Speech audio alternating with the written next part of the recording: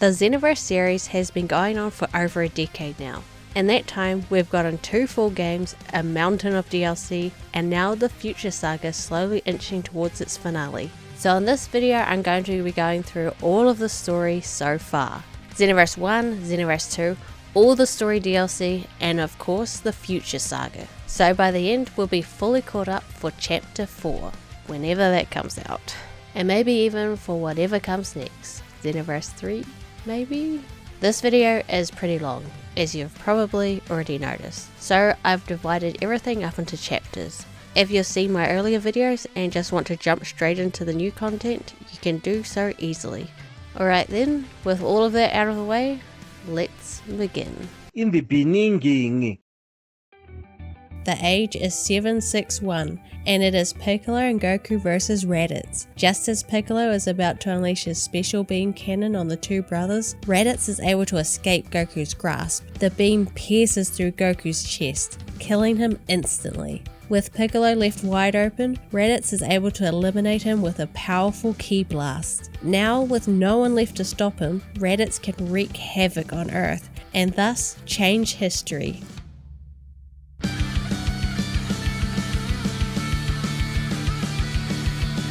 Give me a strong ally! Someone with the kind of power to help me defend time itself! What's going on? How can something like this happen? Finally, everything will go back to normal. And that is the premise for Dragon Ball Xenoverse, a journey through the Dragon Ball timeline to see what would happen if events played out differently. This notion really got my interest, as most Dragon Ball games simply play the same story over and over again, and any game that takes a different route will always attract my attention. However, time travel can be tricky, as it is very easy to mess up. But the Dragon Ball universe is no stranger to time travel, so everything should be fine. Right? Right?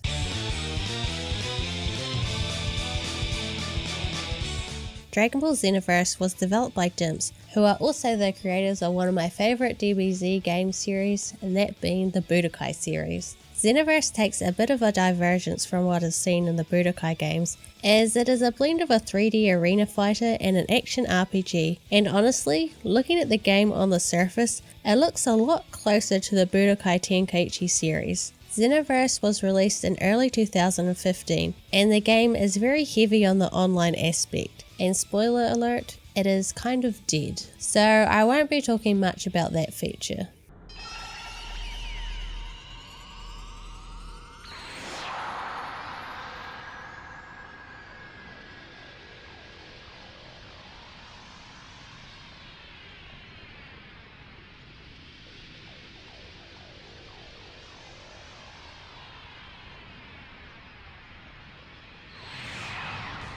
Dragon Ball Xenoverse has a really strong opening when it comes to introducing the core gameplay to the player. Instead of starting with a tutorial, the game takes a much more interesting approach by allowing you to take control of Goku during 3 of the most iconic fights in the series against Frieza, Cell, and my arch nemesis Kid Buu. There are no instructions or anything, as the game kinda just throws you into the thick of it, which sounds like an absolutely awful thing to do to a new player. But the game makes Goku so overpowered that you'd have to go out of your way to lose these fights. Actually, I'm not even sure if you even are able to lose during these fights. I really love this introduction, as it allows you to figure out the controls on your own, and I was able to get the hang of most of them just by experimenting. The only thing I really had trouble with was how the flying controls work, but I'll go more into detail about that a bit later on. One of the drawbacks of this section comes from the loading that the game needs to do when transitioning between fights. It really does break the flow of action. You start to really get into it, and then you are met with a loading screen. This most likely has to do with the hardware limitations, as even though I am playing this on PC, it was originally made available for Generation 7 and 8 consoles. I can't imagine how this will perform on PS3. I'm guessing not well. After defeating Kid Buu, it will show the Pink Fiend being possessed by some dark energy, and then the opening 2D animation will play. As you all know, I always love when they include 2D animations, and this sequence is only okay. It's in the Yamamura art style that I am really not a fan of. I just hate the stiff look it takes on because of the lack of variation in the line work. And also they always have like too much shine on the skin. Makes them look like plastic. Plastic. Someone or something appears to be giving power to Goku's adversaries from many eras so they can alter the course of history. Trunks gathered the Dragon Balls and made a wish to Shenron. Give me a strong ally, someone with the kind of power to help me defend time itself. This wish I ask of you, Shenron. Your wish is granted.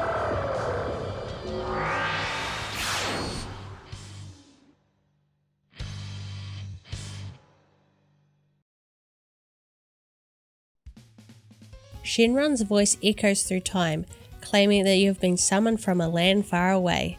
This brings us to the character creation screen.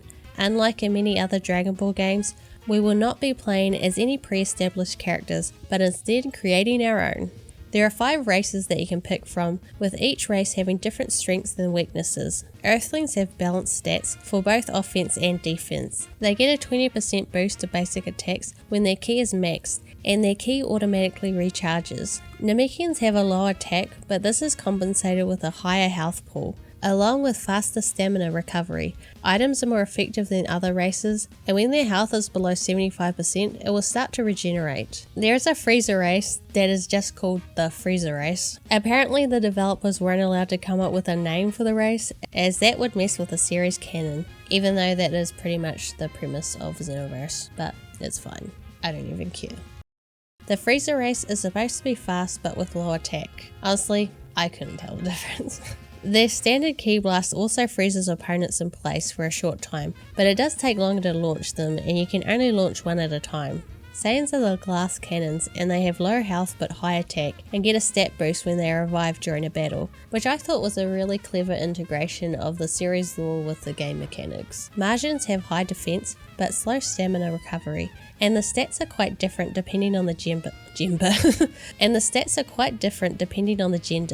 I think the male margins have really high HP, and the females are more attack focused. I think. I only played as a female one, so I'm not really sure what the male one's like. For this playthrough I picked a Saiyan, mostly because I was very curious about how the Super Saiyan transformations would work. Spoiler alert, it is very underwhelming, but also overpowered at the same time. You can have multiple characters, and anything that you collect with one transfers over to the others, aside from levels. After picking your race, you are able to customize their appearance further. There is a decent amount of options, but the real customization comes from the plethora of outfits and accessories you can obtain throughout the game. But when you start, you won't have access to much of anything.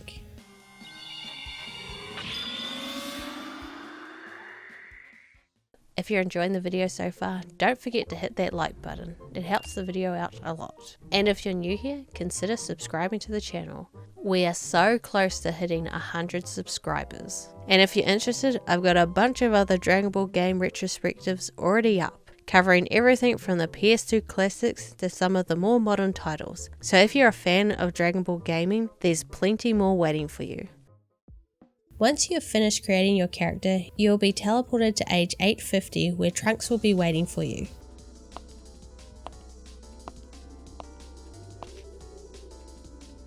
You've come. I mean, I knew you would come, but you've come. I have come. Trunks will take you through the actual tutorial. The tutorial works by having text boxes pop up with all the controls, and then Trunks will require you to use these moves against him. When you have completed all of the moves successfully, the tutorial will move on to the next segment. It's a pretty decent tutorial and serves to clarify the controls if there was anything you didn't quite pick up during the prologue fights with Goku. But it doesn't really explain the nuances of the other game mechanics, as it is predominantly focused on the controls. When the tutorial is completed, you'll be led out into the hub area, Toki Toki City, although Trunks introduces it as Toki Toki World, even though it is never referred to as this ever again. This is the Toki Toki world. I'm pretty sure it is just a mistake in the dialogue, which will become a reoccurring theme in this game.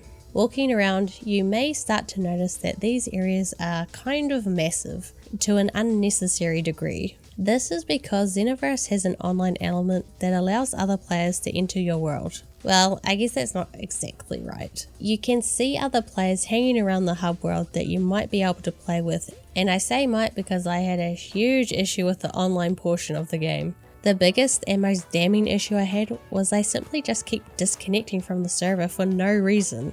It wasn't like my internet was going out or anything, I was just disconnecting from the servers. I don't know why, it doesn't say why, it's just like you're disconnected. The people running them were on lunch break or something. Even when just playing in a single player lobby, I kept getting disconnected, which is weird because I thought I wasn't connected in the first place. The online aspect does allow you to play with other players, but not me apparently, because whenever I tried to connect with someone, I would literally wait in the lobby for ages. There was just no one playing when I was on. Yeah, I get it, I'm not playing at peak hours. Everyone's asleep, but man, there must be someone around. I don't know what the servers were like when the game first came out, but from my experience, they are very unstable. Now this game is almost a decade old at this point, which is ancient in the terms of online games, so everyone has pretty much moved on to Xenoverse 2, so I'm not too surprised that I couldn't find anyone to play with. Even when you're playing in an offline lobby, the game will populate your Toki Toki City with other player characters. So if you suddenly start seeing characters with names like Poopy Butt Muffins or something, that's what it is. You can't really interact with them in any meaningful way, aside from paying them to join you in co-op missions. Even when the servers were more populated, I still don't see why they made these hub areas so large. Getting anywhere can take quite a while, and for whatever reason, the game doesn't allow you to fly in these areas. The fastest you can go is a leisurely jog, and it just is not fast enough for the size of these areas. Toki Toki City is in a circular pattern, or should I say clock shape, if you will. The analyzation is deep in this video. Because it is circular, you can just go the opposite way to get to another side, but still, why is everything so far away from each other? It is so annoying to go from the shops to where you need to go to start the main story missions, and there is no way to fast travel to areas either. It just makes going anywhere a nuisance. So much of the space goes unused, and it makes it feel eerily empty. There is a lack of atmosphere, everything looks so bland and flat. It's like the entire game was clipped into the back rooms or something. Trunks will have you exploring around Toki Toki City to talk to NPCs. When there is any NPC close by that you can talk to, the game will make this little blinking noise. They will also have a question mark above their head. NPCs can give you information about what is going on, as well as they will sometimes give you items when completing certain missions. There are also characters from the Dragon Ball series that you can interact with at times. They will also give you extra missions. After making one full loop of the whole city and talking to the right NPCs, Trunks welcomes us as the newest member of the Time Patrol, a group of warriors who fight to defend history, not to be mistaken with the Paw Patrol. Trunks then escorts us to the Time Nest. This huge area is where you'll be returning to multiple times, as it is where you initiate the main story missions. The Time Nest is shaped like a giant bird cage. There is a small house where the Supreme Kai of Time lives, who we will be meeting later. And at the very centre of the nest is the Time Vault. Trunks takes us into the Time Vault, where there are scrolls containing the history of the entire universe. Trunks opens a scroll that shows Goku and Piccolo defeated by Raditz. We must intervene and fight to correct the distorted history. Yes,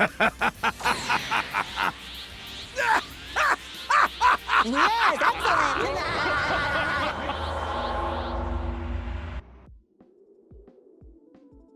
We enter the fight just before Gohan is about to get blown up. I mean, could you imagine if Gohan died here?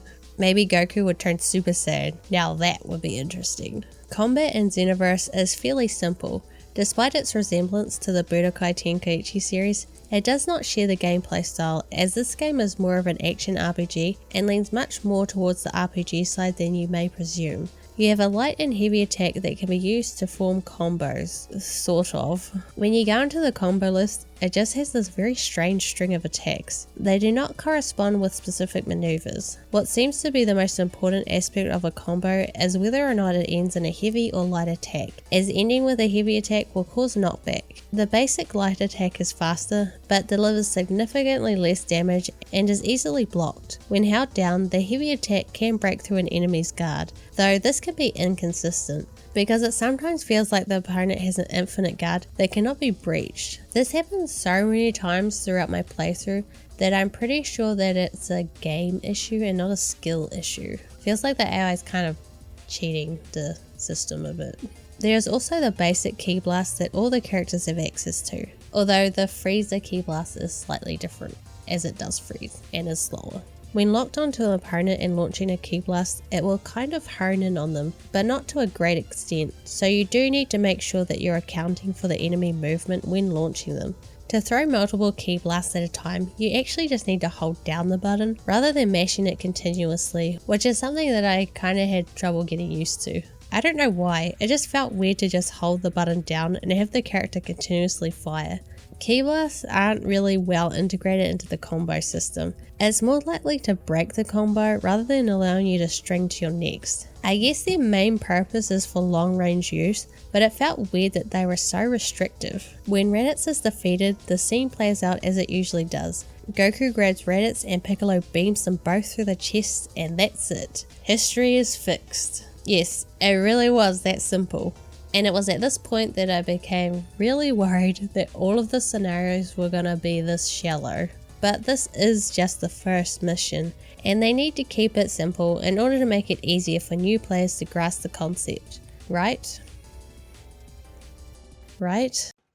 After completing the first story mission, Trunks will teach you about parallel quests. These are basically just side missions that you can tackle at any time between story missions. The first parallel quest the game will have you do is another tutorial segment with Trunks as your guide. In many of the quests, there are more than one area that you can travel through, and they are connected together through gates. Sometimes the gates will be open right from starting the mission, but a lot of the time you need to meet a certain requirement before you can go through them, which is usually to defeat an enemy or something like that. Trunks will equip you with a scouter, which you can use to detect the power levels of both your opponents and allies. It will also find items in the area that you can pick up and provide a very basic map, as well as a list of objectives for whichever mission you're on. Unlike in the hub, you are able to fly around in these areas, and these are the controls that took me the longest to get used to, and it is mostly all my fault. Before playing this game, I had been playing Kakarot a lot, so I had the muscle memory of those flying controls stuck in my brain,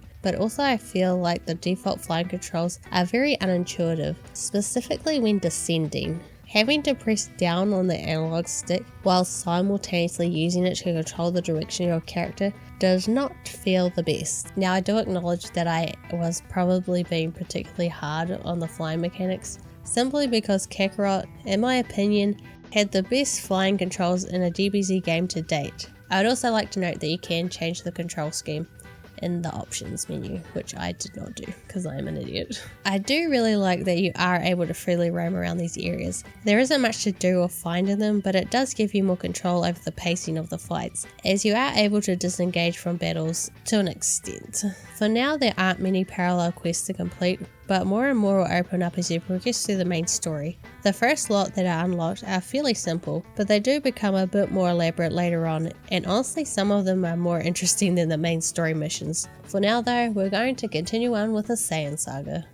Arriving at the age of 762, the mysterious evil energy has also reappeared in this time and has increased the power of the Cybermen. With their increased power, they are able to take out all of the Z fighters, leaving Goku to face Vegeta and Nappa alone. Making matters even worse, both of the invading Saiyans have transformed into their giant ape forms. When I first saw this cutscene, honestly, I didn't recognize Nappa. I was like, wait, who was their other ape? Mostly because whenever I picture Nappa in my mind, I imagine him just in his underwear, not in his armor. So when there was the ape in the full Saiyan armor getup, I was like, who's that? I'm an idiot. In order to fix this timeline, we first need to get rid of all of these Cybermen. We need to defeat 20 of them to be exact. In Dragon Ball Xenoverse, you will more often than not be taking on multiple opponents at a time. This is where the lock-on system comes in handy. When activating the lock-on, it will default to the enemy that is nearest to you. The camera is pulled back enough that you can easily focus on your locked-on opponent, as well as have a decent view as to what is going on around you. There are also arrows that will alert you to the enemies that are off screen. Shifting between targets is really snappy, but is finicky when you're trying to target a specific opponent. It will pretty much just guess which one you want to target next, and this can get extremely annoying when in fights like this where you're completely outnumbered. It almost never targets who I want. What is really needed was a list system, like you see in some MMOs, where it will have a small list of available targets and you can easily switch down the list. Because as it is, when locking onto a new target, the camera is too slow at reframing the action, and when in the heat of battle, it can get a bit disorientating. The camera honestly isn't all that bad when in one-on-one fights. I had very little issues with it aside from the major one I just mentioned. After 20 Cybermen are defeated, the fight will move on to the fight against Nappa, and it was at this point when I realised how limiting this time travel aspect was going to be. The biggest letdown is how the changes in the timeline are only played out within a very short time frame. What I mean by this is that having Vegeta and Nappa win does not have a carry-on effect to later on in the series. It would have been so interesting to see how the Frieza saga would have changed if Goku had lost the fight and wasn't present to take out Frieza. But it never goes that far. The scope is limited to a few fights and you just end up doing the same thing as you usually do in so many other Dragon Ball Z games. Yes, that is the goal of the game, to correct the timeline. I was just hoping that by fixing the timeline they meant tracking down the inciting incident that changed history. But no, it just ends up being a lot less interesting. To finally fix the Saiyan Saga timeline, we must fight Vegeta in his giant ape form in order to give Krillin the opportunity to cut off Vegeta's tail, which is not even what happened in the original timeline, as it was Yajirobe who cut off Vegeta's tail, not Krillin. So how does Xenoverse address this glaring inconsistency? I have to go now. My planet needs me. Fighting against giant apes is janky and just isn't that fun.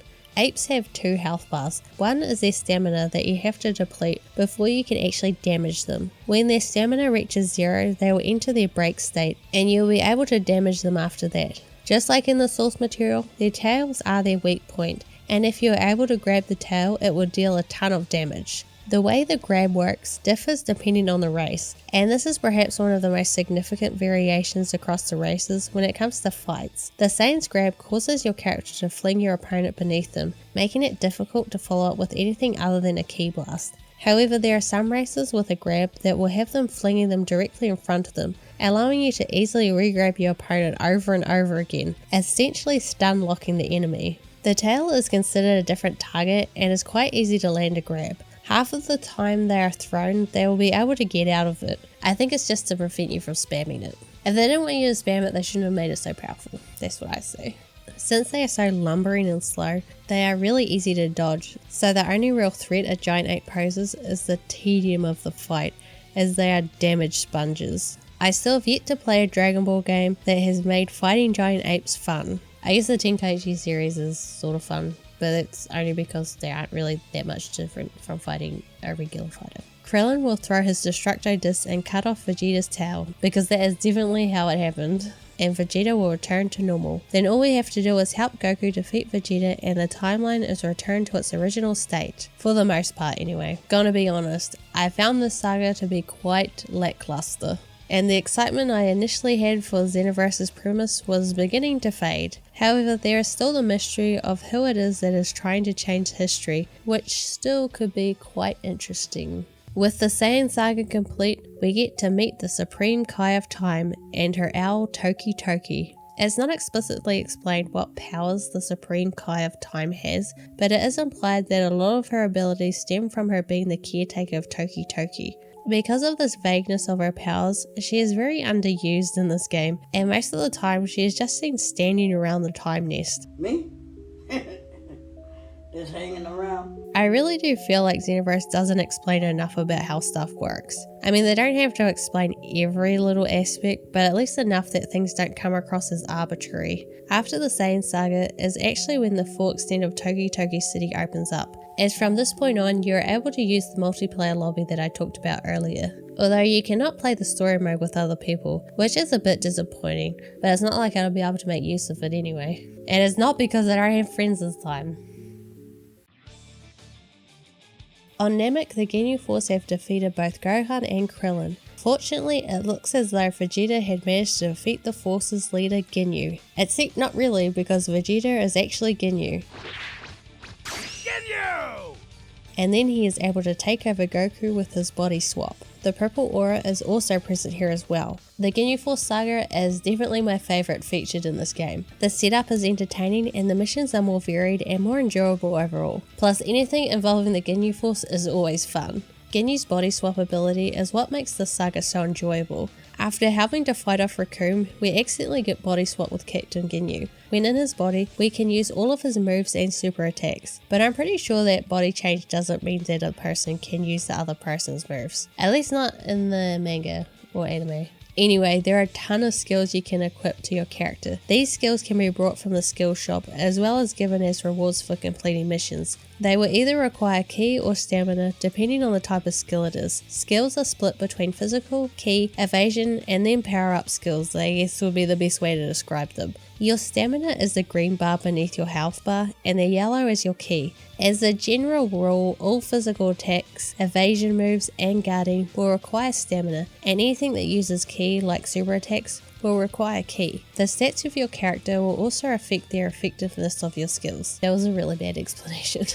The easiest way to describe the system is that it's kind of like in Pokemon, where you have the physical and special moves, and then the status affecting moves. There are so many to pick from, and what is great is that no matter what your build, you can use whatever ones you like. I haven't seen this level of attack customization since Super Dragon Ball. You can have up to 8 different versions of your character to select from, each with their own clothes, accessories, and skills. By completing all the fights, the timeline will finally be corrected as Captain Ginyu ends up in the Namekian frog when he tries to steal Vegeta's body. And if you haven't already noticed, if you do not know the story of Dragon Ball Z, this is pretty much impossible to follow. The Time Vault does have a brief description of events, but it is really not enough information for this plot to not be confusing for newcomers. At the conclusion of the Ginyu Saga, we are finally able to meet the ones that have been changing history, Toa and Mira, and we get a nice close-up of Toa's boobs. These breasts are a work of art, aesthetically and scientifically perfect. We must fight Mira and he has a shit ton of health, and he loves to guard through a lot of your attacks, and it's freaking annoying. You are also able to guard against most attacks, but it does require stamina in order to do so. If you are still guarding and run out of stamina, you'll enter a guard break state, and if you get hit while in this state, you'll get stunned. There's also a mechanic in the game where if you perform a guard at the perfect time, it will temporarily stun the opponent as well as fill 1 bar of ki. It's called a just guard, and I really like the idea of this mechanic, but I found it really hard to execute myself. I just couldn't figure out the right timing, and the wind up for the attack animations that can actually be blocked are hard to read, especially when the camera is pulled so far back and there are a lot of other flashy effects going off all around you. At least that's my excuse. I'm sure skilled players get good use of this mechanic, I just was never able to. You can also use the vanish move to get behind your opponent, but it does use up quite a bit of stamina. The Supreme Kai of Time informs us that the two of them are from the distant future. They are demons from the demon realm. In fact, Toa is actually the sister of Dabura, which will be a very important plot point for later. Together, they are stealing energy from warriors across time, in the hopes of releasing the seal that contains the demon realm. If the seal is broken, then the balance of the entire universe will collapse. What does this mean? I am not entirely sure. That's just what the Supreme Kai of Time tells us, and we're just going to have to take a word for it that it is really bad. When it comes to the more simplistic scenes with two characters talking, the overall presentation is pretty piss poor. Not only is the animation stiff as hell, but the characters' mouths don't move when they are talking. The Dark Souls series are quite famous for this, but at least they are consistent with it. But with Xenoverse, they are not. In the more elaborate cutscenes, the characters will have mouth movements, as well as in the 2D cutscenes. But then all of a sudden, when it cuts to these scenes, it almost looks like the game is glitching out. This is actually what I thought when I first noticed that the mouths were not moving. I thought there was something wrong with my settings, oh, my PC's not working properly, the mouths aren't moving. No. That's just what the game's like. Now, there is a benefit to not having to worry about mouth movements. For one, it saves on animation time, and secondly, it leaves freedom for the localization as they don't have to worry about the lip syncing. But somehow the game doesn't even capitalize on this. A lot of the time, the characters sound like they don't really know what is going on in the scene. Could you stop those two? Guys, We did 20 takes, and that was the best one. And sometimes the voice lines don't match up with the subtitles, and there are quite a few times where the game doesn't take into account that the player might be playing as a female character. Is he here from the past too? It's man! After the fight with Mira, Toa refers to the player character as Little Man, but only in the text box. The voice actress doesn't actually say the line. I'll let you live for now. It's almost like they realised in the recording that this wouldn't make sense for female characters and cut the line, but then they don't do this for other instances where it occurs. It's very inconsistent, which is another reoccurring theme when it comes to this game. The next distortion appears immediately after completing the Ginyu Force saga. The game presents this like a time-sensitive event, but it actually isn't. You can return to Trunks at your leisure to continue the story. While Goku was healing from the previous battle, Frieza being powered up by Mira causes him to transform directly into his final form. Because of this, he was able to take out all of the Z fighters except for Gohan, who was about to meet his end. Goku manages to save him just in time, but he is now facing a powered up Frieza in his final form alone. And since Krillin is already dead, he won't be able to reach that point of rage that pushed Goku over the edge and allowed him to achieve Super Saiyan. At least, I think that's what the game is trying to imply. I feel like Goku would be even more angry at this point, seeing his best friend already dead and witnessing his son almost being murdered, but apparently that does not enrage him as much, unfortunately. Xenoverse is very inconsistent as to what it considers a distortion. Like, Krillin dying at the wrong time is a big no-no, as that prevents Goku from triggering his Super Saiyan transformation, but having a person from 100 years in the future come along and help defeat Frieza, that's okay, because that wouldn't change history at all. And it's not like your character is some invisible ghost or something. Everyone can see what you're doing, and they even talk to you multiple times throughout the missions. During the Frieza saga, it looked like maybe the hero character was originally going to be trying to hide their presence, as there is a short sequence of them trying to sneak away, but this was either dropped really early on, or was never the case, and one of the animators that created the scene didn't get the memo. It is implied that characters do actually lose memory of you, but this too is inconsistent, because for some reason Goku remembers you, and so does Trunks. And I don't mean the Trunks in the rubber jacket, I mean the other Trunks, who is actually the same Trunks. It's confusing. It's just so frustrating how little thought went into these scenarios. Time travel can be done well, I've seen it. But there needs to be rules that are followed so it doesn't become a jumbled mess, and Xenoverse doesn't do this. It's not even that the rules need to be explicitly explained to the audience, but they should at least be consistent enough so you can figure them out for yourself, or even be able to understand what the hell the game is all about. We are after the bad guys because they are interfering with history, but isn't that exactly what we're doing? The timeline is fixed enough so that Krillin can get killed at the right time. Good job, hero. Goku is now a Super Saiyan, but we still need to help him because Frieza is still empowered by Mira, and we have to make sure that history is not changed in any way whatsoever. Super Saiyan transformations are ultimates in this game, and yes, your custom character can become a Super Saiyan, if they are a Saiyan of course. Super Saiyan does look quite striking in this game. Their hair is really spiky and shiny, almost like it's made of metal or something.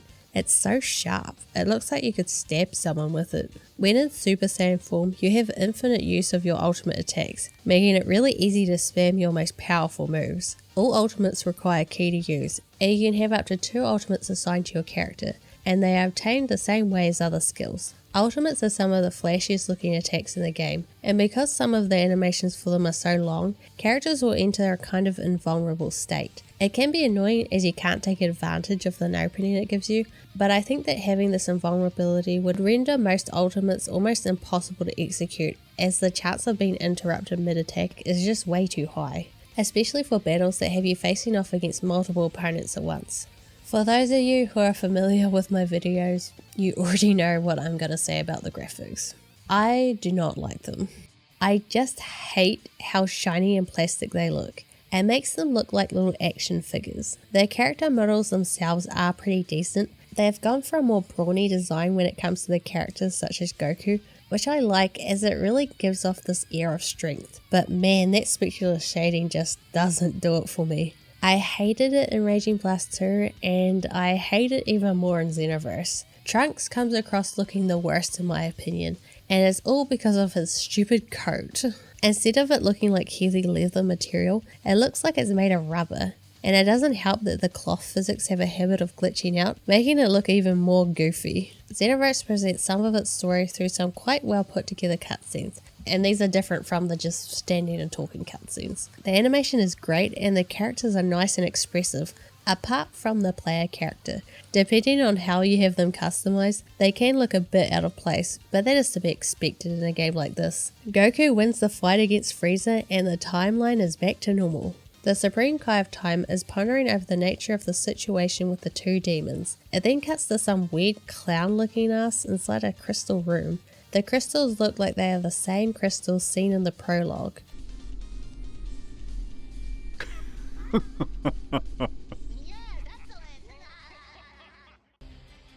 During the Cell games, Goku appears to have never been slain, and Gohan was unable to achieve Super Saiyan 2. As a result, the Cell Juniors were never destroyed, and they were able to assist Cell in killing Gohan with a strong Kamehameha.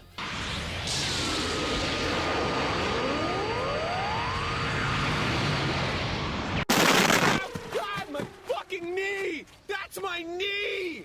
Damn it! Mira has manipulated Hercule to intervene in Goku and Cell's battle with the intention of altering the course of history. Trunks informs us that Hercule's survival is critical.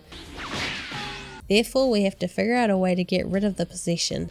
It's fortunate that it can be achieved in the same way that everything else in the game is achieved, by beating the crap out of him. I'm not kidding, that's how the game explains it. Xenoverse relies heavily on its leveling system, which I believe works against it in many aspects. As you progress through the story, you start to realize that you are getting less and less effective in battle, sometimes to the point that you can get KO'd in a couple of hits. And that's because the enemy AI will eventually start to outlevel you if you're just doing the story missions. That's why the parallel quests aren't really optional, because you'll eventually need to do some in order to level up your character. It functions similarly to many other leveling systems. You will gain experience after completing missions. Even if you fail a mission, you will gain experience. The amount you earn depends on how well you perform during a fight. It is tied to the ranking system, in which the game assigns you a rank from D to Z, with D being the lowest, I think. Well, that was the lowest rank I was able to get anyway, and Z being the best rank. There are actions you can take during a battle that will raise your rank, as well as finishing it with a good time. Some of these actions include landing critical hits,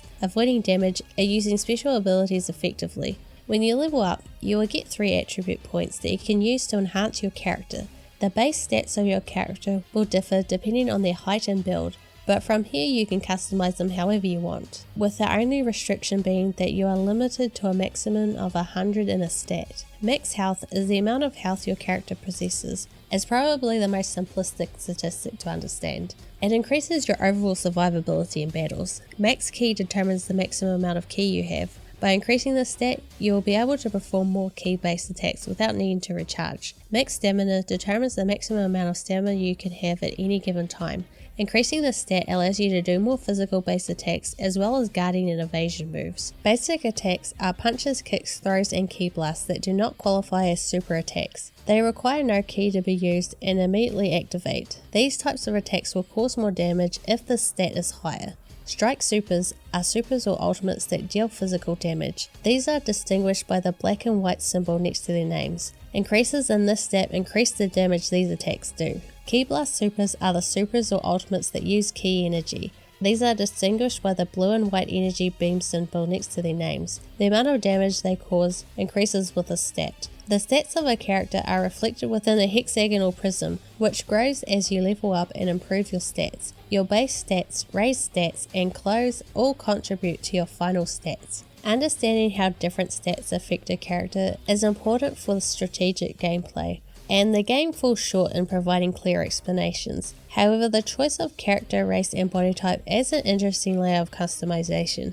A taller character's increased health can be advantageous in certain situations, while a shorter character speed may be more beneficial in others. While mid-maxing players may find these differences significant, for most players, these variations serve to add a touch of uniqueness to each character. If you're just casually going through the game, then it doesn't really matter too much as to how you choose to level your character, as long as you level them in a way that somewhat complements your playstyle. If you are interested in doing PvP, you will probably need to pay more attention to what build you go with.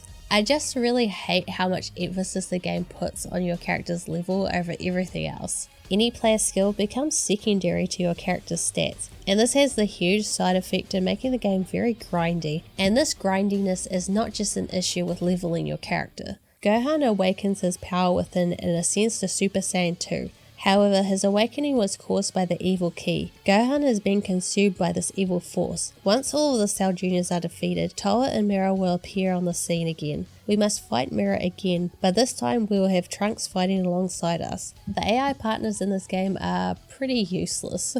They don't deal much damage, and a lot of the time they are faffing about in the background and barely engage in fights half the time. They are especially bad when up against multiple opponents. There is no way for you to issue commands to them either. Just having a strategy feature that Tag Team had would have been quite useful. All it allowed you to do was to tell your AI partner whether you wanted to attack the same target as you or not. Again, very simple, but something I think Xenoverse could have benefited from. Notably more useful for those of us who were playing by themselves. Even with Trunks' help, Mira can still take a while to defeat. Mira was created by Toa, so he's kind of like a demon android type person. Honestly, I'm not really sure, and the game isn't really clear about it.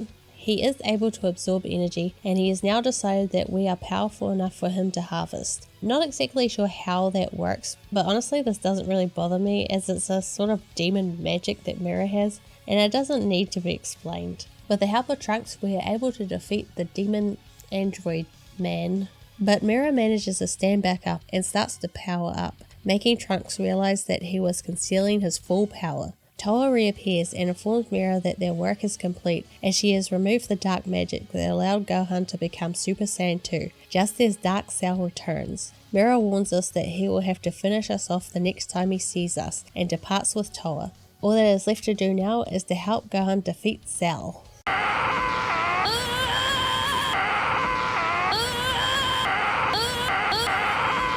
Since we are falling a bit behind in levels, it's time to do some more parallel quests. In Toki Toki City, there is a desk where you must go in order to begin parallel quests. The left side is for co-op and the right side is for single player. Since I couldn't get the online to work at all, I'll be doing all of these in single player. But that doesn't mean that I have to tackle all of these quests solo. Before any of the quests begin, you are able to pick from a roster of characters that you have unlocked so far. You don't even have to do these as your custom character. Most of the characters are unlocked by playing through the story, but there are a few characters that must be unlocked in a different way.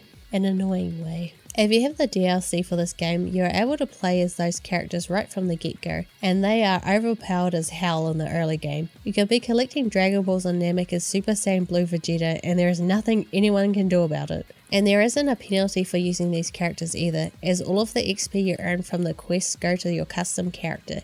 Even with the use of other characters, it does take quite a bit of time to level. As bad as the grinding can be for leveling your character, at least you are guaranteed to level up as long as you complete missions. But the same cannot be said for obtaining equipment and skills. Like I mentioned earlier, as you progress through the main story, more parallel quests will become available to play. There are also some unlocked by talking to NPCs around Toki Toki City. Every parallel quest is rated from 1 to 7 stars in terms of difficulty, and has a time limit of 5 to 15 minutes. Most of them are just run on the simple premise of defeating all of the opponents. All parallel quests have hidden conditions that, if followed, grant the possibility of an ultimate finish. This is usually just another battle following a warning message after the completion of the main objective. These ultimate finishes give increased rewards and are required to obtain all of the items that are available in some of the quests. Before starting a parallel quest, it will have all of the info about the quest. There's another really weird sentence. Including what equipment and skills you can get as a reward for completing them. At a glance, this seems amazing. You get all of this stuff just for completing one parallel quest. Well, unfortunately, it is not as great as it seems, as it's not that you will get these items as a reward for completing the quest, but you get a chance at getting these items as a reward. And you'll find out very quickly that this chance is very, very low at getting what you actually want. Sometimes you will get nothing. Actually, a lot of the time you will get nothing. and it doesn't seem like your ranking has that much of an effect of what you can earn. And even when you do get something like a piece of clothing, it's only one piece, not the entire outfit. For instance, I completed one of the highest difficulty parallel quests and I was lucky enough to get the Gogeta clothes to drop. But guess what part of the set I got? The fucking wristbands. Yay. Everything just takes forever sometimes. If you want a certain drop, you just have to hope and pray that you get what you want, if you get anything at all. Now, I don't hate grinding, and in some games I actually find it quite fun. And with Xenoverse, if it was just the leveling that was grinding, it wouldn't be that bad, but it's just that everything is so grindy. Even collecting the Dragon Balls has turned into an absolute slog. They can only be collected on missions that take place on Earth and where you face off against fellow time patrollers. At the end of the battle, you have to pray that you get the key item text to pop up because that means you got a Dragon Ball. But only one, of course. Don't get too excited. You have to do it 7 more times. If you're lucky, you only have to do it 7 more times. To be clear, the time patroller will not always show up. You can do the mission 20 times and they might never show up. It's completely random and there is no way to influence the odds. It's so bloody annoying. And the only way to unlock Super Saiyan 4 Gogeta, Omega Shenron, and Super Android 17 is by wishing for them from Shenron. When I was trying to collect them, I would just do the same mission over and over again. If the time patroller didn't show up or didn't drop a Dragon Ball, I'd just retry. To keep any of the items you earn in a parallel quest, you actually have to complete it. So you can't just cheese it by exiting the mission partway through.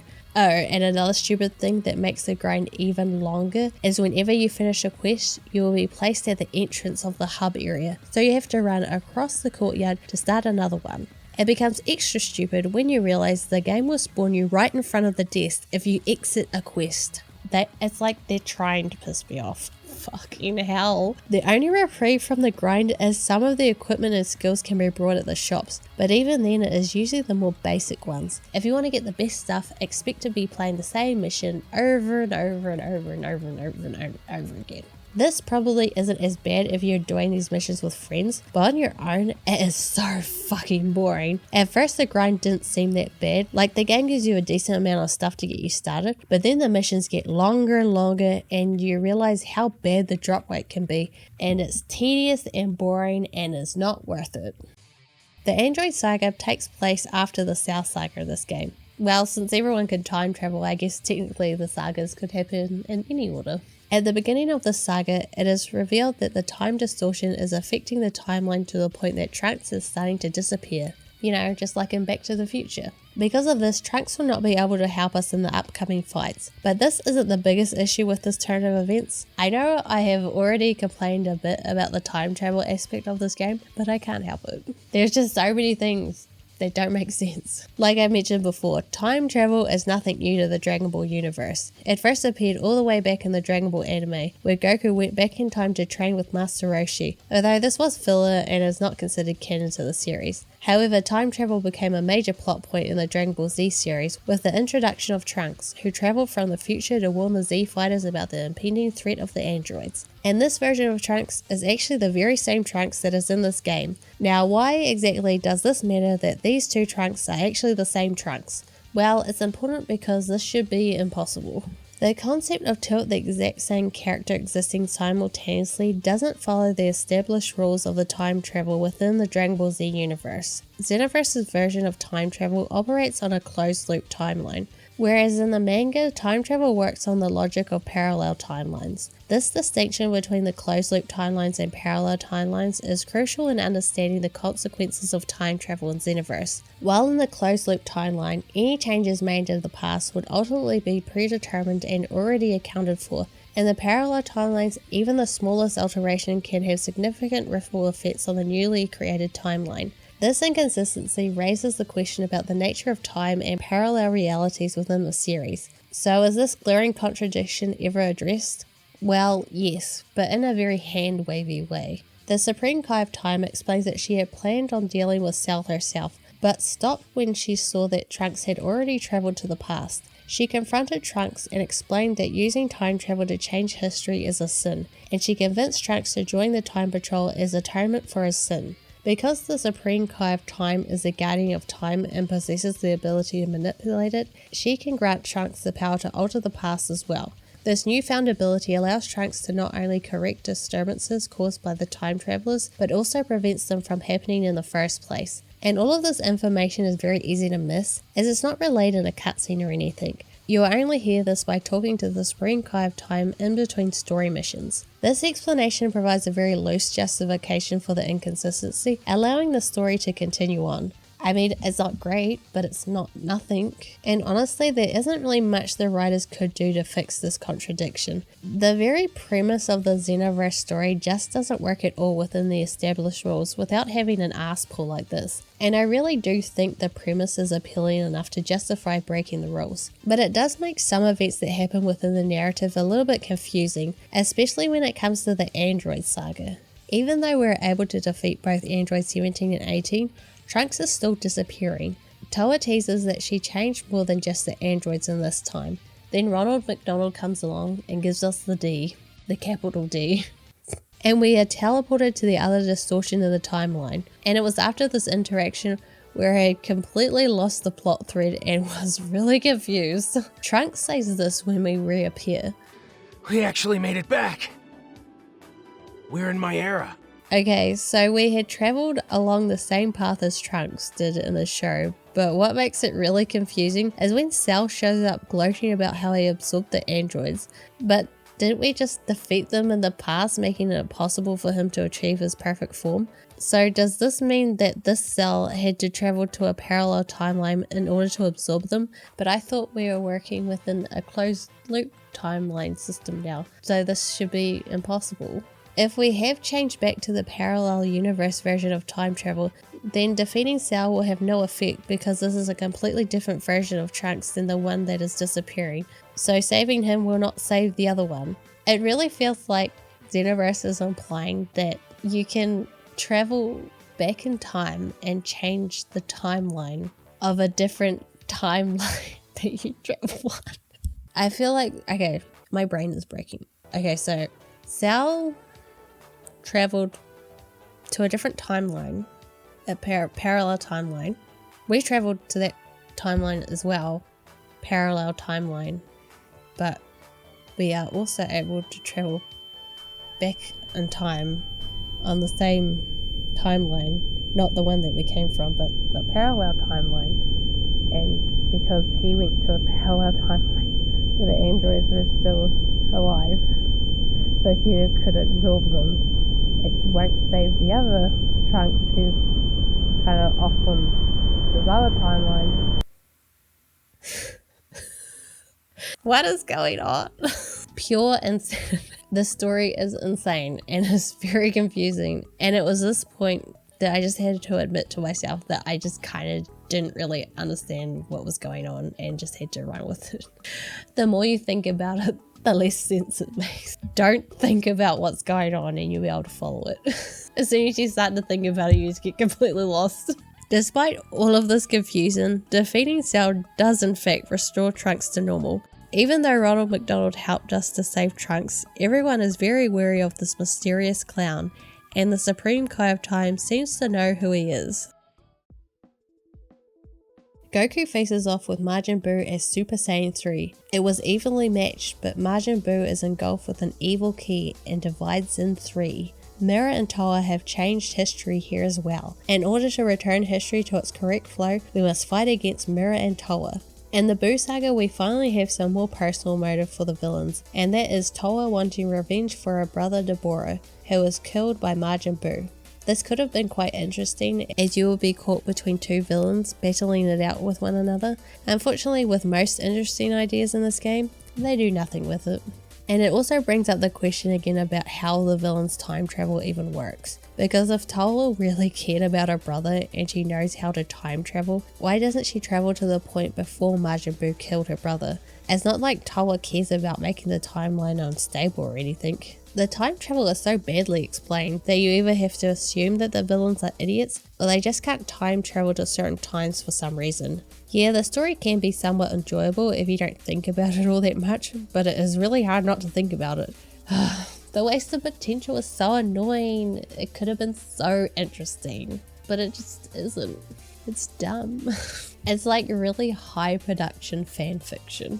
The fight against the multiple Majin Boos is one of the least enjoyable parts of the game. Facing off against multiple enemies at once can be really irritating to deal with. Most of the time you'll find yourself being ganged up on and it's hard to get any attacks off. It is also really hard to see what is going on too, when they are hitting you with a barrage of ki blasts. If you are not sufficiently leveled up, you'll find yourself being taken out very quickly by this. Your AR partners are almost never any help. If you are lucky, the enemies will focus on them, but if you are soloing a match, expect to be ganked on the regular. Once all the Majin Buu copies are defeated, Buu will be back to normal and the timeline should be fixed, for now. Also, at this point, Toa and Mira just disappear from the story. We're done with them.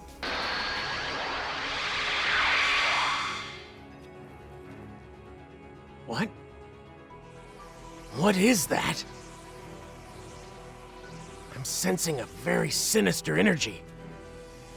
Give your hand to me, now!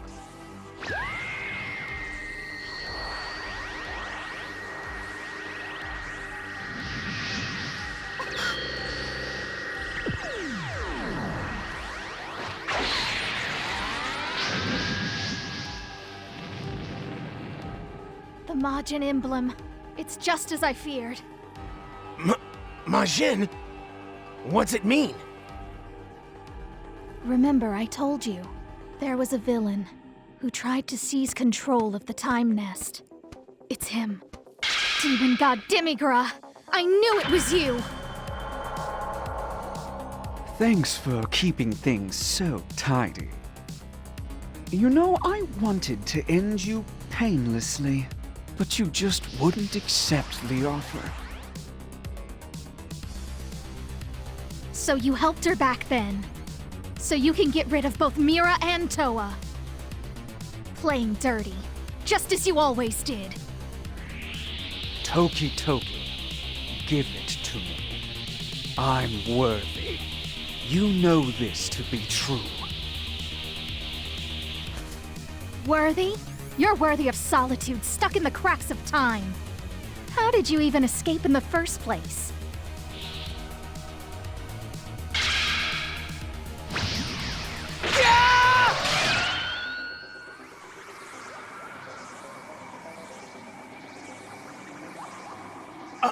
A mirage?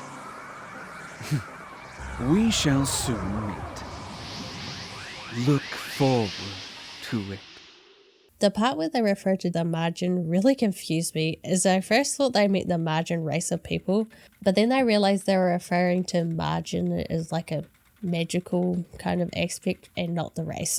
It makes sense, but they probably could have done a better job at conveying that to the audience because it is kind of confusing. There is a lot of that in Xenoverse where the script really could have used another read through in some places, like mine, especially for the English translation. Demigra is actually a demon like Mira and Toa, but they aren't working together as Demigra has no interest in releasing the seal on the demon realm. Mira and Toa's meddling in the timelines had inadvertently been aiding Demigra, as their distortions weakened the barrier that was caging Demigra. Later, Demigra appears at Kami's lookout, having cast a spell on Piccolo, who was training Goten and Trunks to do the fusion dance. I mean the young Trunks, not the rubber suit Trunks. The two kids are taken out, leaving Gohan to defeat Super Buu alone. He was able to hold him off until Super Buu succumbed to the dark magic. This Demigra is revealed to be a mirage too, and we must beat the darkness out of Piccolo.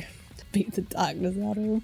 Darkness. There are characters in the game who have the ability to train and teach you powerful new techniques. These characters are referred to as masters. Many of the masters are unlocked by defeating them in the story mode. Once you have successfully unlocked them, you will be able to go to Toki Toki City and have a conversation with them. Afterwards, you will be presented with a challenge to take them on in a fight. If you emerge victorious, they will offer to provide you with training, which basically just gives you more missions to do.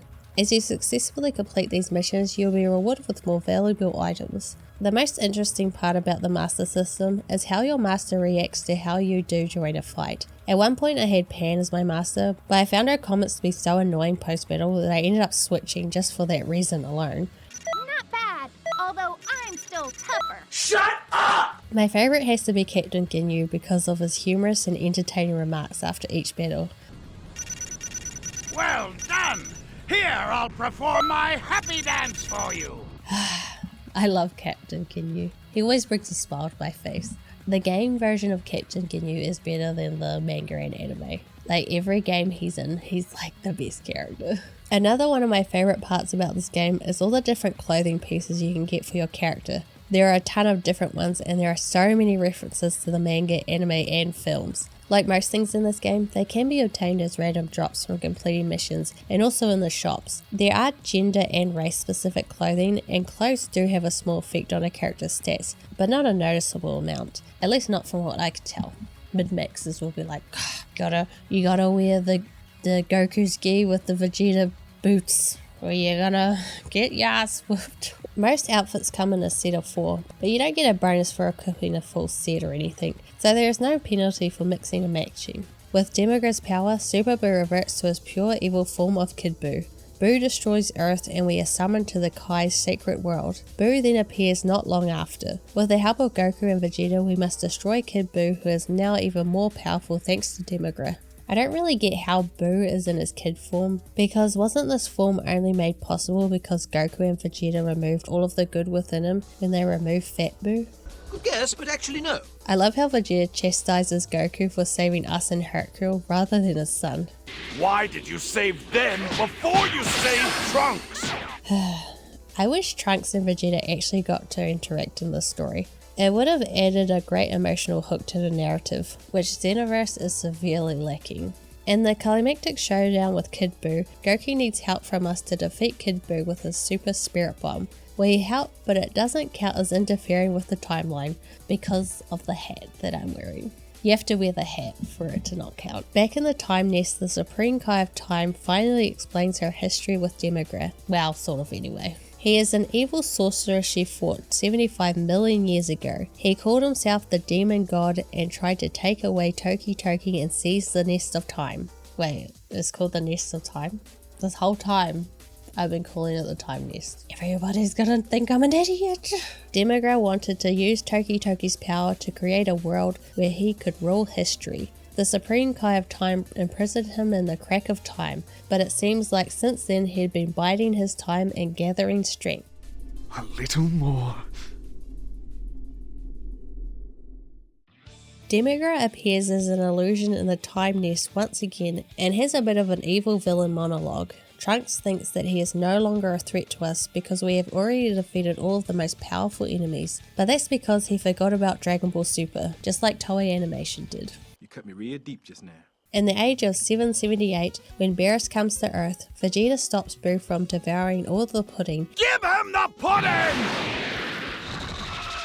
And offers some to Beerus. Unfortunately for Beerus, the pudding gets knocked out of his hand by Goten and Trunks' ball. After realizing that Majin Buu has devoured all of the pudding, Beerus is pissed. The way a saga is structured is there are multiple fights, and in between fights there is a chance for you to take a break. You can head back to the hub if you find you are a bit underleveled for the saga or need to stock up on some items. Before going into the battlefield, you are able to buy capsules from the item shop. There are a large variety of capsules to choose from, and they all have slightly different properties. Most of them are just different strengths of healing, but there are also some that will restore ki and stamina. Some of the beta items can be quite pricey, so it's just another way where the game can get quite grindy. You can also combine items to make new ones. The other way to obtain items is the complete parallel quests, which honestly are usually the worst rewards you can get, but you take what you can get with this game. Items can be equipped for your item slot and can be used during battle. You can have multiples of each item, but your character will only ever carry one of each into battle. Considering they are only little capsules, you'll think that they'll take more, but this makes the items way more balanced when it comes to the gameplay. As can be seen in Dragon Ball Z Kakarot, having unlimited item use makes fights way too easy. Another way that the game stops players from spamming items is by making it so that it can only be used when the character isn't being attacked or in the middle of performing other actions, meaning you need to be in a safe spot in order to use them. I actually really like this system as it forces you to really evaluate when is the best time to use your items. This is especially the case as you progress through the game, as the battles get longer and longer. If you optimize your item use, it can alleviate the need to level grind a bit, but only a bit. The only real issue I had with the system was that sometimes I would forget to dismiss the menu, and when it is up you can't attack or anything, as me did. Despite their best efforts, Gohan, Gotenks and Vegeta are unable to stop an enraged Beerus, and Beerus declares that he will destroy Earth. Then Goku, aided by the others, transforms into a Super Saiyan God. At this point I was starting to get a bit sick of the combat as battles started to get longer and longer. At its core, Xenoverse is more concerned with your character's level rather than the player's skill. The difficulty curve works in such a way that even if you're able to avoid and counter the AI appropriately, you still will not be performing enough damage to make the fights manageable, as you are given way less room for error when it comes to taking damage from the enemy. Sometimes when going to the story mode, you will simply hit a brick wall because of the way the damage scaling works. If your character is a too low a level, everything becomes an absolute slog. This can lead to a lot of frustration as it feels like you're being punished not because of your lack of skill but because of your lack of stats. Now this is a normal trait in more traditional RPGs, but because Xenoverse leans more into a player reactions and timing, it begins to feel like your inputs don't matter as much as they should. High above Earth, Demogorgon uses his dark magic on Beerus. It's all over!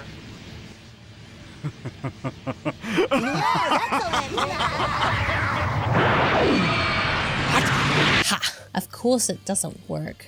Beerus is too OP. But now the plot has run into the issue of Beerus being able to beat the villain without much trouble. Well, they get around this in a really clumsy way. Beerus wants to destroy Demogorgon and the Time Nest, but if he does, that will also destroy the Time Nest as well. So we fight Beerus and Whis in a really annoying fight because having two godlike figures just wailing on you is not fun at all. Once we win the fight, they both agree that we are strong enough to beat Demogorgon ourselves, and then they fuck off basically. I'm sorry, I'm angry, I'm spitting all over the camera. I know it's stupid, but what do you expect at this point? Demogorgon is back, and he used the Dragon Balls to revive Frieza, Cell and Majin Buu. This fight takes so long, and they have so much health. The very limited combo system leads to fights becoming very repetitive. In the early game when you don't have access to as many skills, and then in the late game I found myself repeating the same moves over and over again since enemies just have so much health. It never felt like I had mastered the fighting system, but more that I had acquired better skills to equip my character with. Even with more traditional RPGs such as those that are turn-based, you usually have to learn a lot of the systems such as weaknesses, turn rotations and other stuff like that in order to improve your gameplay. Unfortunately, Xenoverse's systems just feel too shallow, and the best strategy always seems to be to have the highest level possible in order to do the most damage possible. Which is a real shame because it introduced all these different races that specialize in certain areas, but at the end of the day it doesn't really amount to much because everyone ends up feeling mostly the same. Yes, some may have more health than others and some may be slightly faster than others, but all that Xenoverse is interested in is what is your character's stats and are they high enough to be able to defeat your opponent. The Supreme Kai of Time uses the Dragon Balls of age 850 to inform Goku of age 778 of the situation, and partway through the fight Goku will arrive to lend a much needed hand. Demogorgon finally escapes from the crack of time and attacks Toki Toki City, then captures and consumes Toki Toki, gaining the power of a god.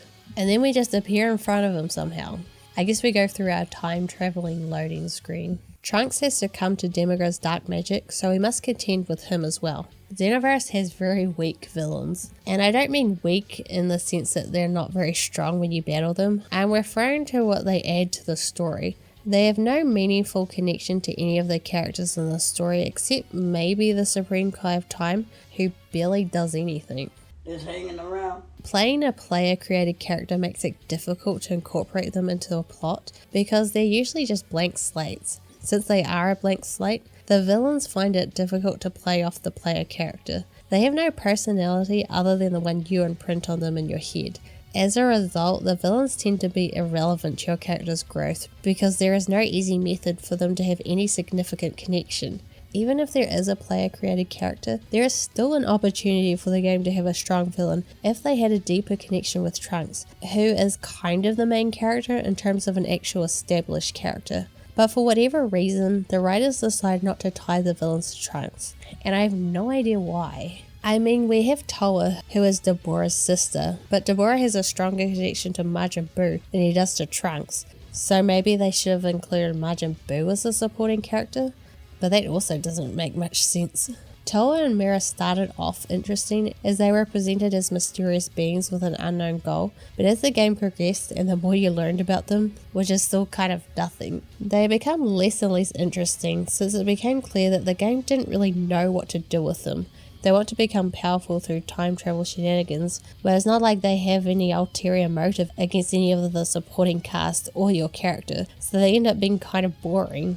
And then when they are pushed to the sidelines, you honestly don't really care because you weren't really invested in their plight at all. The Dragon Ball universe features some of the most memorable villains, and it's not just because they're powerful and menacing, it's also because they demonstrate our heroes' flaws. There's Frieza's pride, which is also a weakness of the Saiyan race, and Cell, whose need to fight stronger and stronger opponents becomes his ultimate downfall, which many of the heroes suffer from, and so seeing the evil that can be found within heroes makes the villains all the more interesting.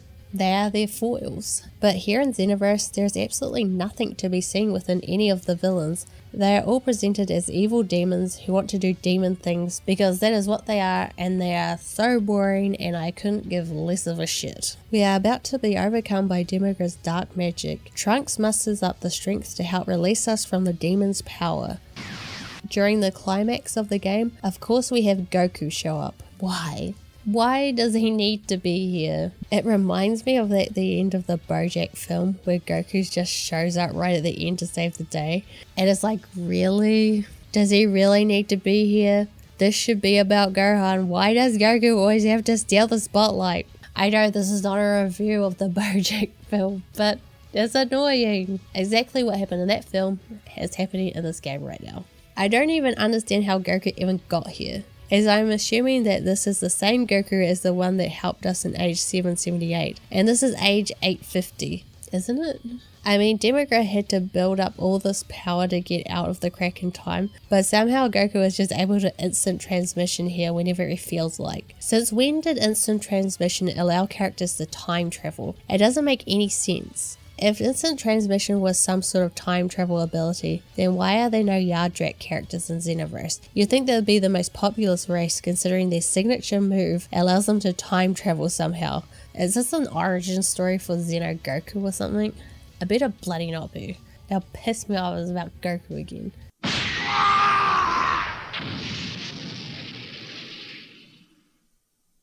Phew! We did it! We actually did it! We did it!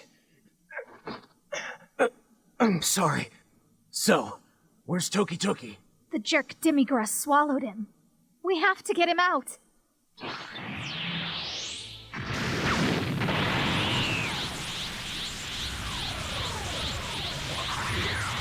How dare you! Shoot! Found it! Grab onto me! How can this be? Damn this despicable world! I'll destroy it all! If you destroy the time vault, everything will disappear, gone forever. It means you'll die as well. You think I'm not aware of that? After everything is destroyed, I'll make a new history. My history! What? What do you mean by that? What are you thinking?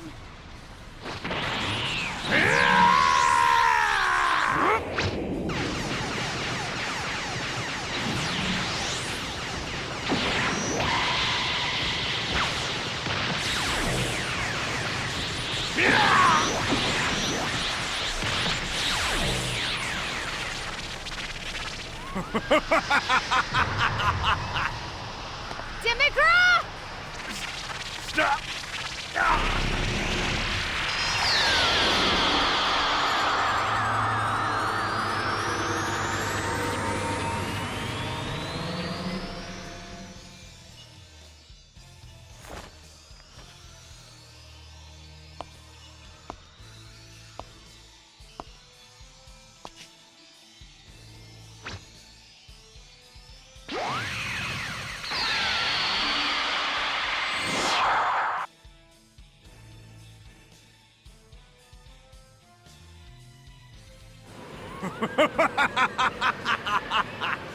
Demigra!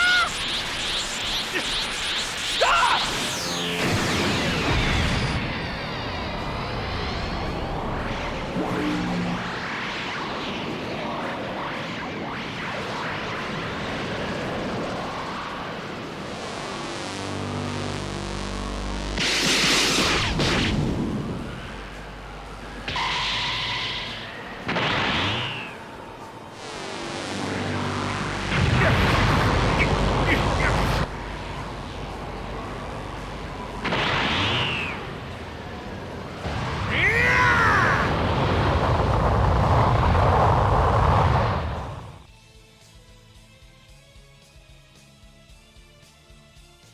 Demigra's final form looks like a mix between Ganon and King Zora. Zizzy is quite a big fellow, he is pretty easy to dodge, and Goku is here with us, so the final boss ends up being easier than the fights leading up to him. This fight takes place within a crack of time, which I guess provides protection from whatever is going on within the timelines. So that is how Demigra plans on recreating the universe. It's not well explained, like most things in this game. They really should have had Trunks at the end, as he's been there through the whole game, and at the very end where he had his spot to shine, Goku just charges in and gets most of the credit. I hate it. The Xenoverse story is all about exploring different scenarios outside the core of the Dragon Ball timeline, yet even in this game where so many liberties are taken and we get to see history from a different perspective, we're still left with Goku being the hero.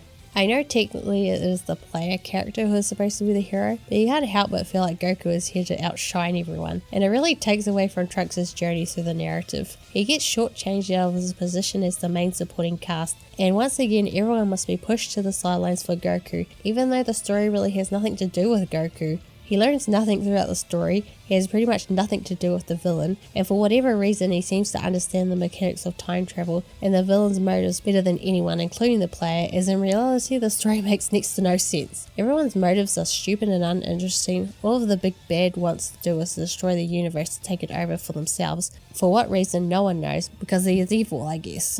Toki Toki is eventually set free after Demigra is killed. After this, the Supreme Kai of Time expresses her gratitude to us and Goku for vanquishing Demigra, and then everyone laughs.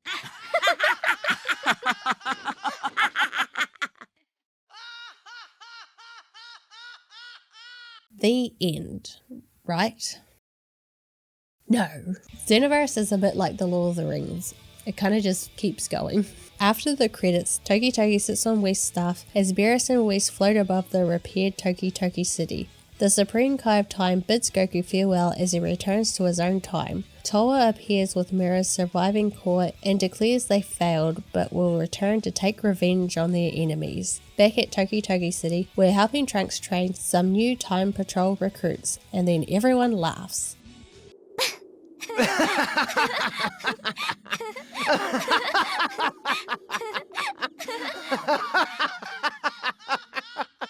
The end. But not really, because we still have some grinding to do. Dragon Ball Xenoverse has a secret saga that can only be unlocked by collecting 5 time shards, and you guessed it, the only way to get these shards is by grinding parallel quests. Only certain quests have the chance of dropping them, and you need 5 unique ones, not 5 number 1 shards. Just like with the Dragon Balls, if the key item text comes up on the screen, that means you have attained a shard. To speed up the process, and just to make it a bit more fun, I had a go at playing a varied selection of characters. Dince has put in a fair amount of detail into bringing these characters to life. There are so many unique flares to the characters' animations and attacks. I especially enjoy seeing all the varied flying and running animations. I was actually pretty lucky with the drop rates, so it actually didn't take that long. Once you have all 5, you can bring them to Trunks to begin the true final saga. Following Demigra's demise, another historical shift occurs, revealing Demigra's wormholes are appearing and dragging people out of their time. One occurs in the closing minutes before Bardock faces Frieza. Frieza's soldiers have been empowered by the dark magic, as has Frieza, and we must help Bardock fight them off in one of the most annoying fights in the entire game. You have to fight off a bunch of Frieza's soldiers at once, and they have a lot of health considering they are just grunts. They would constantly be pelting me with ki blasts, and I couldn't move. I was getting so frustrated. And after all that, I lost because Bardock died. Yeah, sometimes there is a lose condition that if your ally dies, then you die too. Before Planet Vegeta is destroyed, a wormhole swallows Bardock and takes him away. We follow the wormhole and arrive on Earth during one of the worst Dragon Ball Z films, Broly's Second Coming. Don't worry, I'm going to avoid another film rant. I'll save you from that. The wormhole powers up Broly and he is even angrier than usual. The fight with Broly is one of the best in the story campaign. Broly doesn't feel too overpowered and you aren't outnumbered by ads. Xenoverse makes an admirable attempt at having multiple opponents in a fight at once, but the targeting system just isn't up to par and the AI's habit of ganging up on the player just makes fights more annoying than fun. Broly gets sucked into the wormhole before he can be defeated. We follow him and end up in age 762 with Bardock and Broly meeting face to face on a dying Namek, a few miles away from where Goku and Frieza are fighting. It becomes clear that Demigura intended for Broly and Bardock to see their nemesises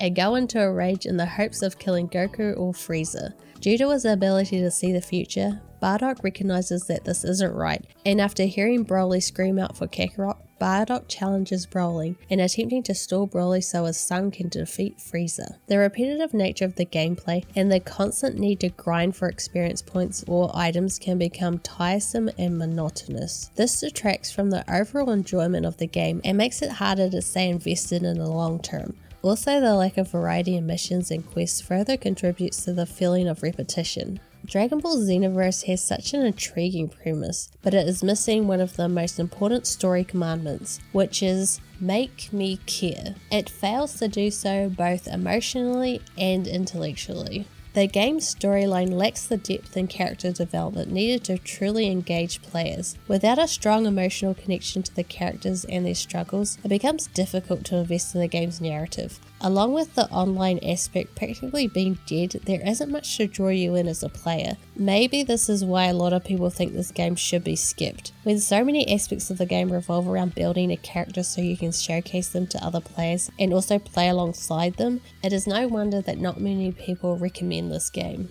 The amount of your precious time that Xenoverse expects from you just isn't worth it. Just like all the fights before it, defeating the distortion corrects the timeline and we return to Toki Toki City and everyone laughs. Witness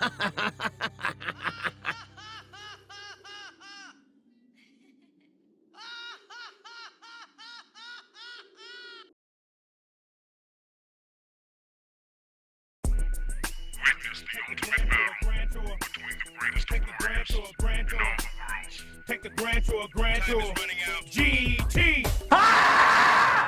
It goes without saying that Dragon Ball GT is somewhat controversial among the Dragon Ball fanbase. Like most things in life, it has its good and bad aspects. But overall, my feelings towards the series is that it had some interesting ideas, but the execution was pretty bad.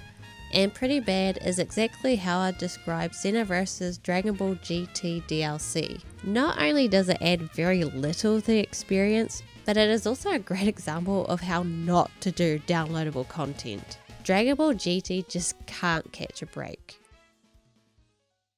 The GT DLC was split into 2 separate packs, giving the impression that they must have had to split it up because of the sheer amount of content on offer. However, this is not the case at all, and it baffles my mind that they actually had the gall to split this up into 2 separate DLCs. It would be like somebody getting a bowl of cereal, but rather than them pouring the milk into the bowl with the cereal, they instead bring you a bowl with just the cereal and another bowl with just the milk. And you're just like, but why? Why would you do that? Why would you do any of that? This is a clear case of greed on the publisher's part. The first half of the DLC was released not even a month after the initial game came out, and it cost almost $10 USD, or almost $16 in New Zealand. Even now, it still costs that much on the PSN store. What a bloody ripoff, honestly. What the fuck? I would have been pissed if I had paid full price for this. And this is only for pack 1. You'd have to fork out even more if you want the full experience. And even then, it is still incomplete. And that's because Super Saiyan 4 Vegeta was relegated to a pre-order bonus for Xenoverse 1. So even if you buy the Dragon Ball GT DLC, you still cannot play Super Saiyan 4 Vegeta. And I only learned that you could play as him from Carlisle in my comment section, because I just assumed that he wasn't playable at all. That is the risk when releasing things as a pre-order or DLC. When the game ages, the content may just become unobtainable. To begin the DLC, you'll need to head to the Time Nest and talk to the robot Kalina, not Spots. It is very important that you do not talk to Spots first, because if you do, the game will proceed to take you through part 2 of the DLC without warning. I'll let you guess as to how I know this. Because of the wormhole that Demigura has opened up, another distortion in history has appeared. This one is in the same timeline as Dragon Ball GT takes place in. However, you will not be playing from the beginning of the series, as the game skips over the Black Star Dragon Ball Saga and starts pretty much at the end of the Baby Saga. So this DLC is even more reliant on the player already knowing the story ahead of time, because there is little to no setup at all and the game just throws you in the middle of it. I mean, I accidentally played this DLC out of order and I could barely tell the difference. Honestly, I didn't notice that I was playing part 2 until I got to the final stage, and then I was like, that's how little setup there is for this DLC. Also, the premise for the base game is kind of abandoned, where the game would show the results of the distorted timeline and then you would fight to restore it to normal. But in this DLC, this isn't the case. You just start fighting. In the grand scheme of things, it doesn't affect the game that much, but it does make it a bit more confusing as to why you're doing what you're doing. Aside from the fact that the wormhole was created by the main villain, so it by default must be the main character's job to fix it. It's just one of those things with a little bit more context would go a long way. In this timeline, Goku has been turned back into a child and was travelling through space with Trunks and his granddaughter Pan. Now, this DLC does go out of its way to explain that this Trunks and this Trunks are not the same Trunks. Corporate needs you to find the differences between this picture and this picture. Intel has told us there are at least 7. Okay, I already see one given. Okay. For those who have watched my retrospective of Xenoverse 1 will already know why this doesn't really make that much sense within the time travel rules that this game establishes. And no, this DLC does not clarify anything when it comes to making the time travel logic consistent. This is just another hand wavy away scenario, and honestly it really does not matter at this point. GT Trunks is a separate character, and that is fine with me because he is by far the boringest iteration of Trunks in the series. You have Future Trunks, who's really cool and badass, and then there is the Kid Trunks, who's kind of like cheeky and stuff like that, and then GT's Trunks is just boring, no character Trunks, who's just like bland as hell. How does Bulma, like the smartest person in the world, and Vegeta, the Saiyan from outer space, powerful warrior, raise GT Trunks? It just makes no sense. That's a bad character, because it's not a character. It's shit. I'm sorry, this is not a GT rant video, even though it kind of turned into that. Anyway, while exploring space for the Black Star Dragon Balls, the trio run into Baby, an artificial being created by the Tuffles that have it out for the Saiyans due to them eradicating their entire race. So, a bit petty, but who isn't guilty of that every now and then? On the planet Tuffle, Trunks has turned on Pan and has started to attack her. Using the time scroll, we teleport into the fight and must protect Pan from Trunks. Even though the synopsis for this portion says that the Tuffles created Baby, this isn't technically true, as Baby is actually a Tuffle that had manipulated a scientist called Dr. Mew to rebuild him as a machine mutant type thing. I guess he's kind of like Mirror in that way. What is Mirror again? An android demon or something. Baby has the ability to take over others' bodies, and this is what is happening to Trunks, although the game doesn't do a really good job of explaining this and just says that Trunks has been hypnotized, which I guess is kind of the same thing, but then it's like, is he being controlled by Demigor's influence because he's purple, or is he hypnotized by Baby, or is it both? It's really not clear, and I don't think the game cares, and neither do I. During this fight, you need to make sure that Pan's health isn't fully depleted, as it will cause you to lose the fight. It is probably the hardest thing about this fight. She's fucking annoying. Once Trunks has been dealt with, Baby appears in his Golden 8 form, so all the events like Baby taking over Gohan, Goten and Vegeta etc. are completely skipped over, which seems like a strange choice, as they would probably be far more interesting fights than this one, as the Great 8 battles are extremely underwhelming. In his Golden 8 form, he just struggles to be a threat at all, and most of the time you'll just have to wait around until the game decides that you're allowed to grab his tail and pound him into the ground. Partway through the fight, Super Saiyan 4 Goku will show up to help, but it's not like you'll need it, as like I was just saying, Golden 8 Baby is so lumbering and slow that he can barely even hit you.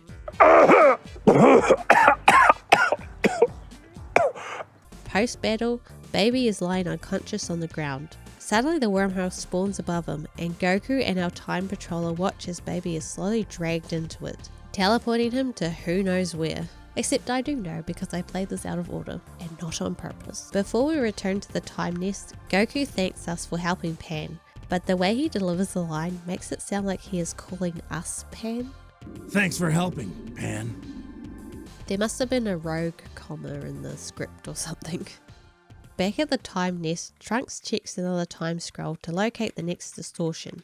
Yeah, the story doesn't really flow that well, as this next fight skips forward a year to partway through the Super 17 arc. In the new history, the Underworld and Earth have been connected, with villains from the past wreaking havoc on Earth. We must fight off the hordes of the dead, and it sucks. Xenoverse's gameplay just does not work well when facing off against multiple enemies on your own. The AI has a tendency to barrage you with attacks, making it difficult to do anything. Definitely one of the most frustrating aspects of the game, and guess what this DLC has a lot of? Okay, so it's not all that bad, as characters will eventually join you to help you out, but at points I was getting really annoyed with these battles. To win this fight, you must take out 20 grunts, and then the Neo Ginyu force will show up. Because the real Captain Ginyu is currently trapped inside a Namekian frog, the Ginyu force has recruited Nappa of all people to be their new leader. Nappa has emerged from the underworld, seeking revenge on Vegeta for killing him all those years ago. When GT Trunks joins the fight, Nappa becomes even more determined as he learns that Trunks is Vegeta's son.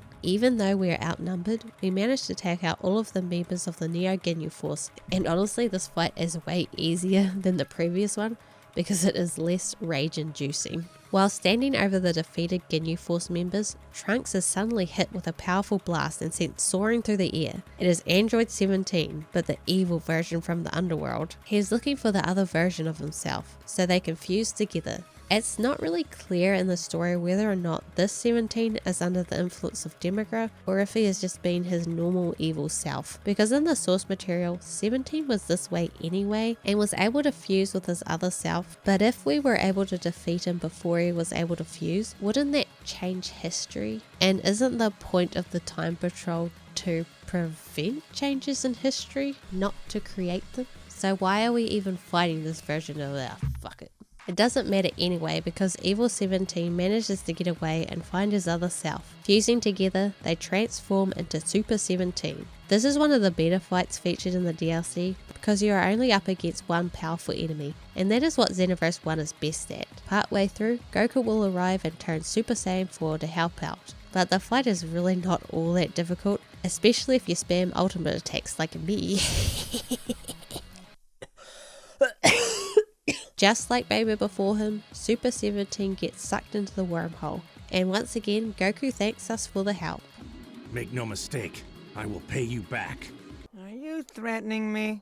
Back in the Time Nest, Trunks and the Supreme Kai of Time postulate that Demigra is gathering Baby and Super 17 to use them to create a big distortion in history. And that is the end of part 1. All up, it took me a little under 30 minutes to complete, and I really need to reiterate that I am so glad that I did not pay full price for this. The first half is basically just all set up for part 2, and the setup isn't even very good, because the game barely even attempts to tell the story in any coherent way. My short synopsis of the story gives just as much detail as the game does. That is how bare bones it is. But there are a few more things that the DLC gives you outside of the story segment. Tien and Yamcha are now masters that you can learn some new skills from. I do not know what this Yamcha is, but it sounds disappointing. I couldn't care less about this. That's just me being honest. There are also some new outfits added. The most prominent ones featured are the Launch and Devilman set, which it is cool that they added some more Dragon Ball stuff, but considering this is a GT DLC, you'd think that they'll be GT themed and not Dragon Ball themed. The Launch outfit is actually really cool because when your character turns Super Saiyan, the hair also changes like it does when she sneezes. Okay, while editing this, I went to look for a clip of Launch sneezing from the anime, and I stumbled across this YouTube channel that is literally just them archiving characters sneezing in anime, and I was just looking at it like, I know what you're doing, and you need to stop. GT Goku, Trunks and Pan are also added to the character roster, plus more skills and stuff like that. I think I already said that. I said it again. But the other major inclusion are 3 parallel quests. which are fine. I mean, they are parallel quests, they work the same as all the others. You have a 15-minute time limit to complete each quest along with some hidden objectives in order to get an ultimate finish. You still will need to grind these quests like you have to grind every other quest to get all the gear from them. And that is basically it for Pack 1. If all you care about was the story, then Pack 1 would have been a huge disappointment. It just feels so incomplete because it is. It's kind of insulting that they delivered something so half-assed and then expect people to pay more to see the conclusion. What idiot would do that? Pack 2 came out about a month after the first one. Was it worth the extra wait? No. Throughout the series, the Dragon Balls have been overused, causing an imbalance in their power. This leads to the emergence of 7 powerful dragons known as the Shadow Dragons. Each dragon embodies a negative aspect or consequences of the wishes made with the Dragon Balls. I actually really like the concept of this saga, but unfortunately the anime doesn't execute it very well, and the same can be said for this DLC. The DLC takes place partway through the Shadow Dragon saga. Goku has already defeated 4 Shadow Dragons, and Nova Shenron has appeared to challenge him. In the midst of their fierce battle, Ice Shenron kidnaps Pan and steals the Dragon Ball she held. Teaming up with Goku, we must defeat the 2 dragons. Unlike in the anime, Nova Shenron never switches sides to help us out, so the fight is a pretty standard affair. Nova and Ice are 2 of the 4 characters that you get with the DLC, Toa and Mira being the other 2. Just like with Pack 1, there are a few other things that come with it, like a few outfits, skills, and some parallel quests. Nothing really too notable. Well, I guess the parallel quests provide a good challenge, especially when trying to get an ultimate finish. Right after defeating Ice Shenron, the final Shadow Dragon, Omega Shenron, will appear, and just to rub salt in the wound, Super Saiyan 4 Vegeta shows up. Even with both Super Saiyan 4 Goku and Vegeta joining in on the action, we still don't stand a chance against Omega Shenron. At least that's what the game's script says, as my character is kinda over-leveled at this point. With no other options, Goku and Vegeta fuse together to make the powerful, formidable, the extra hairy Super Saiyan 4 Gogeta. With their combined strength, Super Saiyan 4 Gogeta easily overpowers Omega Shenron and delivers the final blow, and it really jarringly cuts to him defeated on the ground. I did not edit this.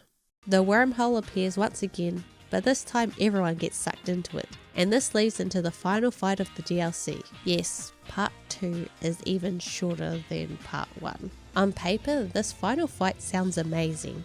You and Gogeta up against the most powerful villains in Dragon Ball GT, but in reality, when you go to play it, you just end up getting ganked by 17 and Omega, while Gogeta is passed out on the ground, and Giant Ape Baby is just fucking around in the background because he can't do shit. Just like the anime it is based on, the GT DLC has interesting ideas, but the execution of those ideas are pretty bad. Even the sound has given up at this point.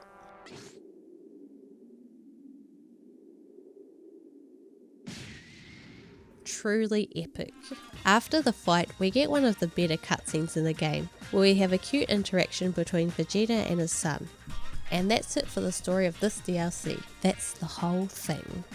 Pack 2 took me 25 minutes and 53 seconds, and that includes watching the cutscenes. The status quo is returned, and they go and eat some of the Supreme Kai of Time's shitty cooking.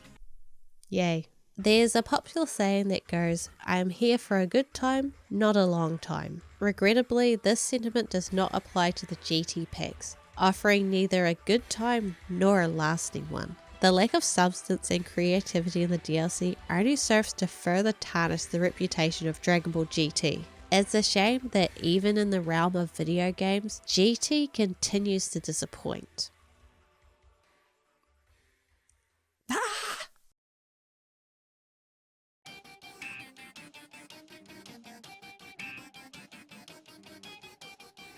A corrupted time scroll unravels, revealing a harrowing scene from the past. The fateful moments preceding Frieza's destruction of planet Vegeta. The lone survivor emerges with a steely resolve to alter destiny. He charges headlong into the sea of Frieza's soldiers.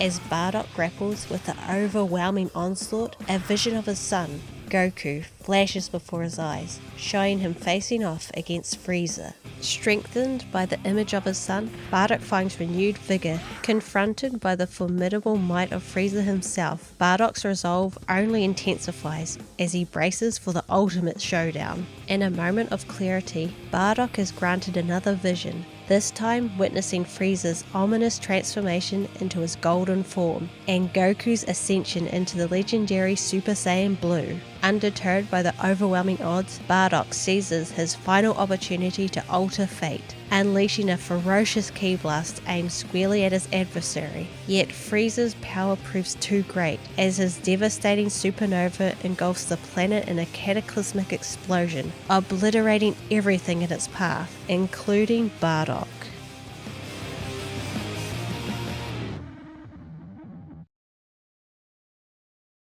Xenoverse 2 was released a year after the first game in 2016. Even though the game is almost a decade old, it still receives quite a bit of support from the developers, with regular updates and DLC. It is available on multiple different platforms, but for this video I will be playing on the PC using the Steam version. Xenoverse 2 is a direct sequel to Xenoverse 1, and while you don't need to know the first game's story to understand this one, it does make it a bit easier to follow.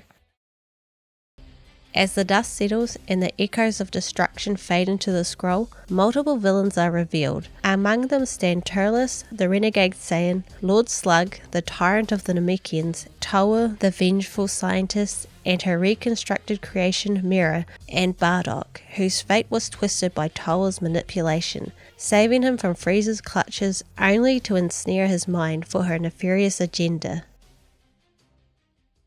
At Capsule Corp, a rookie time patroller, which is who we'll be playing as, is conducting a secret investigation, when suddenly we receive a transmission from the Elder Kai, telling us that we have been specifically chosen for that critical mission, and we soar off into the distance. 2 years have passed since the destructive events of the first game. Under the watchful eye of the Supreme Kai of Time, the Time Patrol has thrived. No longer tethered to the ruins of Toki Toki City, they now call the vibrant expanse of Conton City home. Descending into its bustling shopping district, we are greeted by the Supreme Kai herself, offering praise for our selection for the enigmatic mission. We are then tasked with acquainting ourselves with the hub, while we set out in search of the elusive Elder Kai. The bustling streets of Conton City are far larger than the original game's Toki Toki City. It is also way more enjoyable to navigate, thanks to the minimal loading screens and a captivating design.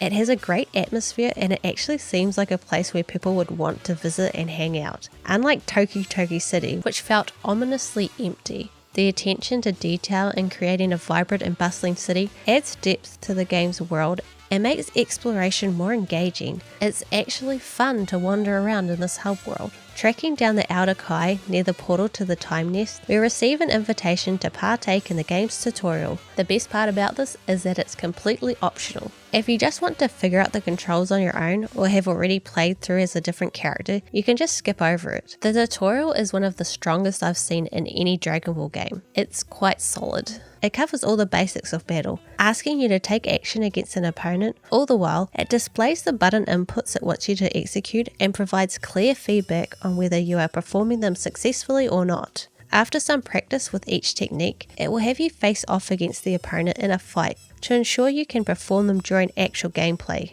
Simple yet effective. It strikes a delicate balance, offering a comprehensive introduction without overwhelming newcomers. There are opportunities later on to take on other tutorials that will teach you more advanced moves. After gaining the approval of the Supreme Kai of Time and officially becoming a time patroller, we are thrust headlong into our inaugural mission. The age is 761, and Raditz, fueled by Towa's dark energy, unleashes his wrath upon Goku and Piccolo. With his special beam cannon charged, Piccolo launches it towards Raditz, but he manages to dodge it and retaliate with a powerful ki blast, landing a direct hit on the exhausted Namekian. The situation has become dire, as Goku finds himself on the brink of defeat, his energy waning against the onslaught of his own brother. Amidst the chaos, we make our perhaps tad clumsy entrance. Bro, I'm lagging! Bro, this game sucks. But with a swift recovery, we join forces with Goku in the hopes that our combined strengths will turn the tide of battle. If you're like me and have played Xenoverse 1, you may be thinking, wow, this is playing out a lot like it did in the first game. And you'll be right. It plays almost exactly the same, along with reusing cutscene animations and everything. And to be honest, the opening hours of the story feels like a copy-paste job of the first game. Now, this is a bit of a spoiler for later on in the game, but it does subvert this expectation, and I think it was done on purpose. I think. Together with Goku, we launch a relentless assault upon Raditz, each blow chipping away at his defense.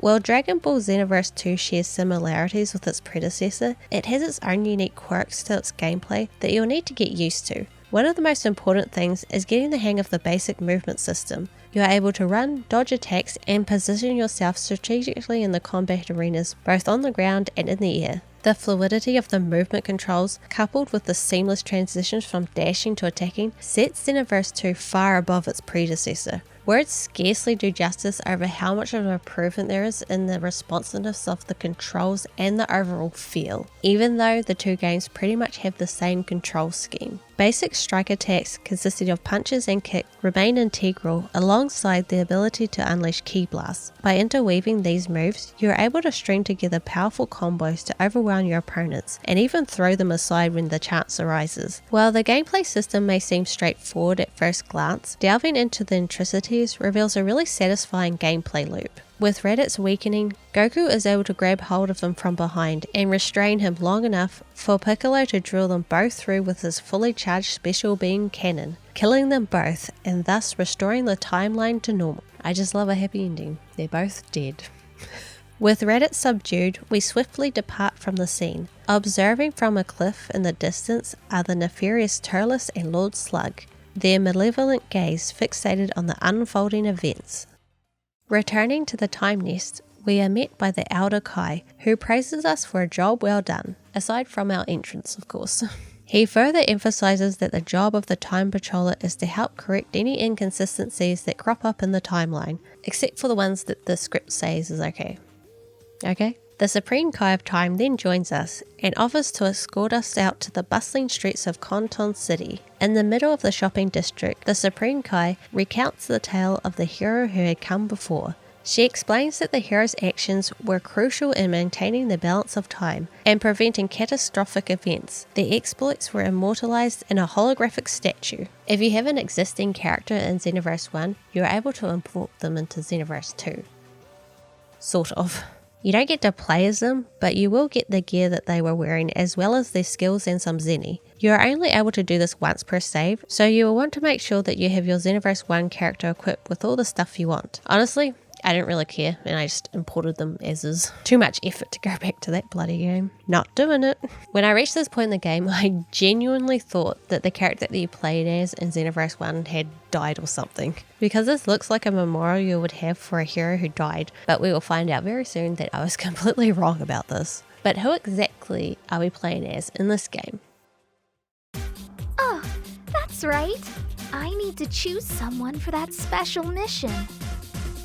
Stepping into the realm of Dragon Ball Xenoverse 2, the game will first usher you into the character creation screen. From here, you are able to create your very own future warrior. Just as in its predecessor, you will first be asked to choose between 5 different races: Saiyan, Human, Margin, Namekian, and Frieza race. This choice is not merely a cosmetic one, as each race bestows unique advantages and traits that will influence their playstyle and combat effectiveness in battles. Additionally, each race also has its own set of transformations and special abilities that can be unlocked as you progress through the game. Margins boast towering defense but slow stamina recovery, offset by a defensive boost at max stamina. Males have more health, while females prioritize endurance. Although I feel like this has more to do with them not being so fat rather than them being female. I love chocolate, but I can't eat it because then I'll get fat. But it's so good. Saiyans wield unmatched ferocity in combat, with powerful attacks but lower health. Males excel in close quarters combats, while females master ki. Humans strike a balance between offense and defense. easily replenishing ki and receiving attack bonuses. Namekians prioritize resilience with fast health and stamina recovery. Freezer race characters excel in speed and agility, ideal for hit and run tactics. Height and body type impact combat capabilities. Muscular characters excel in close combat, while more petite characters favour ki blasts. Beyond physical attributes, you can customize your character further, from color schemes to scars. The game offers 3 choices for initial skills, but these don't affect stats. With a wide variety of customization options available, you can truly make your future warrior your own and tailor their skills to suit your preferred playstyle. And you can have multiple characters, which will share Zenny and inventory, but not story progress. I'm not sure why this is, as you can still just replay missions from the Time Vault. My intentions with my character's appearance was to make them resemble my character from Xenoverse 1. The idea was that this was essentially the same person, but for those who already know, this was a bad idea. And also, I feel like my character is too short. Before we are able to continue with the story, the game requires that we complete at least one parallel quest, which can be activated by talking to the robots at the reception desk. But the reception desk is so far away. Well, thankfully, the Supreme Kai of Time gives us a vehicle to travel around the city in. It's a hoverboard type thing, and I'm really bad at driving it. But it is fast, so that means that it is good. There are other vehicles that you can get later on in the game, and by later on in the game, I mean buying them with real money. Parallel quests have made a return, and they are so much better this time around. On the surface, they haven't seen that much of a change, but when you get into all the small additions, you realize how much less of a hassle they are to complete. There is only one parallel quest available at this stage of the game, but more and more will unlock as you progress through the story mode. And if you have any DLC parallel quests, you are able to play them once you have completed this tutorial quest. Up to 3 characters, including your own, can participate in a parallel quest. When offline, you can pick from the roster of characters that you have unlocked, or you can just play them solo if you like. You also have the option of playing as any of the characters on the roster. You don't need to worry about missing out on anything when playing as one of these characters, as all the experience and items they earn is applied to your Time Patroller. The right desk is for offline play, while the left desk will allow you to play with other players online. For this video though, I will just be focusing on the story mode and other single player elements. I might do a video on the online experience if enough people are interested, and if I can be bothered. Let's be honest, that's the biggest barrier. But one thing that I will talk about when it comes to the online aspect of Xenoverse 2 is that the servers are far more stable, and I don't even think I got disconnected once while playing. Unlike with Xenoverse 1, where it was a miracle if I could even get onto a server. But Xenoverse 2's multiplayer lobby will time you out if you go too long without finding anyone to play with. Like I need any more reminders that I don't have any friends. Thanks Xenoverse 2, you're so nice to me. A parallel quest will usually have multiple areas that are joined together through portals. This time around, the portal's location is indicated on screen, making the stages way smoother to navigate. The scouter you are given also helps with navigation, as well as locating items that you can pick up. It will also show the power levels and skill sets of opponents. And by using the scouter, I realized why I was having so much trouble when facing off against other Time Patrollers. You see, there is a chance during some parallel quests that other Time Patrollers will spawn that you have the option to fight. But many times I would go to fight them only to have my ass handed to me on a silver platter. This is because the game doesn't even attempt to match you against equal leveled Time Patrollers. This seems like a huge oversight, and it essentially makes some of these fights impossible.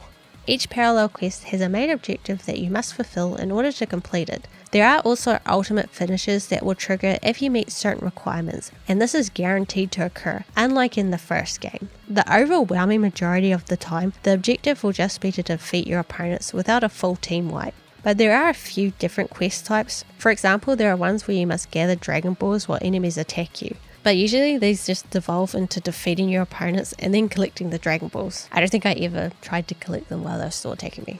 Does anyone play them like that?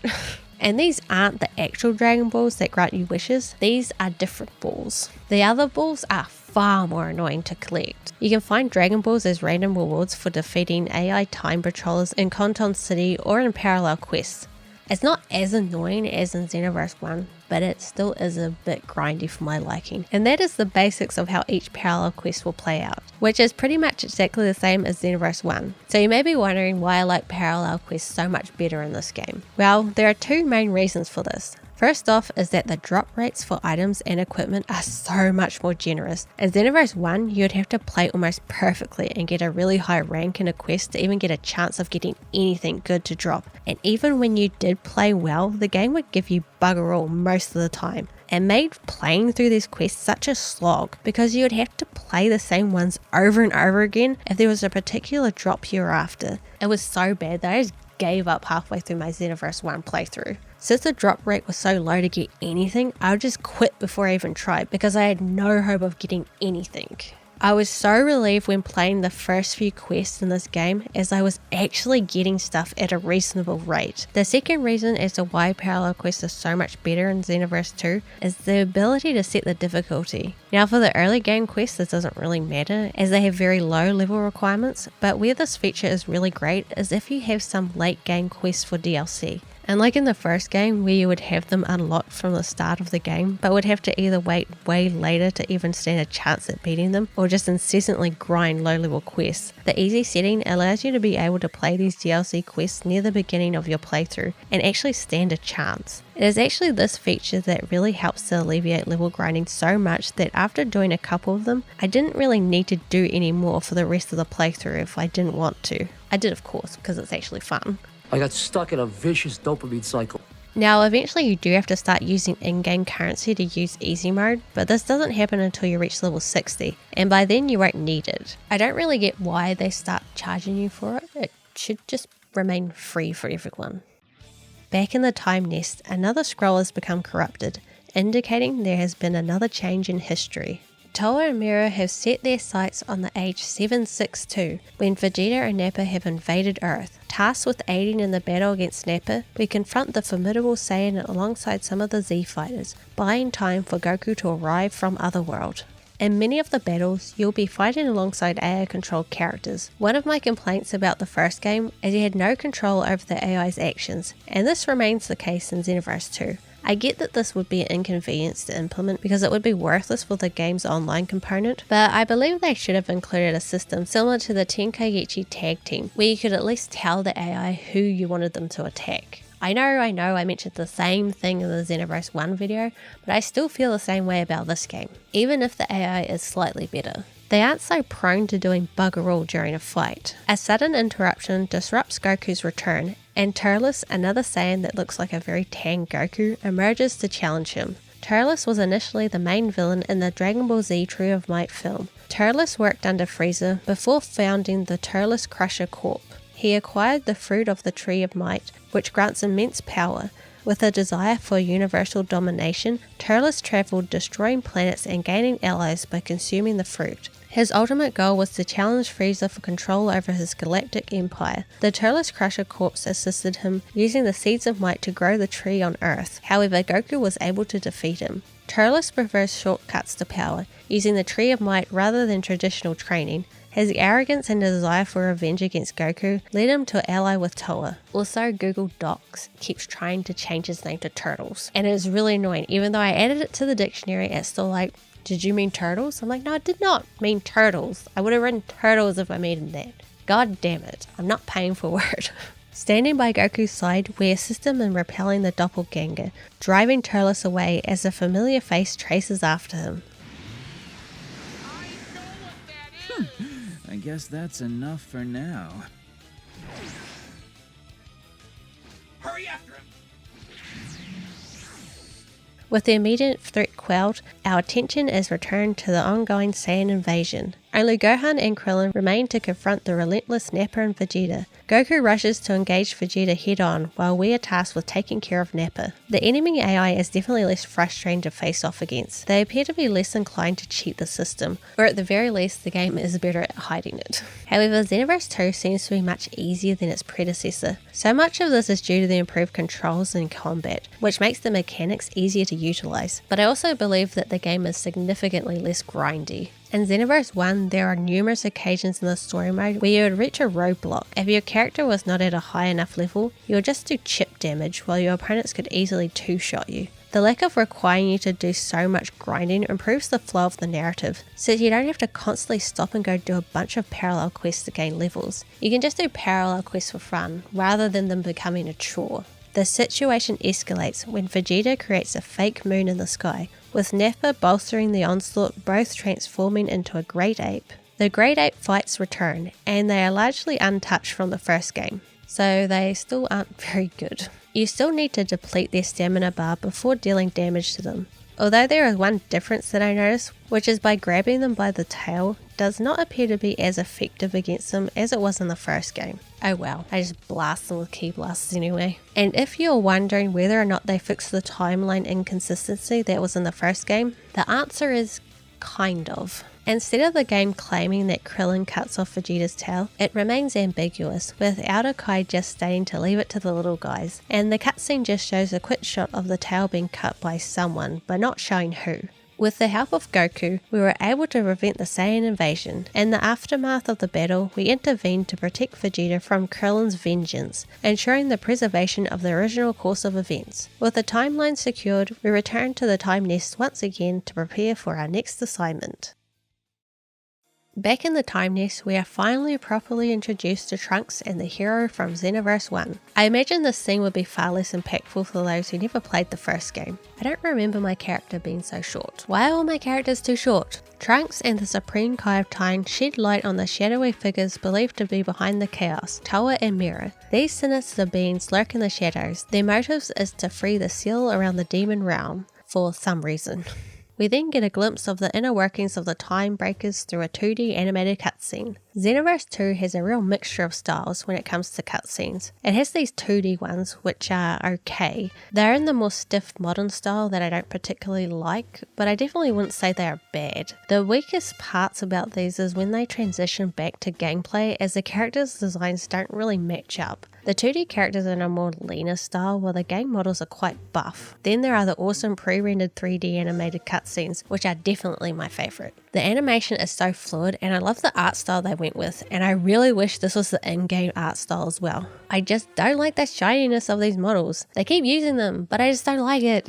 Finally, there are the in-game cutscenes that are the most common and also the most worst. All the characters' movements are just so stiff, and in some cases they look like robots. They also have the tendency to twitch awkwardly. I don't know why. They done it in the last game, they're still doing it. It's just really unappealing. They still didn't fix the issue with clothes physics either. They did, however, address the lip movements, as now all of the scenes have characters' mouths actually move when they talk. The lip syncing is way the hell off. It was synced for the Japanese. I don't expect them to redo it for English. The voice acting is great, but it makes the in-game cutscenes look worse because the animations don't match the quality of the performances. There are also some problems with voice direction, like characters calling females he, and mismatches between voice lines and dialogue boxes. But overall, the presentation is a vast improvement over the original. Within the ranks of the Time Breakers, tensions brew as Turles and Slug clash with their superiors. In an attempt to quell their rebellion and strengthen their allegiance, Toa bestows upon them the forbidden fruits of the Tree of Might, tainted by the corruption of the demon realm. Mira scrutinizes Toa's methods, questioning her choice not to control Turles and Slug's minds as she had done with Bardock. Yet Toa remains steadfast, believing such tactics is unnecessary. At this point, the game will have you travel around Conton City to check out the rifts in time before you can continue the main story. Floating above the city are special portals called the Time Miniatures. These portals lead to different time periods outside of Conton City. There are 5 of these pedestals, each taking you to a different time with its own quests and challenges. One of these portals leads to Satan House, where the famous Mr. Satan lives. Or Hercule, if you're a filthy old dub watcher like me. Hercule is looking for a bodyguard, and you can earn rewards by helping him out. Another portal leads to Capsule Corporation, owned by Vegeta and his family. Here you can try out Bulma's new invention, the clothing mix robot, to make special items called QQ Bangs. If you're a Saiyan, you can train with Vegeta to become stronger. Guru's house is a peaceful place where Grand Elder Guru lives, but sometimes the house gets attacked and you'll need to help defend it alongside Guru's protector Nail. There's Frieza's ship, which you can't get into until a little bit later on in the game, where you can move up the ranks in Frieza's army. Lastly, there's Majin Buu's house. Buu wants to start a family after reading a book. What kind of book? Well, that's up to you, you dirty bastard. You'll need to help him gather the food he needs because that is how babies are made. I guess it's kinda true. Give woman food and she gives you baby. Now these do take a bit of time if you try to complete them all, and can get a bit repetitive, but they are completely optional. After travelling through various time rifts, we are able to confront another time distortion. This segment feels a bit like filler, inserted to maintain coherence regardless of the order in which you play it. However, it suffers from the drawback of seeming redundant, as if it should have been integrated into the Ginyu Saga or removed altogether. Even the game's summary of this arc is confused as to why it's here. 1 year after the battle on Namek, Future Trunks warns of the androids made by Dr. Gero, who will attack 3 years later. What has this got to do with Ruckus on Namek? In the middle of their quest for the elusive Dragon Balls on planet Namek, Gohan and Krillin find themselves ensnared in an encounter with Frieza, Zarbon and Dodoria, all shrouded in an eerie aura. Escaping from their clutches, the duo soon realize that this version of Zarbon exhibits a level of aggression that diverges from his usual demeanor, a clear sign that history has been tampered with. Harnessing the power of the time scroll, we teleport into the events of age 762, intercepting the relentless pursuit and lending our aid to Krillin in a desperate struggle against Zarbon and Dodoria. In fights, you can use the targeting system to lock onto opponents to focus in on them. This is actually one of the mechanics that I had the most issues with, because sometimes when I was locked on, my character would just lose the lock on and I'd end up whiffing attacks. This was most notable when using Ki Blast supers. I really do not understand why this was happening. Maybe the lock-on is a soft lock-on rather than a hard lock-on, but then why would the game have a lock-on button if it was just going to ignore it? Aside from that, the lock-on in the character is pretty decent. It follows the action well and it quickly snaps to other targets when needed. While Gohan manages to flee to locate Dende, with Dodoria following after, we engage Zarbon in combat, buying Krillin more time to find an escape route. Eventually Krillin manages to slip away, leaving us to chase after Dodoria. Fortunately, Vegeta intervenes, thwarting Dodoria's pursuit of Gohan, restoring the timeline to its original state. However, before we can return to the sanctity of the Time Nest, Lord Slug appears before us. Lord Slug is the main villain in the Dragon Ball Z Lord Slug film. I know, shocking. Slug is a super Namekian and was sent to Planet Slug as a baby to escape the extinction of Planet Namek. Over time, he became overcome by evil. That's such a bad sentence. Transforming into a conqueror of planets, Slug formed an army of demon-like soldiers and used them to seize conquered planets, sometimes turning them into giant spaceships. He set his sights on Earth, killing those who opposed him and seeking the Dragon Balls for eternal youth, but he was ultimately defeated by Goku using the Spirit Bomb. Later, Slug and Turles were recruited by Toa and Mera to aid in reviving the Demon Realm, meddling in events from the different timelines. This whole saga feels like it was here just to better introduce Lord Slug. As the battle intensifies, the arrival of Time Patrol's Future Trunks shifts the tide, forcing Lord Slug into retreat. With the immediate threat quelled, our attention shifts to the aiding Vegeta in a showdown against an empowered Dodoria. Super attacks, also known as super skills, play a pivotal role in combat, and are classified into 4 primary categories: strike skills or strike supers, ki blasts, also known as ki supers or ki blast supers, power-ups, which are just buffs, and then the other stuff. I don't know what they're called. Your character has the ability to equip up to 4 super attacks in designated slots. These moves can really change the course of a battle, but they consume keys, so you have to be smart about managing your energy.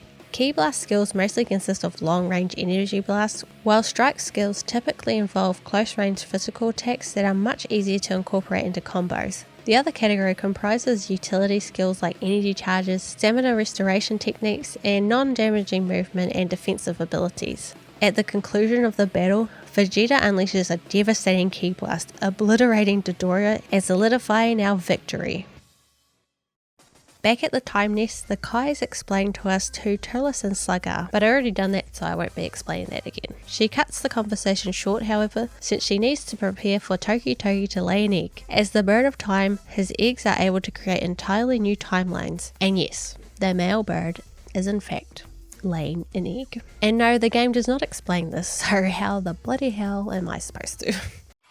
The aftermath of Zarbon and Dodoria's defeat at the hands of Vegeta left a lingering tension on planet Namek. Gohan and Krillin's pursuit of the Dragon Balls pushed them into dangerous territory as Frieza, growing increasingly frustrated with these interlopers, called forth his elite enforcers, the notorious Ginyu Force. With the fate of Namek hanging in the balance, Gohan and Krillin reluctantly ally themselves with Vegeta in a desperate bid to confront the formidable Ginyu Force. However, their combined might prove futile against the overwhelming powers of the specialized unit. In a twist of fate within the altered timeline, the insidious Captain Ginyu managed to steal Vegeta's body, plunging the situation into further chaos. Elder Kai, quick to cast suspicion upon Vegeta, was soon enlightened by future Trunks, who clarified that Captain Ginyu was the true perpetrator. Recognizing the need to rectify the time distortion, we embark on a mission to planet Namek once more. Upon our return, we find ourselves thrust into the fray alongside Gohan, Krillin and Vegeta, engaging in a battle against the Ginyu Force,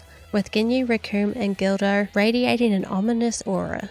It's pretty cool to have the hero from Xenoverse 1 back in Xenoverse 2, especially for players who enjoyed the first game. But it got me thinking, where exactly does Xenoverse 2 fit into the Dragon Ball timeline? I'm not talking about the 2-year gap mentioned at the beginning of the game, but rather which points in the various saga timelines the characters are travelling to. In Xenoverse 1, the hero restored history to its normal state. However, in Xenoverse 2, we find ourselves revisiting some of the same moments in time, except they're not fixed. So this raises the question, are we time travelling to the events before the Xenoverse 1 hero arrived, or are these completely different timelines altogether? Furthermore, if we're dealing with parallel dimensions, then what's the point of trying to fix the timeline's history? Wouldn't it just create a new timeline anyway, since we're no longer working within the closed timeline loops? I think this is where the parallel quests come from, but then it would be never-ending creation of timelines, and there would be infinite timelines, and in one of those timelines, there is bound to be at least one that Toa and Mira succeed in their mission. It's just confusing having these two games existed in the same universe as each other, because the time travel doesn't really facilitate it. Just when victory seems within grasp, Goku, freshly trained under extreme gravity, makes a dramatic entrance, taking all of the credit. However, the triumph is short-lived as Turles intervenes, granting additional power upon Jace and Berta with the nefarious fruits of the Tree of Might. The battle escalates with renewed ferocity, with Jace and Berta becoming even more formidable. Despite their valiant efforts, the strength bestowed upon the Ginyu Force proved insufficient to bridge the power gap. Suddenly, Captain Ginyu reappears, but now inhabiting the body of Trunks. Yo! Captain Ginyu of the Ginyu Force has arrived! With the wounded Trunks trapped within Ginyu's former vessel.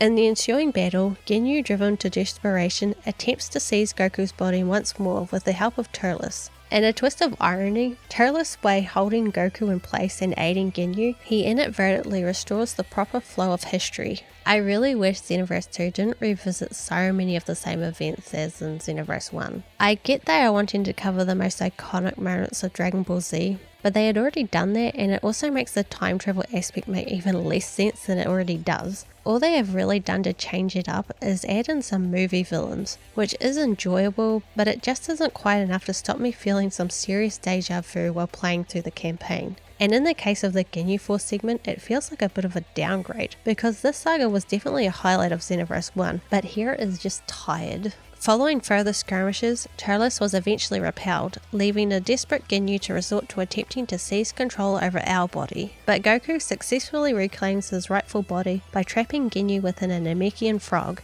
realigning time into the right alignment. That was a really badly written sentence. There you go.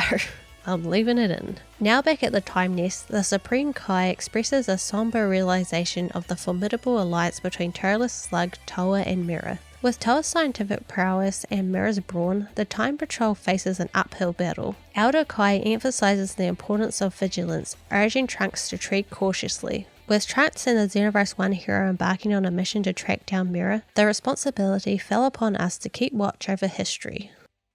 With Trunks still out hunting for Mira, we have to tackle this next time distortion on our own. Not that Trunks is that much help anyway. Before we head out, Elder Kai expresses genuine concern for our safety, urging caution before our departure. The Supreme Kai of Time playfully jests about Elder Kai's worry. Now, I'm not that big of a fan as the Elder Kai as a character, but I actually think he works really well within this story, as he does give the Supreme Kai of Time someone else to bounce off of. In the first game, the dialogue became a bit dull in many moments, since Trunks is kind of her subordinate in a way, so he didn't really retort back much. And then the player character is a silent protagonist, so most of the time they were just nodding or standing in silence. It didn't really set the stage for very compelling conversations.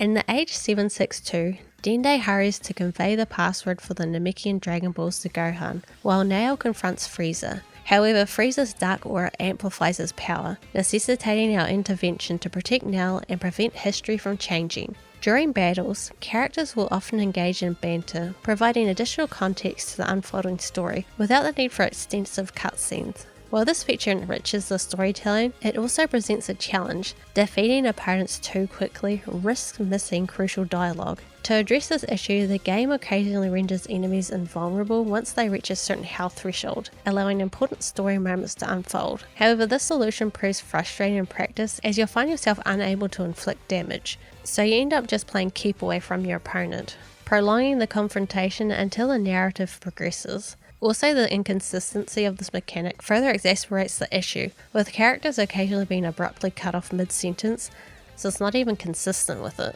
Partway through the fight, the Supreme Kai of Time unveils that Turles and Slug lurk somewhere nearby the coveted Dragon Balls, likely scheming to steal them for their own use. We won't be able to make it in time to stop them, necessitating a retreat to the Time Nest after repelling Frieza's onslaught. Yet a glimpse of hope emerges as the Supreme Kai of Time leverages our ability to manipulate time, orchestrating a plan to intercept Turles and Slug at an earlier junction in the timeline. Now, you'd think that having this ability would be a game changer, but it isn't. After this, everyone goes back to being idiots and don't even attempt to take advantage of being able to time travel at will. The Xenoverse series has a bad habit of lampshading issues and inconsistencies, but doing nothing to justify them or rectify them. So why bring it up at all? It just makes the story more confusing, especially for those who are actually trying to pay attention. Anyway, back in Age 762, but a slightly earlier version, we find ourselves thrust into a dire situation. Turles launches a relentless assault on Krillin and Gohan, wielding the Namekian Dragon Balls as the linchpin of his sinister ambitions. With plans to wish for eternal life and bolster his strength by consuming the fruit from the Tree of Might, Turles remains fixated on his insatiable thirst for power, despite his purported alliance to Toa and Mira. I was going to go on a rant about how he should just time travel to a point where the Z fighters weren't, or something like that, but I think that I've already made my point that this game does not use time travel very well. And also, I don't really know whether or not Turles has control over where he ends up. Like, is it just Toa that is dropping him in certain timelines? It doesn't really explain it. Just as Turles is about to make his wish using the Dragon Balls, Slug arrives insisting that the balls are rightfully his. He boldly proclaims his ambition to rule the universe, leaving no room for Turles. Suddenly we appear in the middle of their heated dispute. Irritated by our interference, Turles and Slug reluctantly agree to a temporary truce. After consuming the fruit from the Tree of Might, they are eloped in a sinister aura, bolstering their power as they launch a fierce assault against us. In the midst of battle, they undergo further power-ups while Toa and Mira watch closely, intrigued by the unfolding events. Toa is experimenting with a new spell that works by shaving off the life of its user to unleash a new level of power. Trunks comes to our aid in battling Slug and Turles, while the hero from Xenoverse 1 pursues Mira. The battle intensifies with both sides unleashing powerful attacks. Despite the dark magic of Toa's spell aiding them, with Trunks by our side, we succeed in defeating Slug and Turles with our mighty Ki Blast. Nice cock. As the dust settles, Trunks resumes his pursuit of Mira, while we set out to locate Gohan and the rest of our allies. Frieza has completed his transformation into his final form, gaining unprecedented power due to the altered timeline. It falls upon us to shield Gohan, Krillin and Piccolo from his onslaught until Goku can join the fray. However, this is another fight that you can't really do much in because the game won't let you deplete Frieza's health down too low. After recovering from his injuries sustained in the clash with Ginyu, Goku lends his strength to our struggle against Frieza. The battle rages fiercely as we buy time for Goku to gather energy for the Spirit Bomb. Eventually, Goku unleashes the Spirit Bomb, emerging victorious. But then, Frieza, consumed by rage, ruthlessly takes Krillin's life before turning his wrath towards Goku. Enraged by the loss of his best friend, Goku undergoes a monumental transformation into a Super Saiyan, signaling the beginning of his ultimate showdown with Frieza. At this point, I found myself growing frustrated with the repetitive nature of the story and battles feeling like I was just playing the first game again. But it was almost as if the game read my mind or something, because right at this point, Frieza's older brother shows up to join the fight. This is why I said before that I think the game is subverting the player's expectations, but I'm not sure if it's doing it on purpose. Unlocking transformations in Xenoverse 2 requires a bit more effort compared to the previous game, plus the game doesn't really explain how to get them.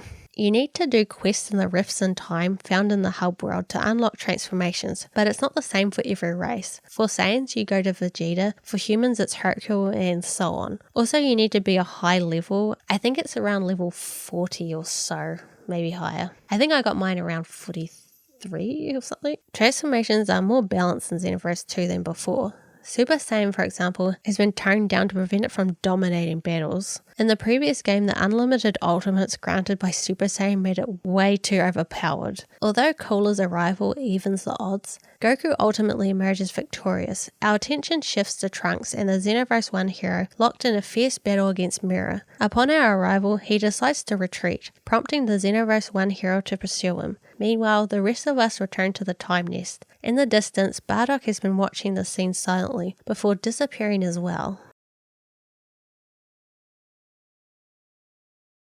After the Future Saga, we have been promoted to an expert time patroller and now have a flying license. This license allows us to fly around in the hub world, which is awesome because not being able to fly around in the hub world in the first game really annoyed me.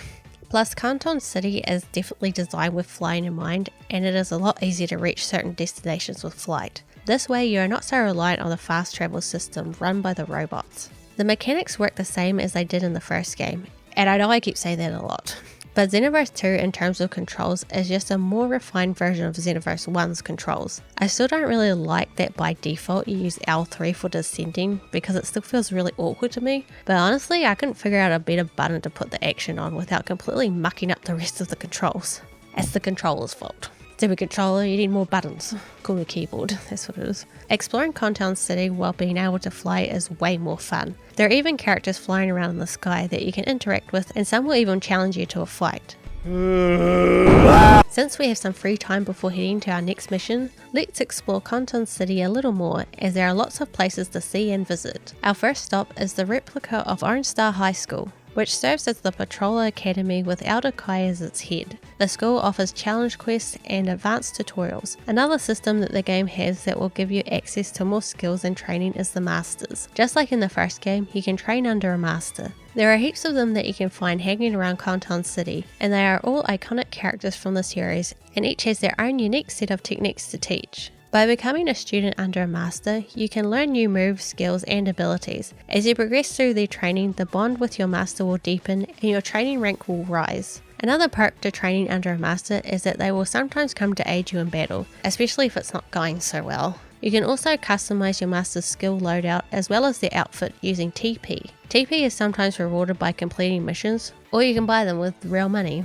Yay, microtransactions, my favourite. But the best part about the academy is playing paper, scissors, rock with Piccolo. Conton City is quite large, so the game provides you with a map that you can bring up when wandering the city. It has clear icons with a legend in the corner, making it easy to locate where everything is. And the bamboo forest is where I keep my pet fish. He's sleeping. While walking around Conton City, there are NPCs that you can talk to. They'll even approach you at times. They don't really have anything that interesting to say, but they will give you items, and sometimes they will ask you to go on missions. Salutations! I am in dire need of travelers who might be interested in a quest. No. Over here is probably the most important district, as it is where they grow all of the cabbages. Up in the resort district is where I like to practice dancing. And let's end the tour at the shopping district, where I spend all of my money on shit I don't need, like clothes. Xenoverse 2 has a ton of clothing that you can collect and equip to your character. There is representation from all over the Dragon Ball series. There are 4 separate slots that you can equip with separate pieces of clothing, all with their own separate stat modifiers. Now when I play the game, I don't really care about the stats they give, I just like to dress up. But there is a system in the game that allows players to do both, and that's through QQ Bangs. In Dragon Ball Xenoverse 2, QQ Beings are special items that players can create to customize their character's stats without altering their appearance. These QQ Beings are created by mixing together various clothing items in the game. When equipped, QQ Beings override the stats provided by the actual clothing you have equipped, allowing you to optimize your stats for your playstyle without being limited by the stats of your equipped clothing. This system is awesome as it provides greater flexibility in customizing your character's attributes without worrying whether or not your hat matches your shoes. It also gives you use out of duplicate clothing aside from just selling it. I have no idea where the name QQ Being comes from. It's such a random name that doesn't really indicate at all what they do. They should have just named them glamours or something, because that's what they essentially are. Okay, that's it for the tour. Returning to talk to Outer Kai, we have the choice of starting the Android Saga or going to find Trunks, who has wandered off on his own somewhere. We head off in search of Trunks and quickly find him within the time nest, looking at a scroll from the age 780. Gohan? You're still alive? We'll fix that soon enough. Kill him. Full power.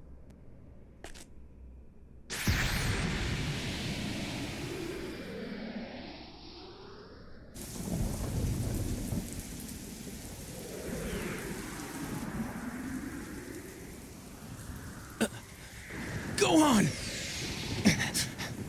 No, it can't be.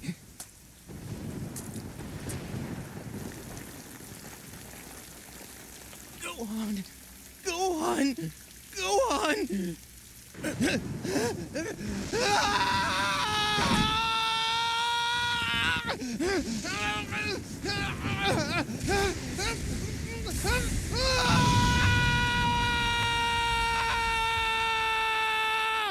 Approaching Trunks in the Time Vault, we found him engrossed in a profound contemplation. As we draw near, he turns to us and reveals the scroll is the history where he originates from. In Trunks' timeline, the androids brought devastation upon the world. Gohan and the Z-Fighters, brave as they were, fell one by one to their relentless onslaught. Were it not for his mother's ingenuity in crafting the time machine, all would have perished. But before Trunks could elaborate further, Elder Kai interjects, who states he doesn't approve of a machine that can fiddle around with history, which Trunks agrees with. Suddenly the scroll becomes corrupted, showing a change occurring in age 780. Very alarmed, Trunks insists that they take action quickly. The Supreme Kai of Time appears and asks Trunks if he understands what is required of him. Her words, a gentle reminder of a weight he bears as a time patroller. Trunks nodded solemnly, his determination unwavering. He entrusts the task to us, passing the scroll into our hands, as it is too perilous for him to venture into his own history, and so we journey into the annals of age 780. After knocking out Future Trunks to prevent him from being killed by the androids, Future Gohan is on his way to confront androids 17 and 18. On the way he spots a different android, one that he has never seen before. It is Android 16, engulfed with a dark aura. With our timely intervention, we join the fray. Trunks notes that 16 shouldn't be in his timeline, but states that it doesn't matter how he came to be in this timeline, as they need to protect Gohan. I'm guessing that 16 is actually from this timeline, but was activated by Toa, I think. In the aftermath of our intense battle, Android 16 lies defeated at our feet. But before we can catch our breath, a new threat emerges, Mirror. With a sinister grin, he confirms our suspicions, revealing that the Timebreakers orchestrated Android 16's attack on Gohan. Mirror's motives transcend mere manipulation. He craves Gohan's hidden power. He sees it as the key to his own evolution, a means to surpass his mortal limitations and ascend to greater heights. With a hunger bordering on obsession, he seeks to absorb Gohan's potential, driven by the desire for ultimate power. I don't really understand the point of the Timebreakers sending 16 to attack Gohan, because he was going to be facing off against 17 and 18, and they would have weakened him anyway, giving Mirror the opening to steal his power. But adding this extra step has given the Time Patrol more of a chance to stop him. Is it so that Trunks wouldn't find Gohan's body and trigger his Super Saiyan transformation? But wouldn't it be way easier just to move Gohan's body after he's already dead? I feel like the villains are overthinking their plans a little bit too much. And so am I. Due to our fight with Android 16, neither of us have enough strength left to face Mirror. Sensing our plight, Trunks disregards the protests of both the Supreme Kai of Time and Elder Kai, seizing the Time Scroll to aid us in our hour of need. Trunks unleashes a powerful ki blast at Mirror, diverting his attention from our vulnerable position. Mirror is actually pleased to see Trunks, knowing the damage his presence in this timeline could cause.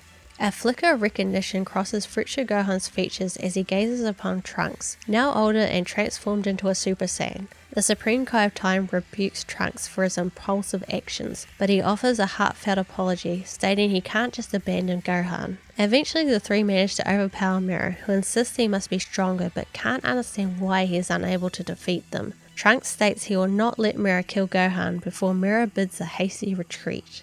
After the battle, Future Gohan realizes that Trunks is from the future and assumes Bulma had managed to finish her time machine and states he is really proud of Trunks. Emotions run high as Trunks expresses gratitude towards his mentor, but Gohan reminds him of the pressing threat posed by androids 17 and 18. Torn between duty and emotion, Trunks offers to aid Gohan in the fight, determined not to let history repeat itself. Yet the Supreme Kai of Time issues a solemn warning, reminding Trunks of the ramifications of altering the course of history. As uncertainty hangs heavy in the air, she implores us to intervene. Now this is the type of internal conflict that the series was missing. I really loved that they actually addressed the desire that Trunks must have to alter time to save his mentor.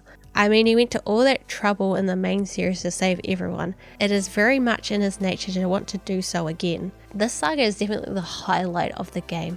I just wish that it was longer. It would have been fascinating to explore Trunks' internal struggles and growth even further, delving into the consequences of his actions and the moral dilemmas he faces. Overall, the saga showcases the potential for a more nuanced and introspective narrative within the Xenoverse series. It's just a shame that they chose to focus on quantity over quality, at least when it comes to the story. Future Gohan realizes his fate from Trunks' reaction and realizes that Trunks will succeed where he himself failed. Finding solace in the knowledge that his struggle serves a greater purpose, Future Gohan chooses to depart alone, expressing gratitude for the friendship he found in Trunks before bidding him farewell. Despite Trunks' attempts to dissuade Gohan, the warrior stands firm, assuring Trunks that he has already resolved to go his own way. Reluctantly accepting this, we make our way back to the Time Nest. Upon our return to the Time Nest, Elder Kai and the Supreme Kai of Time commend us for a job well done. Recognizing the strain Trunks endured during the encounter with Future Gohan, Elder Kai advises him to take a much needed break, assuring that he'll monitor the scrolls for any further disturbances. Shortly after, we revisit the Time Vault only to uncover another anomaly in age 780. Toa's scientific prowess has resurrected Android 16, who has pursued Future Trunks through time. Meanwhile, in age 785, a Future Trunks fresh from the Cell games from the primary timeline endeavors to restore peace to his era. Just to clarify, this Trunks is not this Trunks. Except actually it is if you played the first game. It didn't make sense in that game, and it makes even less sense in this game. And this is compounded even more by the fact that they reuse the cutscenes from the first game, and it makes out that the Xenoverse 1 hero was never here because we are here instead. But if we were here instead and saved Trunks, then why was he ever at risk of disappearing in the first game? That makes sense. Don't think about it, okay. Anyway, we face off against a rebuilt Android 16 and an empowered Perfect Cell, likely influenced by Toa's dark magic. The unexpected alliance between Cell and Android 16 poses a formidable challenge. However, through determined efforts, we vanquish both adversaries, resulting in the demise of Future 17 and 18, thus bringing peace to Trunks' timeline. Grateful for our assistance, Future Trunks attempts to express his thanks, only for us to vanish and return to the Time Nest. Trunks, now having recuperated from the emotional strain of the encounter with Gohan, reunites with the others and offers his apologies for his impulsive behaviour. The Supreme Kai of Time admonishes him to refrain from such rash actions in the future, emphasising the inherent dangers involved. Trunks solemnly acknowledges her advice and agrees to exercise caution. Later we observe Trunks revisiting the time scroll, once again witnessing the final moments of Future Gohan, which unfold almost exactly as before. Almost.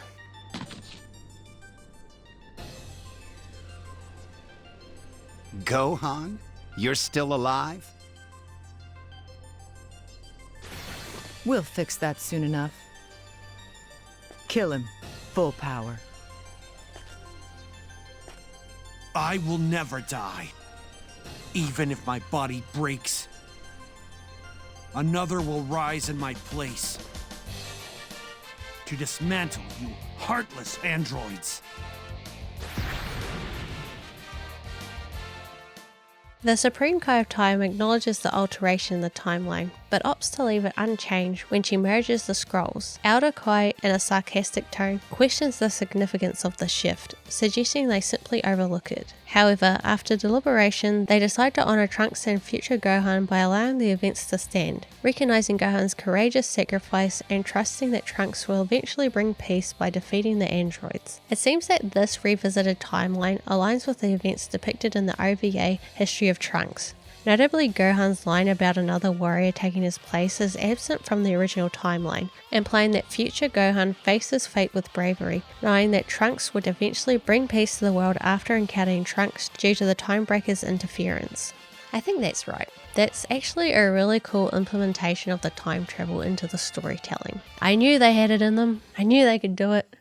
Once again, history takes a dark turn. Amidst a sinister aura, Cell effortlessly overwhelms Piccolo and the other Z fighters, further exacerbating the situation by absorbing androids 17 and 18 simultaneously. This premature transformation grants him his perfect form much earlier than in the original timeline. Even though this pretty much spells the end of the world, Trunks seems more concerned with the fact that now Krillin and 18 won't be able to get married. They can still get married, Trunks. It'll just be Cell standing at the altar rather than 18.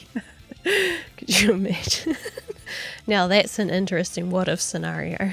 Given Trunks' familiarity with the juncture in history, he offers his assistance, finally, because honestly, he hasn't been all that helpful during the game so far. Travelling back to the age of 767, precisely as the battle between 17 and Piccolo commences, we witness 17 also falling under Toa's dark influence. Our task becomes clear: intervene in the conflict to ensure Piccolo's survival. In fights that require you to defend other characters, you will often lose the fight if their health reaches zero, which can be quite annoying at times as the AI has no self-preservation instincts. When you are partnered with other players and AIs in certain mission types and they fall in battle, you are able to revive them. All you have to do is get within the healing zone and stay there until they get back up. They won't be revived with much health, but you can use items to help heal them back up. Eventually Cell makes his appearance, and while we're eager to confront him, we must exercise caution not to inflict too much damage, ensuring that he still absorbs Android 17. Android 16 unexpectedly joins the fray, which feels somewhat awkward given our recent attempts to eliminate him. Despite Android 17's proud defiance, his misplaced confidence proves fatal as Cell seizes the opportunity to absorb him.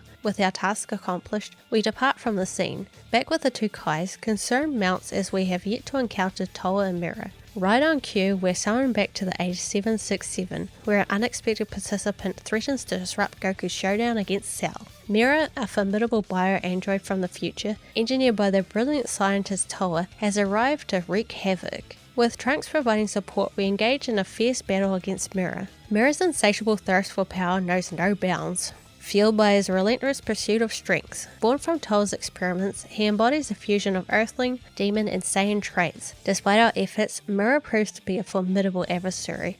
Suddenly, Toa materializes, announcing that our plans are set in motion. With a playful taunt, she and Mira vanish, leaving us to sense an ominous surge in Cell's power, most likely orchestrated by Toa. We will have to continue to the Cell games alone, as Trunks' older self is also there. The next segment is pretty much another copy-paste job from the first game. We have to help the Z fighters fight a bunch of the Cell Juniors. Gohan watches his friends get beat to shit and triggers his transformation into Super Saiyan 2. And then we just fight some more, and this whole time I'm just like, really? We have to do this again? But actually no, it is a fake out, as a giant wormhole appears in the sky. Through it, a huge horde of metal coolers step through, interrupting the Cell games. This genuinely caught me off guard, but in a good way. Metal coolers are from the film Dragon Ball Z Return of Cooler. They are cyborg clones of the Cooler we faced back on Namek, produced by the Big Giddy Star and controlled from its core. Partway through the fight, we actually end up travelling through the wormhole to New Namek, where the Big Giddy Star is located. Well, in theory. It's not actually in the game, but it is in my imagination. Fights with you up against a group of enemies on your own were by far the most frustrating battles in Xenoverse 1.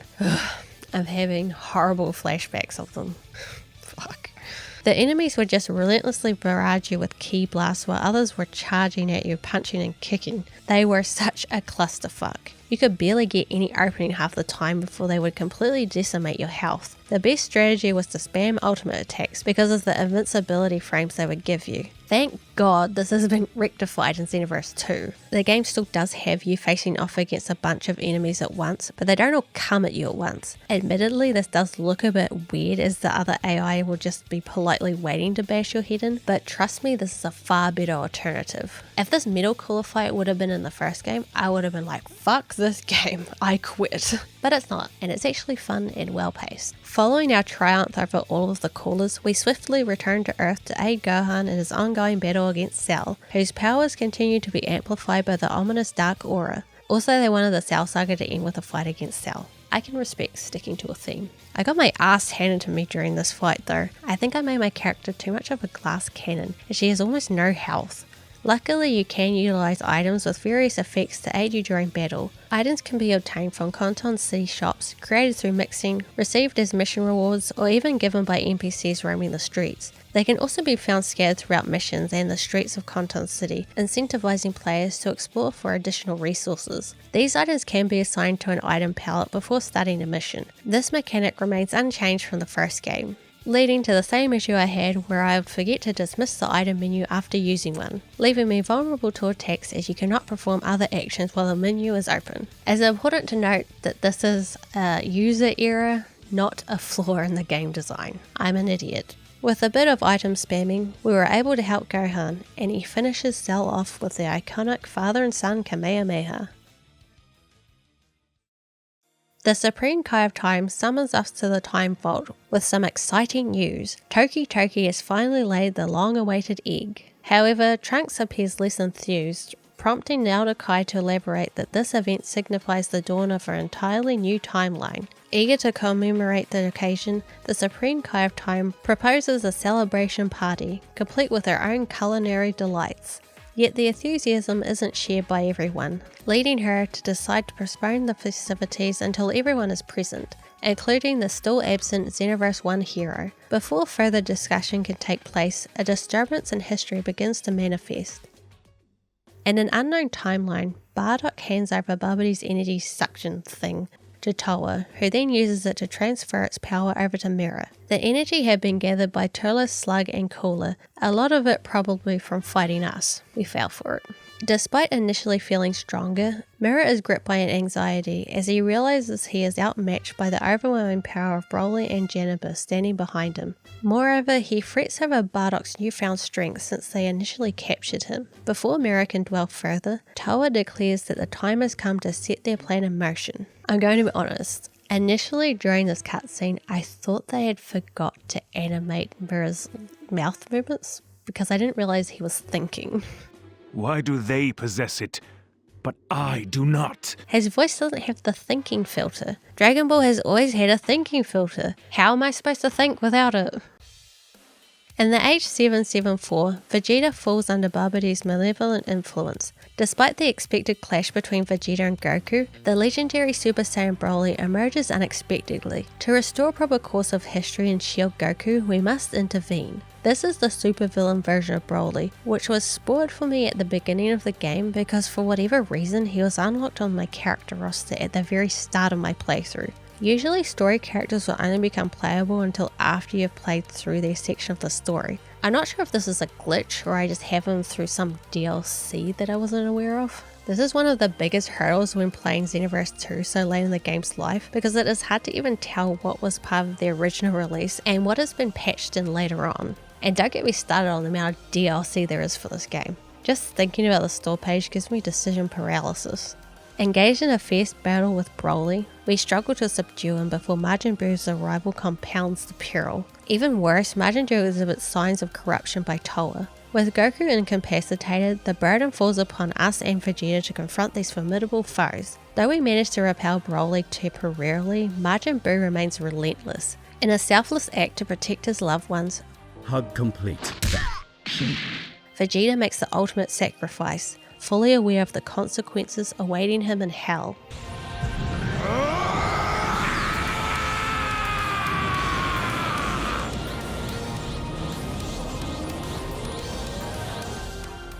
At the Time Nest, the Kais admit that this must have been a hard piece of history for Trunks to revisit. Trunks says that he is fine, and also he is very proud to be his father's son.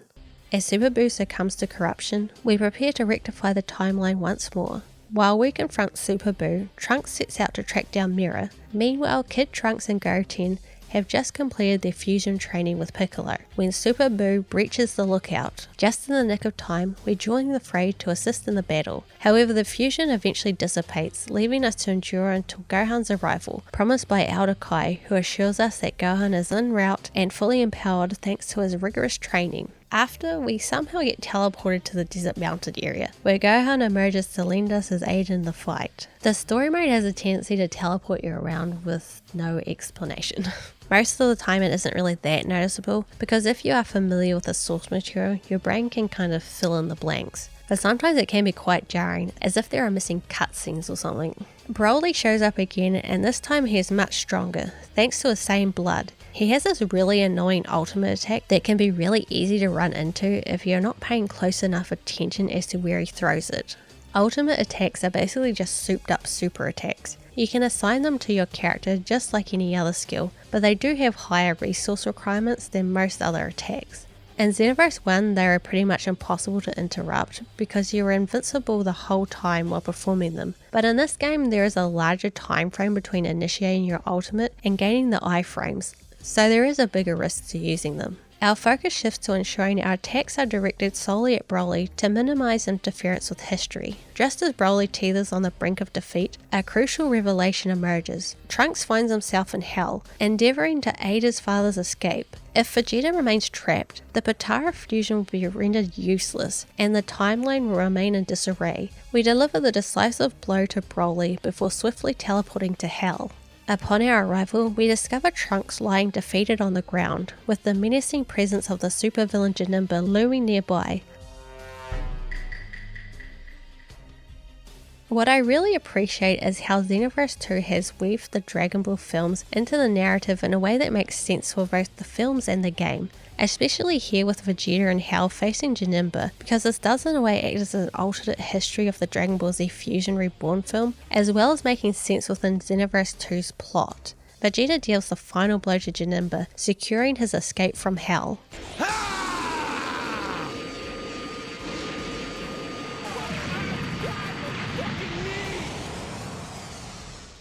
Before embarking on the final leg of the saga, we return to the Time Nest to check on Trunks. Although his wounds are healed, he remains unconscious, which means that we'll need to venture back into the timeline solo once again. That's alright, I'm used to being alone. Goku and Vegeta find themselves locked in a fierce confrontation with the true form of Majin Buu, whose power has surged once more under the influence of the Dark Aura. With Buu's strength proving overwhelming, we must stand alongside Vegeta, fighting beside him until Goku can harness the Spirit Bomb. Of course, the final fight of the saga has to be against my arch nemesis Kid Buu.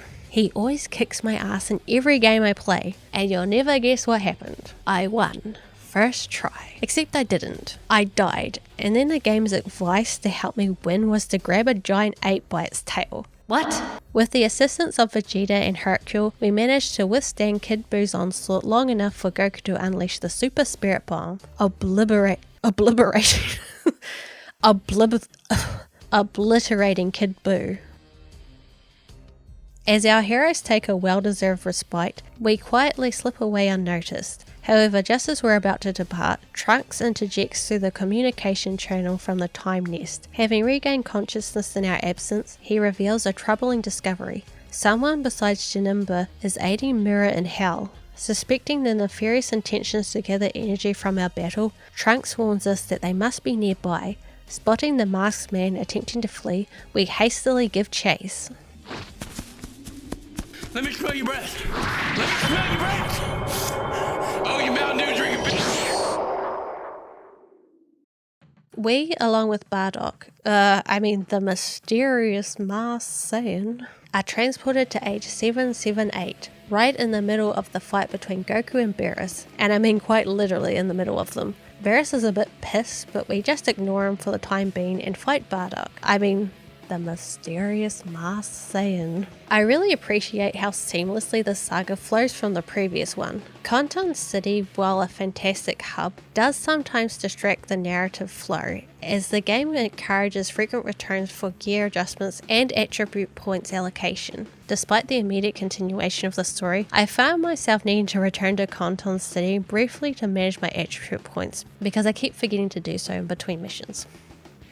Oops. Xenoverse 2 still grapples with the issue of the character level reliance, but is less pronounced in the story mode thanks to the smoother difficulty curve. This ensures a more enjoyable and balanced gameplay experience without sudden spikes in difficulty. Leveling mechanics remain consistent with the first game, earning XP from missions to level up and allocating attribute points to enhance specific stats. However, there is a level cap and a limit to the number of points earned, discouraging a jack-of-all-trades approach. For this character, I went with a key build, which is basically the opposite of my main build in Xenoverse 1. With the key build, my character's energy attacks were much stronger, and I was able to unleash devastating super moves. The downside was that it left my character vulnerable in close combat situations, and she did end up being a bit of a glass cannon. During the fierce fight, a piece of our opponent's mask gets broken off, and it turns out that it's Bardock.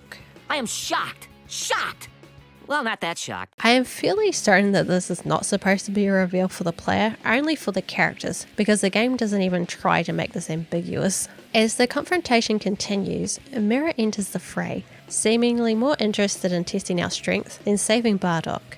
I love this stage. Earth looks so beautiful in the background. Xenoverse 2 boasts visually stunning stages, striking a balance between spaciousness for gameplay and avoiding feeling barren. The only real issue I had with them was sometimes I didn't realise that I was at the edge of a stage and I would go to dodge an attack and end up hitting the barrier instead. Throughout our battle with Mira and Bardock, Beerus observes with growing impatience. Eventually his tolerance wanes and he resolves to destroy everything in sight. Lord Beerus is what you'd get if you'd fuse a 2-year-old with a cat. To placate Beerus's anger, the Supreme Kai of Time offers him an entire crate of her homemade pudding in exchange for not destroying everything. Beerus begrudgingly agrees and extends the offer of pudding to everyone present. Despite Beerus's acceptance, Mira and Bardock decline the offer and bugger off. If you've been attentive throughout the game, you'll anticipate what happens next. Various characters have commented on the Supreme Kai of Time's culinary skills, setting the stage for this moment, a prime example of effective storytelling, with setup and payoff. However, Beerus's anger only intensifies when he tastes the pudding, prompting Whis to enlist our help in subduing him, and then the camera zooms in on my character's boobs. Whoa, whoa, whoa. As the intense battle against the god of destruction unfolds, the Supreme Kai of Time attempts to apologise for a dreadful pudding. Hey, at least she tries. I remember one time I made muffins and I misread the instructions and I put in way too much cocoa powder. They're so foul. My goodness. Beerus finally calms down and Earth is saved once again, as long as we don't give him any more of the Supreme Kai of Time's pudding. Are you trying to kill me?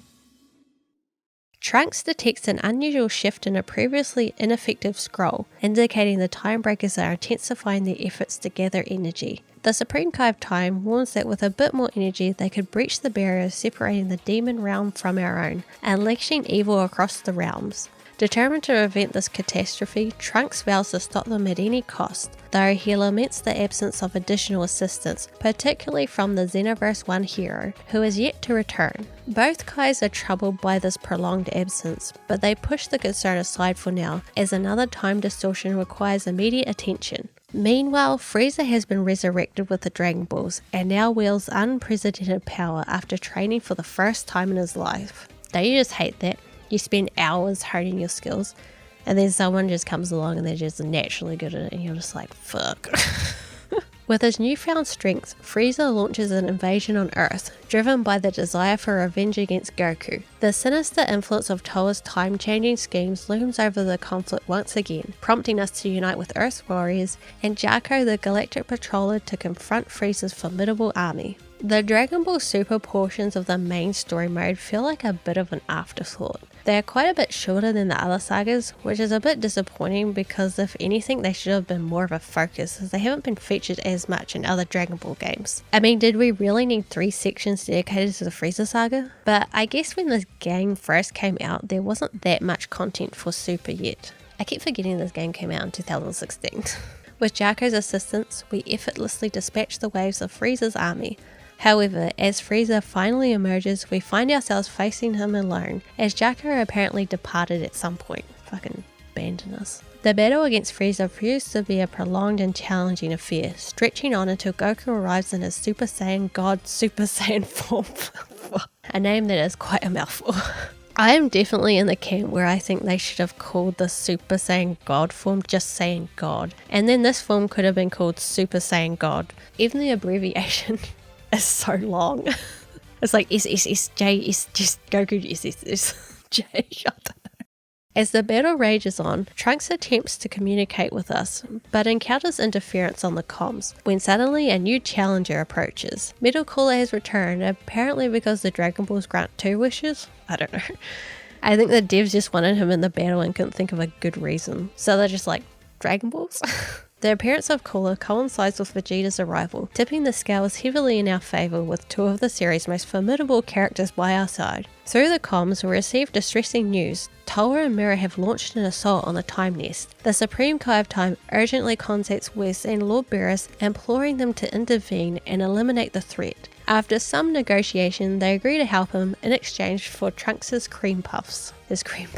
Frieza, weakened and stripped of his golden form, unleashes a surge of energy, fueled by rage. In a swift turn of events, Trunks materializes and teleports us back to the Time Nest, just as Earth is obliterated.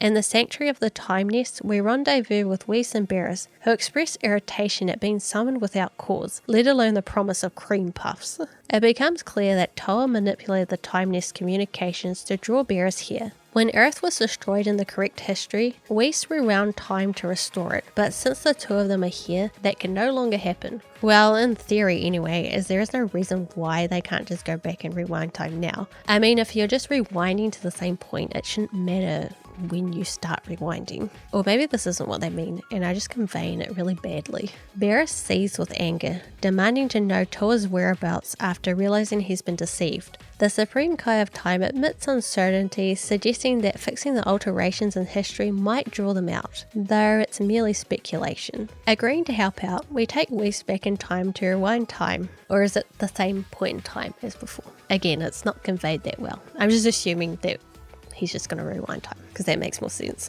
We materialize just before Frieza's catastrophic destruction of the planet, unleashing a powerful ki blast to thwart his plans. Frieza and Cooler both transform into their supervillain forms, but even combined, they prove no match for our trio. Following the battle, we reconvene with Beerus in the Time Nest, where his frustration mounts since Towa never showed up. So in order to relieve Beerus' stress, we must fight him along with Whis, and then they both bugger off, because the plot needs to get rid of them since they are just too powerful and remove all tension from the fights. Having a conversation with Trunks at the Time Nest, it becomes apparent that there hasn't been any recent changes in history. Trunks speculates that Towa might be scheming something, prompting us to join him in the Time Vault to inspect the scrolls. Elder Kai shares Trunks' unease about the lack of activity. The revelation that the Masked Saiyan is none other than Goku's father Bardock adds to the tension. The Supreme Kai of Time refuses to believe that Bardock willingly serves Mira, suspecting he's under some kind of mind control. Deciding not to wait idly, the Time Patrol resolves to take action in an attempt to free Bardock. Utilizing a time scroll, we journey to age 737, just moments before Towa and Mira snatch Bardock. Following them through a wormhole, we find ourselves in an unfamiliar age, resembling Earth, but reduced to ruins. Suddenly Towa appears, prompting Trunks to launch a direct attack, only to be intercepted by the brainwashed Bardock. Towa, hailing from our own timeline, anticipates our arrival, knowing it was only a matter of time before we traced her steps here. Trunks, focusing the assault on Bardock, hopes to liberate him from his mind control, recalling a similar success in the past. However, Mira soon joins the fight to aid Bardock. Engaging Trunks, Mira questions the frequency of their encounters, vowing to bring an end to their clashes, a sentiment echoed by Trunks. Toa discusses harnessing their energy to revive the demon realm, confirming Trunks' suspicion about their nefarious plans. Revealing Mira's increased strength due to the absorbed energy, Toa expresses doubt about our chances of victory. In a climactic showdown, we ultimately defeat both Mira and Bardock, shattering Bardock's mask in the process. However, Toa creates a wormhole beneath us, a portal leading to dimensions between dimensions, a one-way trip. Just as we are about to be pulled in, Bardock, now freed from Toa's control, blasts us out of the wormhole. What the?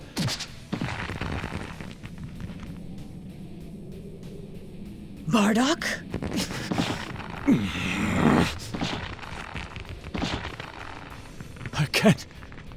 I can't shake him off! How is he so strong?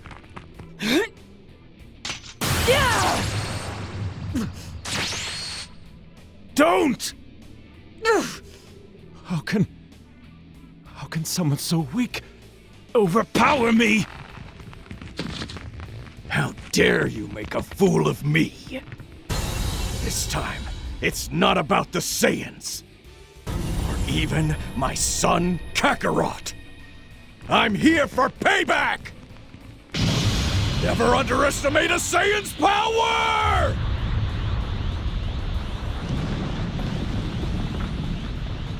Get ready!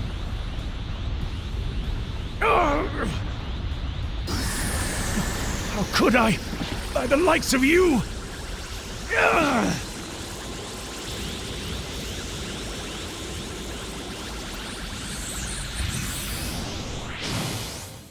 Overwhelmed by the loss of Mira, Toa collapses to her knees in shock, disgusted with herself for Mira's failure and the wasted energy invested in strengthening him. She refuses to surrender so easily. Suddenly, the Xenoverse 1 hero appears beside her, donning a mask akin to Bardock's. Toa discloses she captured the hero while they were pursuing Mira and explains how she gained access to the Time Nest communications earlier. I'm gonna be honest, I was kinda expecting something like this to happen, but it's actually a good twist because it makes sense. It's not just some ass pull to shock the player. A lot of people think a good plot twist is something that they didn't see coming, but actually a good plot twist is something you should have seen coming. And Xenoverse 2 did this aspect of the storytelling really well. Actually, the storytelling is far better than the first game. The villain's motives are properly established, your goal is clear, and it doesn't feel like half of the characters have nothing to do, which was quite a bit of an issue with the Supreme Kai of Time in Xenoverse 1. Most of the time she was just kind of hanging around. After a hard fought battle, we succeed in defeating the Xenoverse 1 hero, causing their mask to fall off and breaking free from Toa's mind control. Enraged, Toa bitterly declares that she's going to start from a clean slate and disappears. Shortly thereafter, the Xenoverse 1 hero starts to fade before disappearing out of existence. Despite witnessing this, Trunks and our character are left with no memory of Xenoverse 1, and it is as if Xenoverse 1 never ever happened, and everyone lived happily ever after. The end. Okay, fine. They just lose memory of the hero, not the whole game, unfortunately. We return to age 852, carrying the mask left behind after the battle. Surprisingly, even the Supreme Kai of Time and Elder Kai seem to have no recollection of the Xenoverse 1's hero's existence. When Trunks attempts to recall what happened in age ... he simply assumes that we are his partner. Suddenly, simultaneous shifts occur in all of the scrolls, signifying a profound change in history. The Supreme Kai of Time, Elder Kai, and Toki Toki carefully examine the stack of time scrolls. Trunks inquires about their progress in the investigation. The Supreme Kai of Time admits they haven't uncovered any leads yet, but she suspects that a significant event must have been altered to cause such a dramatic change in history. However, she's unable to recall the specifics of the alteration, making it even more challenging to pinpoint. Suddenly, they recall the mask retrieved from the recent battle with Toa. Trunks attempts to recollect who it belonged to. Initially he considers Bardock, but quickly dismisses the notion, realizing it belonged to someone else. Eventually he remembers his partner. It's kind of disappointing how quickly this memory loss is resolved, almost to the point that it's kind of a non-issue. And it's not even explained why Trunks and the others can remember a history that never happened. Well, I guess Goku done the same thing in the first game, but that's not a good reason. Now just realizing what Toa meant by starting off with a clean slate, Trunks locates the scroll to age 850, revealing Toa's acts of slaying Shenron before he could grant the wish that summoned the Xenoverse 1 hero. The time vault begins to convulse violently, threatening to collapse alongside the entire universe. With time running short, we hurry to confront Toa in age 850, while Trunks remains behind to assist in stabilizing the situation. Toa is taken aback by an unexpected pursuit, as she hadn't anticipated us following her to this extent. She remarks that erasing the Dragon Balls from history should have altered the outcome of our previous battles and reshaped everything. Trunks from the past, determined to prevent further vandalization of Toki Toki City, joins us in the battle against Toa. The disappearance of the Xenoverse 1 hero from the timeline sheds some light on the need to correct the distorted timelines encountered in the first half of the game. Initially, I wondered about the specific entry points in the timelines and whether the distortions were occurring anew after the Xenoverse 1 hero had already rectified them. However, upon closer examination, it seems the game wasn't aimed for such intricate storytelling. While it does provide a certain level of coherence, further thinking reveals inconsistencies. If the Xenoverse 1 hero truly vanished from time, it raises the question about their involvement during the Saiyan saga and the resolution of Demigra's threat. Was there another figure who thwarted Demigra, or was he never released at all? If we follow this premise, Toki Toki City wouldn't have been destroyed, so why does Conton City still exist? Despite these narrative gaps, the overall story of Xenoverse 2 surpasses its predecessor in almost every way. Although the beginning may feel like a retread, the plot gains momentum after the midpoint. Yet Xenoverse 2's reluctance to diverge significantly from the source material hampers its potential. It is at its best when it's doing its own thing. Eventually we manage to force Toa to retreat, and Trunks states that they could use strength like ours in hopes someday that a certain someone shows up. Upon our return to the Time Nest, everything appears to have returned to normal. However, the Supreme Kai of Time sternly reminds us that the battle isn't over as long as Toa remains a threat. Suddenly, Toa appears and attacks the Supreme Kai of Time from behind. Toki Toki screeches at her after noticing Toa has stolen the Time Egg. Elder Kai states it should be impossible for Toa to even enter the Time Vault as the Time Nest is protected by a powerful barrier.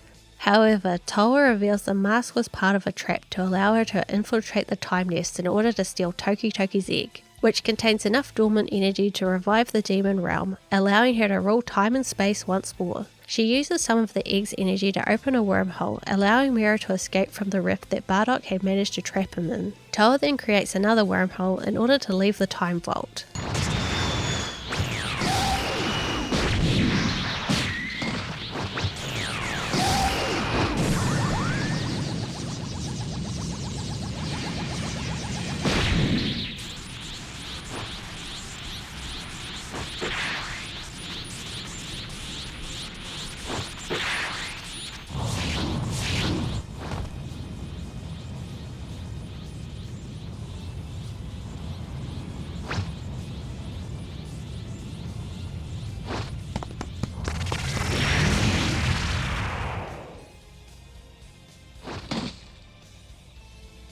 We confront Mira and Toa in an unknown era. Mira, enhanced and displaying a newfound vigor, exceeds Toa's projections. Despite Mira's augmented prowess, we gain the advantage in the battle. Toa cautions Mira about the risk of overheating, which could lead to the destruction of Universe 7. Consequently, she reluctantly teams up with us to thwart Mira's rampage. Mira then unleashes his supervillain form. Although this showdown with Mira serves as a climactic battle of the story mode, it unfolds much like any other encounter. While the combat mechanics are engaging and enjoyable, I can't help but notice the absence of certain mechanics, particularly those introduced in the expert missions. Expert missions are introduced following the Cell Saga, or is it the Buu Saga? No, it is the Cell Saga. They are challenging missions that can be completed with up to 5 other players. The enemy's unique abilities provide the majority of the challenge, like turning allies against you and unleashing gigantic ki blasts, and I don't get why they didn't try to incorporate some of these mechanics into the story mode fights to make the final bosses feel more like final bosses. With Toa's help, we are able to take Mira down. However, Mira is undeterred and plans to increase his strength even further by absorbing Toa. Mira! But I was the one who made you. You'd turn on me? You're nothing. But the failure. I'm getting an unusual energy reading.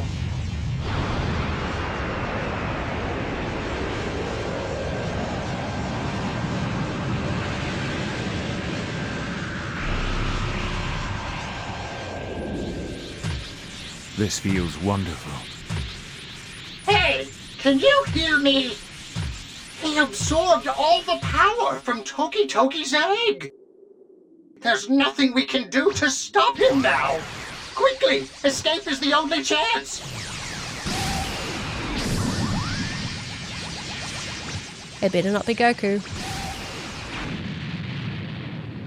It's a little too soon to start giving up. No, don't do it.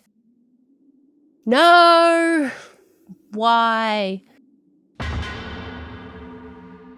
Why do they constantly feel the need to have Goku appear and save the day? He has nothing to do with the story. Trunks should have shown up. They built it up throughout the narrative with Trunks making a few mistakes, and at this moment he could have shown how much he has grown over the course of the story. It was perfectly set up, yet they don't do it. They'd done this in the first game too. It's just so frustrating. On a positive note though, I do quite like the design of Mira's final form. I think I like it because it looks a bit like Super Saiyan 4, but if they were an alien. Oh wait, Saiyans are aliens. Eventually, with Goku's help, we managed to weaken Mira. Seeing an opening, Goku uses his Dragon Fist technique to pierce through Mira's body in order to remove Toki Toki's egg. And then we finish Mira off with a Super Kamehameha.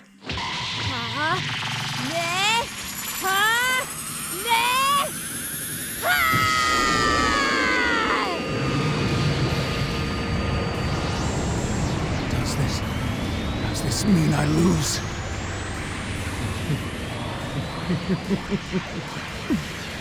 I wish we could have fought more. Tora, forgive me.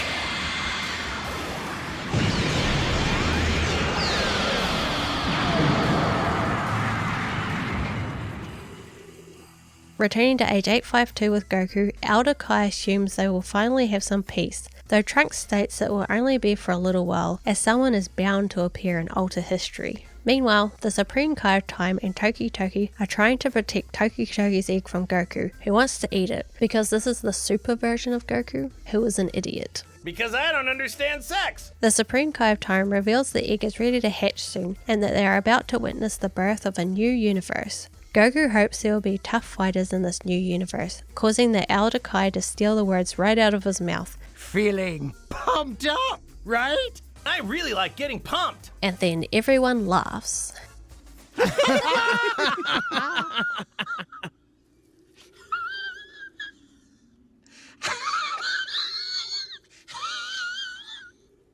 The end. Right? No. Xenoverse 2 is like Xenoverse 1. It kind of keeps going. After the credits, a party's been held to celebrate the hatching of Toki Toki's egg. Suddenly the sky goes dark as Shenron has been summoned. The Supreme Kai of Time wishes for a feast because apparently nobody learned anything from the Shadow Dragon arc in Dragon Ball GT. Or did that not happen anymore? I don't know. After the feast, Goku is musing over who is the strongest amongst the group. Trunks thinks it's him since he has been at it the longest, but we suggest that they fight in order to find out, which is what Goku was hoping for. However, Beerus interjects, suggesting the Xenoverse 2 and Xenoverse 1 heroes should battle instead, leading to a light-hearted amusement at Goku's expense, as he complains about not being allowed to join in the fun, and then everyone laughs.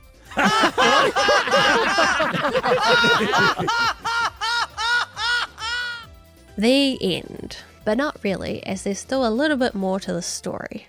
Now, if you're like me after watching this ending, you're probably wondering what the hell happened to Bardock. I mean, they built him up to be the big plot relevant character, but then he quite literally just disappears from the game. What happens after he drags Mira into the void? Well, thankfully there is a hidden saga we can play through, but first we must unlock it, because it doesn't automatically become available after completing the main story. Remember those extra rifts in Conton City that are completely optional? Well, they aren't completely optional if you want to play through the final segment of the story. From each of the 5 rifts, you can receive a distorted time egg. These eggs were Toa's attempt at recreating artificial versions of Toki Toki's eggs. When multiple distorted eggs are together, they can produce time distortions that can alter history based upon strongly held desires. These can be a bit tedious to collect, especially one from the guru since you have to do all of the missions twice, but you can mitigate this tedium by doing the quest as you progress through the main story, which I didn't do because I didn't know. By bringing all 5 eggs to the Supreme Kai of Time and then talking to Trunks, you will unlock the final 2 fights, and these are a bit different from the rest as you will not be playing as your custom character. The wormhole that Bardock drags Mirror into leads to the crack in time. At least I think that's where it is. It looks the same. That's my evidence. It looks the same, so that must be where it is. In this showdown, we step into the shoes of Bardock, experiencing firsthand the events that transpired before Mirror's resurgence. As the fierce combat unfolds, Mirror grows increasingly perplexed by Bardock's ability to outmatch him despite his superior power level. Throughout the confrontation, Bardock undergoes a transformation, ascending from Super Saiyan to Super Saiyan 2 and ultimately reaching Super Saiyan 3. Mirror, taken aback by his transformation, is swiftly overpowered by the Super Saiyan 3 Bardock. Following the battle, Mirror regains consciousness only to find Bardock mysteriously absent. Mirror reveals that he always wondered what it would feel like to lose, and that he now understands the thing that Bardock and the others had that he didn't, a crippling fear of failure. Just me? Back at the Time Nest, they are surprised that Bardock had such power that he could overcome Mirror. However, there is still the question of what happened to Bardock after the battle. The game does ask you whether you think he disappeared or is fighting somewhere else. I'm not sure how much your answer matters, but in the terms of the main story, the ultimate fate of Bardock remains a lingering mystery. Moving forward, we embark on the final battle in the main storyline, building upon the events of the desperate Future Saga. Trunks is preoccupied with a separate task assigned by the Supreme Kai of Time, leaving us to venture into the Time Vault alone. With another alteration in history unfolding, the Supreme Kai of Time opts to grant us a glimpse into the modified timeline before swiftly taking action to rectify it. In the altered timeline of age 780, we witness future Trunks about to join Gohan in the battle against the androids. However, we stop him, and Gohan faces the androids alone, willingly risking his life. Taking control of Gohan, we must face off against androids 17 and 18, mirroring the original history. But suddenly, Super Saiyan Trunks appears, defying the Supreme Kai of Time's orders to save his mentor. One of the main issues with the story mode in Xenoverse 1 was I found it hard to get invested in anything that was going on. And admittedly, I was feeling a bit like this with Xenoverse 2. However, as the game went on, it got a lot more interesting, and I was actually looking forward to playing through the sagas. The better storytelling definitely helps with this, but also the far more enjoyable gameplay. I didn't feel like I was slogging my way through annoying fights just to witness an underwhelming cutscene in an underwhelming story. While I wouldn't consider Xenoverse 2's story to be anything amazing, I am glad that I finally got around to playing it, which I can't say the same for the first game. Thanks to Trunks' intervention, Gohan survives his fight against the androids and is finally able to avenge all his fallen comrades. Gohan expresses his gratitude for the peace they've secured, looking forward to a moment of respite now that the weight of the world is lifted from his shoulders. Trunks too shares in the sentiment, however he then admits his actions were unforgivable, driven by his desire to prevent history from repeating the tragedies of his future timeline. Trunks assures Gohan he has no regrets, proud that their actions saved the world. They discuss future threats like Cell and Boo, with Trunks revealing his knowledge of the future events to safeguard their world. They should make a game based on this timeline's ending. That would be cool. Back in age 852, the Supreme Kai of Time reveals the timeline alterations stem from Trunks' intervention with future Gohan. While she acknowledges the potential for a peaceful future, Elder Kai warns of the dangers of leaving such changes unchecked. Again, the game gives us a dialogue option, but it ultimately doesn't matter as the final decision is up to the Supreme Kai of Time. The uncertainty lingers over whether she chose to mend or preserve the altered timeline. Regardless, Trunks reappears in the Time Nest, suggesting the timeline may have been corrected, indicating the existence of an alternate version of Trunks, resulting from the timeline distortion. The end. Well, not really, but that is a story for another video. So everyone laugh.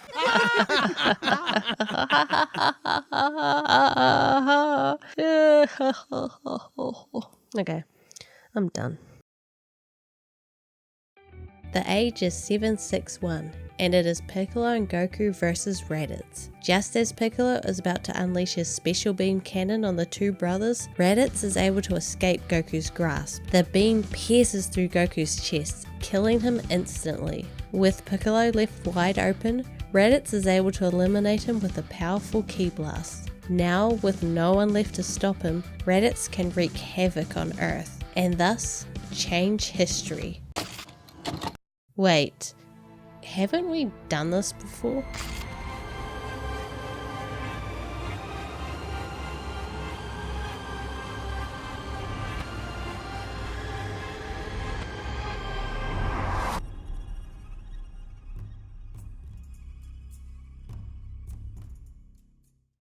The Legend Patrol is a DLC pack that allows you to play through the story of Xenoverse 1 in Xenoverse 2. It was initially released exclusively for the Nintendo Switch, which never got the first Xenoverse game. It later received a wider release on other platforms, so it served as an alternative for those who only had a Switch or those who never played the first installment to experience the story, as well as the opportunity to create their own future warrior ready for importing into Xenoverse 2. At least that's what I thought. Unfortunately, the Legend Patrol DLC stumbles at the starting line. For whatever reason, you aren't able to start this DLC at the very beginning of the game. Instead, you have to play through Xenoverse 2's main story until you complete the Future Saga. Then the robot Wiper will appear in the Time Nest, and then you can access the Legend Patrol. So you have to play through almost half of the second game's story before you can start the story of the first game. I feel like this completely defeats the purpose of this DLC. And because it is set up like this, it means that newcomers to the series must remain confused for half of the game. It feels like they really did not think this through. Also, you are unable to use this DLC to import your own future warrior because it becomes available too late in the game. But this create a character importing issue is kind of a moot point, as we will soon see. The Legend Patrol DLC came out in 2019, which is 4 years after Xenoverse 1, so the game wasn't that old, but I can see why Xenoverse 2 players would find it hard to go back to Xenoverse 1. The game's mechanics are just inferior in every single way. As I mentioned earlier, the robot Wiper will appear in the Time Nest after defeating Frieza. They are next to the stairs leading to the Time Vault. Talking to them will bring you to the chapter select menu that is exactly like the one in the actual Time Vault, but instead it will house all of the content featured in the first game. The only major difference here than from the original game is that you are able to play these levels on an easier difficulty if you want. Once you select the prologue, it will begin just like starting up Xenoverse 1 for the very first time. You'll be taking control of Goku as he fights against three of the most iconic Dragon Ball Z villains, Frieza, Cell, and Kid Buu. In the first game, this served as a bit of a teaser as to what the player can expect from the combat of the game, but since you would have to have been playing for a few hours to get to play this DLC, the magic is kind of lost. But I still think this is a standout moment from Xenoverse 1. I will say that it does transition better between the fights, as Xenoverse 2 just seems to run better in general on my PC, but that's just the nature of PC gaming. After beating the crap out of Kid Buu, we are brought to the moment where Trunks makes his wish to summon the future warrior to help him in the fight to defend time. But instead of the Xenoverse 1 hero arriving, the Xenoverse 2 hero is summoned instead. This is why the whole importing of a character doesn't matter when it comes to this DLC, because you don't play as them anyway. There is no character creation or anything, you're just playing with all of the customization and skills that you have for your Xenoverse 2 character. The premise for the Legend Patrol isn't that you are playing through the actual events of the first game, but you are playing through a simulation of the events using a combination of technology and the powers of the Time Vault. This is the excuse they use so you don't get to create your own Xenoverse 1 character.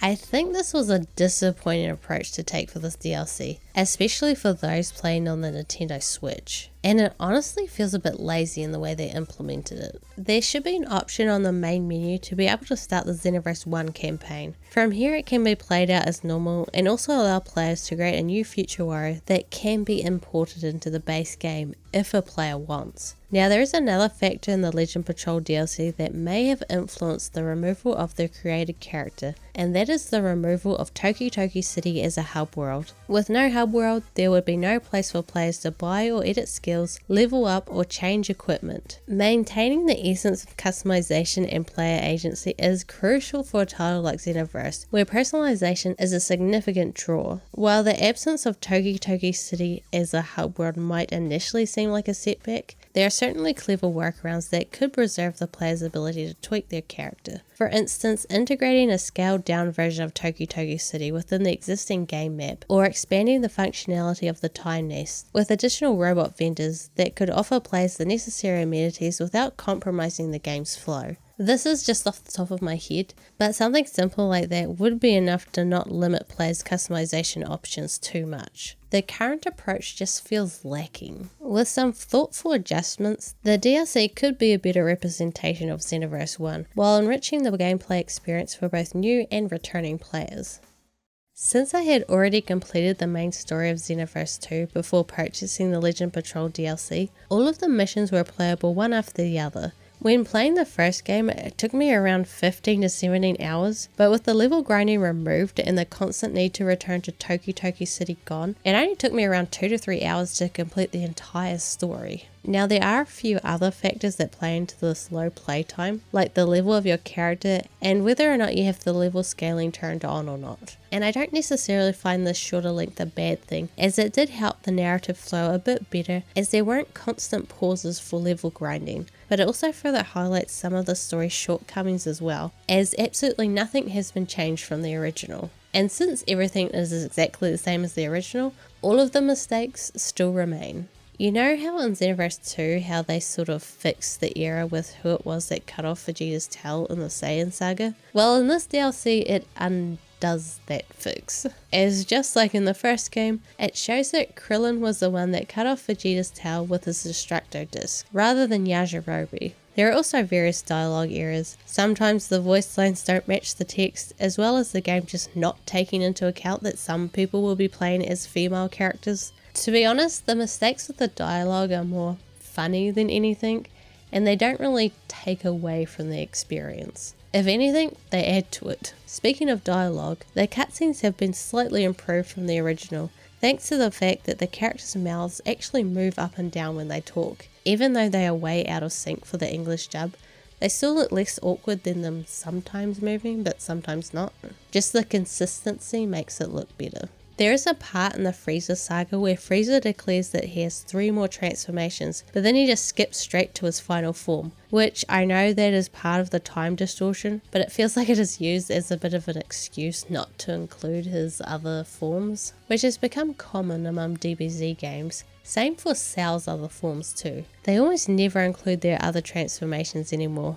Even if you are playing through this DLC with a lower level character, it will be a much cruisier experience, since like in the base game of Xenoverse 2, the AI is far more forgiving. At some points they can be quite docile, like they don't even attempt to attack you. I'm not sure if this is on purpose or not, or if it is a holdover from how the enemy AI reacts when you are facing multiple at a time. With the less aggressive AI and my character being over-leveled, most of the fights were over pretty quickly, and it made another flaw of the game's design become more apparent, and that is the fact that you lose your transformations in between some cutscenes that take place during battles, and even certain attacks can be cancelled by these cutscenes. This issue is also in the base game, but man is it 10 times more noticeable here. It doesn't ruin the fights or anything, but sometimes I just opted out of using transformations because I didn't know if it was worth charging up to use them or not. I didn't mention this in my Xenoverse 2 retrospective because it wasn't that big of a deal, and honestly I kind of forgot about it until people were mentioning it in the comments. But once I began playing this DLC, I was starting to understand why it bothered some people so much, because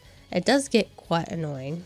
As the story unfolds into the Android saga, the narrative shortcomings become increasingly evident, and you really get hit with how much the story just doesn't make sense and is badly paced. The whole Trunks time travel element adds a layer of complexity that often feels convoluted and detracts from the overall coherence of the plot. Also, the sudden emergence of the primary antagonist Dabura exasperates these issues, further complicating an already tangled storyline. Despite the initial build-up surrounding characters like Toa and Mira, their importance diminishes rapidly, as after the first act of the Buu saga, they just disappear from the plot completely, and the game does not convey this very well at all. You defeat Mira, which you've done a few times before that, but then he is just gone until the post-credits, and you're just like, what happened to that guy? That's it? He's done? It is all very anticlimactic.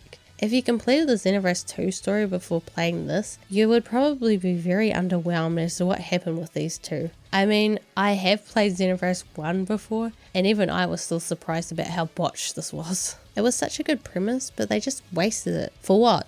So they could have this stupid clown villain? He is so uninteresting. It's no wonder they abandoned him for the sequel and went back to focusing on Toa and Mira. There was one aspect of the story that did play out a little bit differently for me. Usually during the fight with Demigra in his final form, Goku will show up to help you, but if you manage to defeat Demigra in under 2 minutes, then your character will be the one to deliver the final blow with the power of friendship and shit, even though you spend barely 5 minutes with most of these characters. Yeah, so aside from that moment, the story was a complete rehash of Xenoverse 1, which saying it like that makes it sound like a bad thing, but this is what the DLC advertised, and that is what it delivered. I know I have complained a lot so far in this video, but I do not think that the Legend Patrol DLC is bad, as most of its negative traits is inherited from Xenoverse 1. Even though I would say that this is probably a tad too easy during certain points, it still serves to be more enjoyable than the original because it eliminates a lot of the frustration found in some of these fights. Also, another source of frustration has been alleviated by the fact that the Extra Saga, which you would have to hit grind out parallel quests with the first game's ridiculously bad RNG, is now unlocked automatically after fighting Demigra. Yes! Thank God. It even includes the GT DLC as well, with all of its flaws intact. Yay! Okay, the GT stuff is pretty alright for the price point, and I am glad that they included it, even though it feels very disjointed from the rest of the story. It kind of makes it feel like it should have been placed somewhere before the Demigra saga, as where it is placed now, it doesn't feel like much of an ending. After you play it, it's kind of like, oh, that was the end? Okay. It definitely feels a bit tacked on, but I'm still glad it's there. They aren't ripping you off with this one. All of Xenoverse 1's story is here. Near the end of the Legend Patrol, you will discover that the robot wiper had deceived you. Initially it claimed that Capsule Corporation had built the simulation. However, after defeating Demigra, he reveals that the real creator, the Demon Fu, had created the simulation to gather energy from the distortions in history. At the time of writing the script, I have only completed the main campaign and the Legend Patrol, and I have no idea who Fu is. I suppose I have been playing the DLCs in the wrong order. Too bad for me, I guess. Now, the biggest question I wanted answered by playing this DLC was, does this serve as a better replacement for Xenoverse 1? In terms of just playing through just for the story alone, I would say hell yes. You get the benefit of skipping over the most boring parts of Xenoverse 1, like the excessive grind, not just for levels but also for the items required to unlock the Extra Saga. Plus you have the huge improvements to the gameplay that Xenoverse 2 made. To me, it is an easy choice. But there is a downside of not being able to create your own future warrior to import, and there is no way to explore the original Toki Toki city, which I'm not too sad about because I wasn't a fan of it, but for some this could be a downside. When it comes to accessibility, it's probably a tie as to which is easy to get, but the strange thing about this is that I paid less for Xenoverse 1 plus all of the DLC. I think I got the pack for like $5 or something, and then Xenoverse 1 was like $3.50 or something ridiculous like that. Plus you do need to take into account that you do need Xenoverse 2 base game to be able to play the Legend Patrol. Personally, I think this DLC is a far better way to experience Xenoverse 1. With its smoother progression and improved AI and gameplay, it just feels more polished all around. You're not banging your head against the wall as much, and battles flow more naturally, making the whole experience way more satisfying. If you're like me and are more into the story than anything else, then play this DLC over the original, especially if you already own the base game. I wish I had.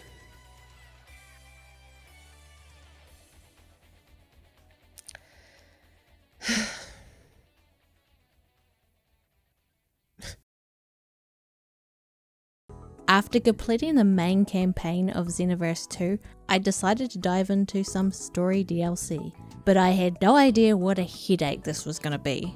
Actually playing the Xenoverse 2 DLC is so unintuitive and confusing that it baffles my mind that after almost 10 years they have not addressed this issue.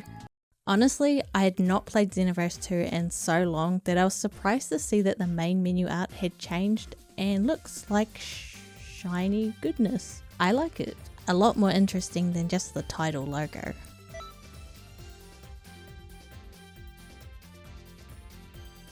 Who the fuck is that? Oh yeah, I made a black freezer man. Very inclusive as I. Usually I'm all about the single player experience, but I will be playing online, just to see what other players are up to.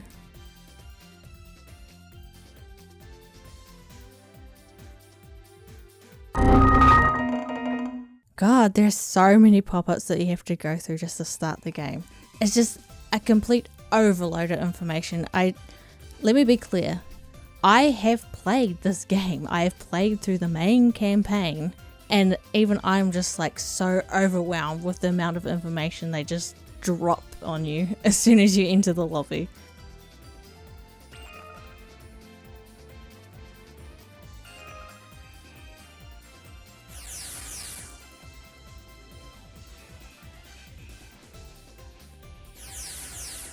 Yeah, it's about how I remembered it.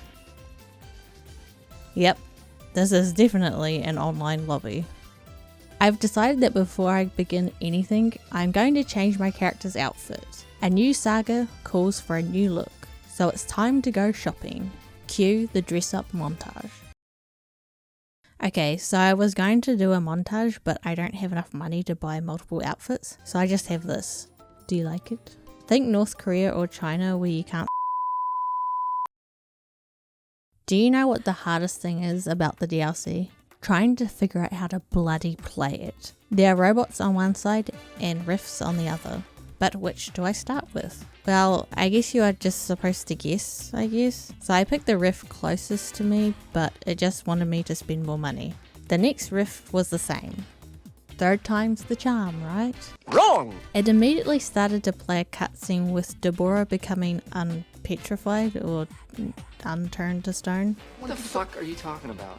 Which, considering I didn't know he was turned to stone to begin with, I assumed that this was also the wrong riff. This time, I went to the far left rift, thinking that maybe the order is left to right.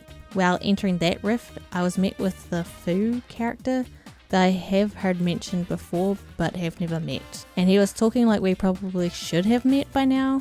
Where the fuck do I go? Like, honestly. Women. Instead of fucking up the order more than I already had, I promptly shut down the game and went to the internet for some help, because the game certainly wasn't interested in helping me. The Xenoverse series is so bad at leading the player as to where to go to start certain DLCs. This also happened to me with the GT playthrough in Xenoverse 1, where I accidentally played part 2 before part 1. And honestly, even after looking it up, I was still a bit confused as to where to start. They need to have a little label or something above riffs, or maybe a pop-up before entering it for the first time to tell you which part you're about to play. I feel like this is a bit of an oversight. I guess that if you played the DLCs as they came out, it was pretty easy to figure out where to go, but now with so many DLCs, it's a bloody nightmare. I bet there's players that are like, please add this character to the roster, please add this level, and I'm over here like, please add signs so I know where to go. That's a DLC worth paying for. Where do I go DLC? By the sounds of it, I am actually meant to start with Spots, the robot, first.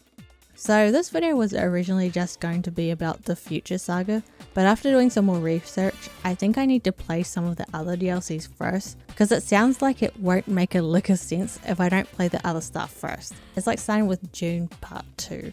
Might as well be in hieroglyphics. I just hope that I didn't accidentally fuck up the story by entering those other rifts first. The Supreme Kai of Time has called us to the Time Nest as there has been another change in history, though no one is quite sure yet as to why it has happened.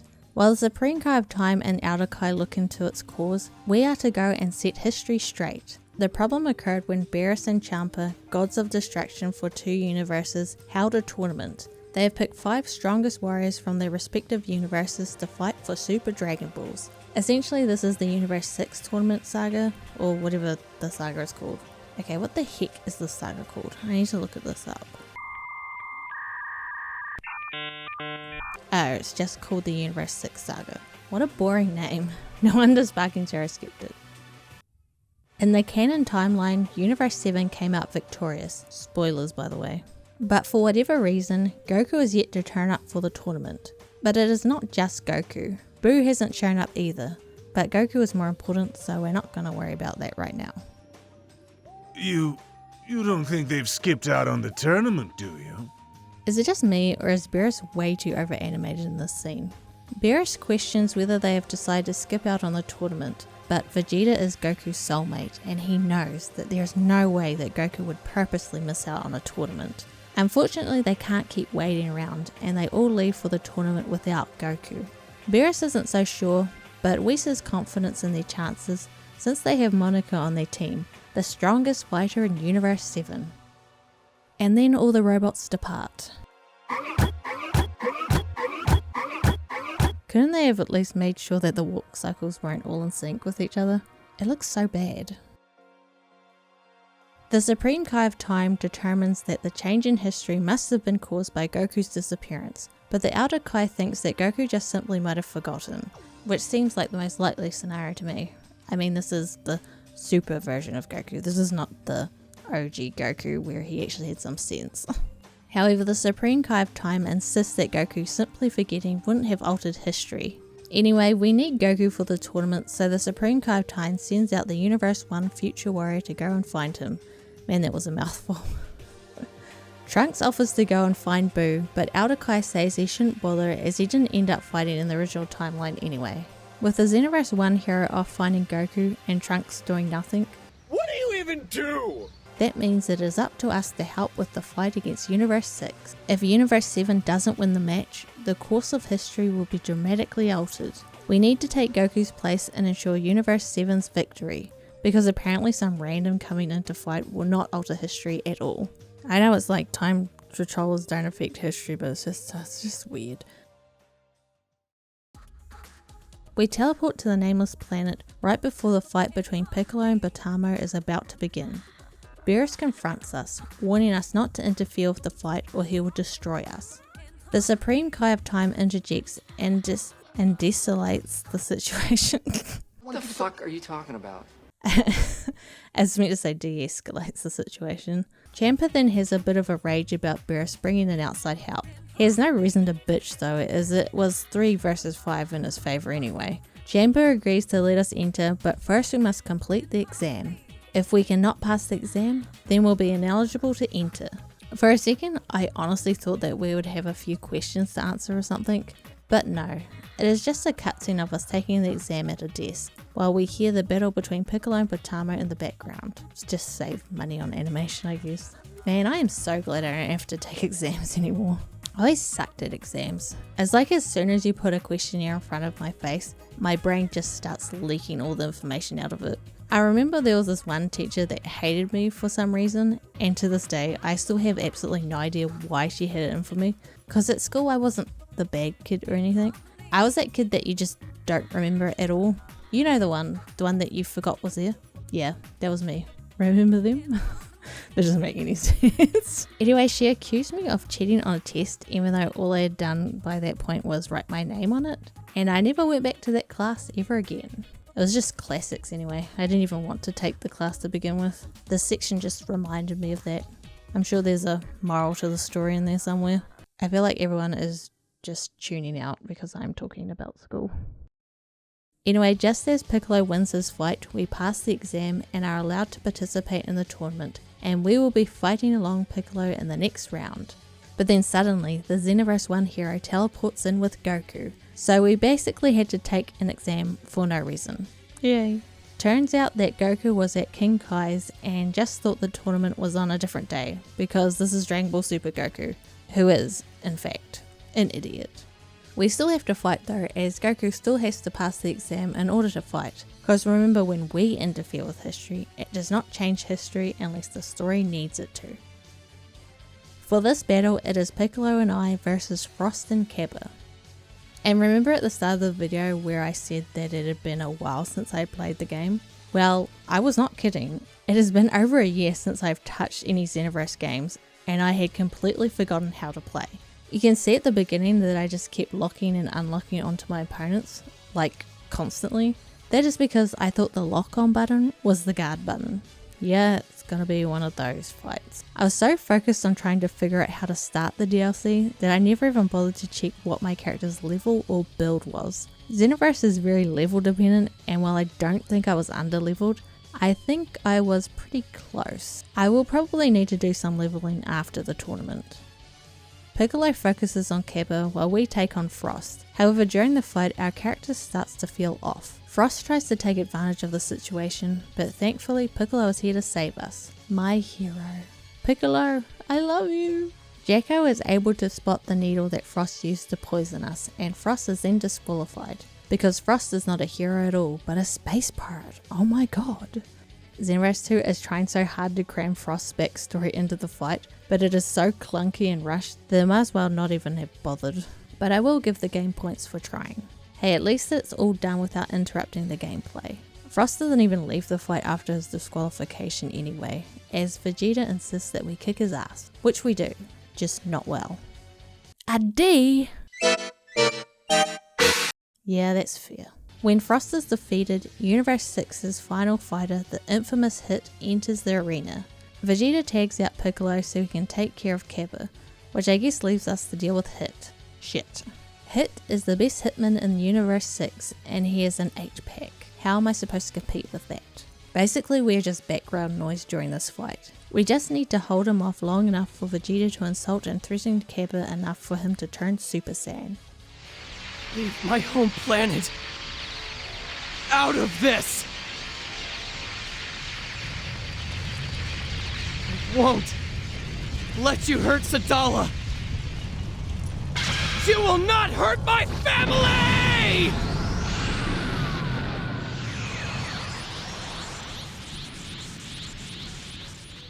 Hey, if it works. Vegeta then decides to show off a bit more and turns into a Super God Super Saiyan. Now what the hell is it called? Super God... no, not what? Vegeta turns Super Saiyan Blue is what I'm trying to say. Vegeta is going to take care of Hit, so that leaves Keba for us. And for fuck's sake, I got fucking stun locked into his attack. Is it showing that I can't remember how to play? Still won though. Hey, I'm as surprised as you are. Keba is dead. Or just knocked out. Whichever, it doesn't matter. We look over to see how Vegeta is doing against Hit, but he has been reverted back to his base form and is defeated on the ground. Hit has been corrupted by someone or something and has become much stronger. With Vegeta down for the count, we are basically fucked unless Monica, the strongest fighter of Universe 7, jumps in to save us. Well, he turns out to be a complete fraud, so I guess we're just going to have to settle with Goku helping us instead. I guess he'll do. Eventually Keba and Frost re-enter the fight, but they too have been corrupted. So we have to fight them all again, and my character is basically just chugging healing items because I am just so rusty, and I wasn't even that good when I did know how to play. With the help of Goku, we're able to snap everyone out of it, and the corruption subsides. We leave the arena before the fight ends to make sure that Goku still wins the tournament. Beerus is a bit pissed, but he'll be fine.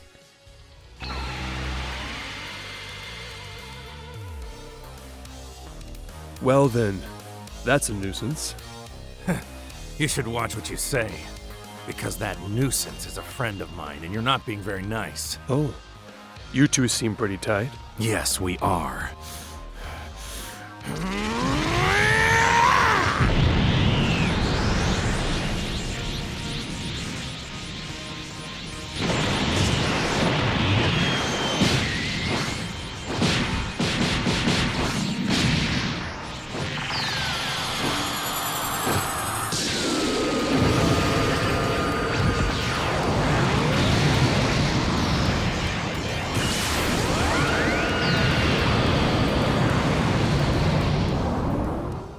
And with that, everything has returned to normal. Maybe. Trunks thinks that the mission was a little bit too easy, which I kind of agree with. The whole premise was that Goku was missing, but then it turns out that he wasn't and shows up pretty much straight away. But everyone got corrupted anyway, even though bringing Goku to the tournament should have fixed the timeline. Trunks is worried that someone planned for all of this to happen, but who? I was going to go straight to the next part, but I am underleveled, so I'm going to go do some leveling up for a bit. By the time you hit late game in Xenoverse 2, leveling up becomes an absolute slog. The experience points required for each new level skyrockets to the point where even the 40-ton weight accessory, which doubles your XP gain, still makes it feel like you're moving at a snail's pace. Okay, then I'll fight without using my shirt. I think you're missing the point. I ran a few parallel quests thinking I would make some decent progress, but after an hour or two of fighting, I only gained like a couple of levels. So instead of continuing with the parallel quests, I decided to take the easy route. I went over to this guy and just brought a few levels. Money is power, even in Dragon Ball. The devs must have known how tedious the late game grind gets, or else they wouldn't have had this guy. They're just admitting to it. They're like, okay, people are gonna quit if they can't pay to pass the boring part. At first you can pay Tosok, I think that's how you say it, I don't know.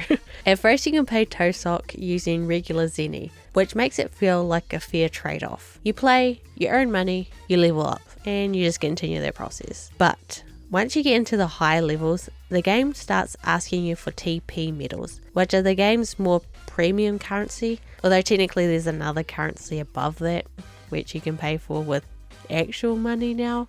We're not going to get into that. Not in this video.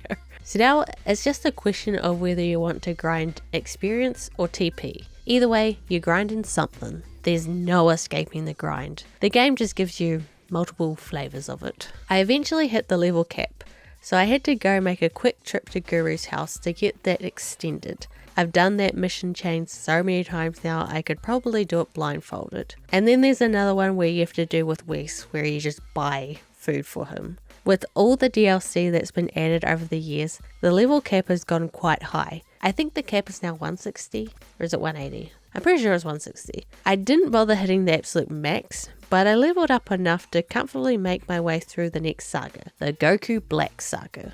At least for the next DLC, I know exactly where to start the bloody thing. Just talk to the next robot. They need to add go to the robots first on the product page.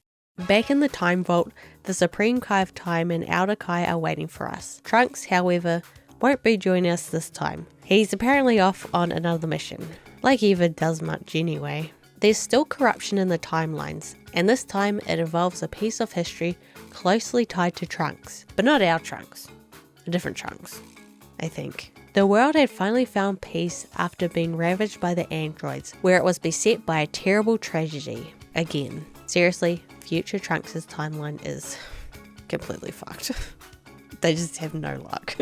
So basically, Goku Black destroyed the time machine before future Trunks could use it, and we need to make sure this doesn't happen. Unlike our method of time correction, the time machine actually creates more timelines. So does that mean because of this change in history, we wouldn't be able to travel to the Dragon Ball Super timeline because that timeline was never created? So then if that timeline never existed, then how do we know that the timeline is corrupted if it doesn't exist? And if it does exist, then doesn't that mean that these events never happened? Stop talking about it. Anyway, Trunks going into the past is actually part of the correct timeline. So we have no choice but to protect it. The Outer Kai explains that the one who attacked Trunks was Goku Black. Goku Black because he wears black clothes, not because he is black. Stop talking about it. He looks like Goku, but his heart couldn't be more different. He's wiped out gods and humans across multiple universes, which kind of spoils half of the arc right there. I get that the game kind of expects you to know the story already, but they could have done a bit more than just have the Kais dump exposition like they're reading from a wiki page. Since Trunks is away somewhere, I don't know, scratching his own ass I guess, the Supreme Kai of Time tells us we won't be going in alone. We'll be joined by the Xenoverse 1 hero. I keep calling them the Xenoverse 1 hero because I can't remember their actual name. Their job is to head into the future and make sure future Trunks actually goes back in time, while we wait in the past at the Capsule Corp for Trunks to show up and meet Goku. Goku Black will then chase after him through time, which is where we come in. We teleport into the past, standing outside the Capsule Corp, just waiting for Goku Black to make his dramatic entrance, which, of course, he does in full villain fashion. He immediately starts attacking, and even though the cutscene showed Goku, Vegeta, Trunks, and Piccolo standing right there, only Goku actually helps us in the fight. Thanks guys, a real team effort. Luckily, the fight itself was pretty easy, maybe too easy. That last round of leveling I did really paid off, but this highlights one of Xenoverse 2's biggest problems with the DLC balance. The game tells you the minimum level you should be at before starting, but not the maximum, which I guess because there isn't a maximum. But with the level cap increasing every time new DLC drops, it's super easy to end up over leveled and breeze through fights that were clearly meant to be a challenge. During the fight, the Elder Kai warns us that Goku Black has the time ring, which lets him follow us through time. So our mission is to wear him down enough that he won't immediately pursue us back to the time vault. After a few good hits from my overpowered ki blast, Goku Black starts getting sucked back through a swirling black hole thing, the space-time distortion trying to fix itself, but just before he's pulled in, he manages to destroy Trunks' time machine. Timeline restored. Timeline restored, I guess. And the only one who remembers we were ever there is Goku, because he is magic for some reason. Back at the time vault, the Kais congratulate us on a job well done. And that's the end of the DLC.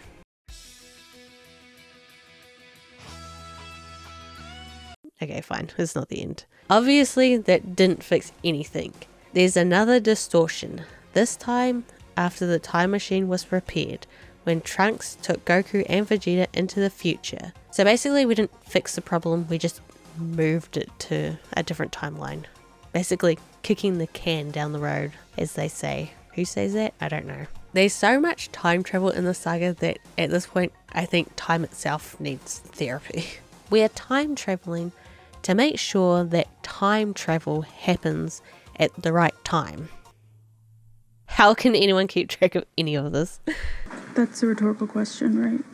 The Elder Kai warns us that in this new future, we'll be dealing with Zamasu, a former apprentice Supreme Kai who wasn't exactly thrilled about mortals existing. After seeing Goku's power, he used the Super Dragon Balls to switch bodies with him, becoming Goku Black and a hypocrite. He then teamed up with another version of himself from Trunks' timeline so they could work together to wipe out humanity. Even though he's technically just an apprentice, Elder Kai doesn't like sending us to clean up a god's mess, but he still does it anyway, so clearly he's not that concerned. Stop, don't come back. We arrive right as Vegeta's about to face off against Goku Black, and apparently he might actually remember who we are. I thought Goku was the only one capable of that, but I guess not. Honestly, I don't know, and I don't think the game knows either. It's just losing track of plot points everywhere. It's one of those weird continuity things Xenoverse just kind of shrugs at and just hopes no one notices. Anyway, I don't even fully know what our actual goal is here. We're told to defeat Goku Black, sure, but the game never really explains why we have to do it at this specific point. The corruption makes the villain stronger, but Goku could have jumped in at any moment to help Vegeta. Yet he doesn't. Instead, he tells us to handle it. The only real reason we're even here is because the DLC needs another fight with Goku Black, even if the logic behind it doesn't really make that much sense. Halfway through the fight, Goku Black finally busts out his Rose form. And yeah, it's a tougher battle than before, but it still feels kinda pointless. Maybe Goku was too busy fighting Zamasu off screen or something. A lot of stuff happens off screen during this fight. We don't manage to defeat Black anyway, we just hold him off long enough for future Yajirobe to save Goku and Trunks, while future Mai rescues Vegeta. You see what I mean about lots of stuff just happening off screen? Basically the plot happens off screen. They all escape in the time machine, and apparently that's enough to fix the timeline. Sure, why not? I don't know. We find an opening and return to the time nest. Goku Black's annoyed that we slipped away, but Zamasu tells him to be patient, because of course there's more DLC to come. Instead of immediately jumping into the next mission though, the game kicks us back to the time nest for some reason. At first I was thinking that maybe it does this because this DLC was split into two, because I have become a bit cynical about that thing. They're always trying to nickel and dime you. But I think it actually does this to give you a chance to change your gear and level up if you need to. I need to be less cynical. I won't be, but I need to be. Our next stop is when Goku and the others return to the future. In the proper timeline, they survive and come up with a plan to defeat Zamasu and Black. So once again, it's our job to keep those two busy while the story does its thing. Most of Xenoverse 2 boils down to stop these people from doing things by beating them up, but the game usually hides that repetition pretty well. The Goku Black saga though, not so much. The repetition really starts to show here. Maybe it's the setting, the same ruined city over and over again, or maybe it's just because the mystery that made the original arc interesting is gone. The whole appeal of the Goku Black storyline in Super came from unraveling who he was and what was going on. But Xenoverse 2 spoils that immediately, so there's no real hook. It ends up feeling more like an extended parallel quest with some nice cutscenes sprinkled in. Speaking of cutscenes, during one of these fights, Future Trunks unlocks his Super Saiyan Rage form, and your custom character unlocks it too. Except not really. Like Super Saiyan 4, it's another cool transformation you don't actually get to use. To be fair, Saiyans already have more transformations than any other race. They don't really need another one, even though I want them to. We hold off Black and Zamasu long enough for everyone to escape again. Go back to the time vault again, get congratulated again, and you guessed it, the scrolls get corrupted again. So back to the future we go, again. You see the pattern here? The saga doesn't even try to hide the repetition anymore. It's just like, just go, just get to the end quickly. And buy the next DLC, please. At least this time when we return to the future, things get shaken up a bit. Turles shows up, and my Google Doc is still correcting it to Turtles, but that's fine. We haven't seen him in a while. The game cranks up the difficulty too, by throwing in even more movie villains halfway through the fight. Luckily, I've got Super Saiyan Blue Goku and Vegeta on my side, and I've kind of remembered how to play the game again, for the most part. After taking down movie villains, Goku, Black and Zamasu are still standing, and furious. They're done dealing with mere mortals, and initiate their Zero Mortal plan, fusing into Fuse Zamasu. This fight is long. Like, painfully long. I thought I was over leveled, but it still dragged on forever. Maybe it's just because every single fight takes place in the same ruined city and my brain has just merged them all into one endless fight. Zamasu reveals that he knows that we are time patrollers and also plans to take out the Supreme Kai of Time. Eventually we deal enough damage that Fuse Zamasu's body starts to break down. His mortal side from Black begins to corrupt him, giving him that gross half melted purple gooey look. Can still fight though. It takes us fighting alongside Vegeta before we are able to return the timeline to normal, and we quickly slip away and leave Future Trunks to finish Zamasu off. Go to hell!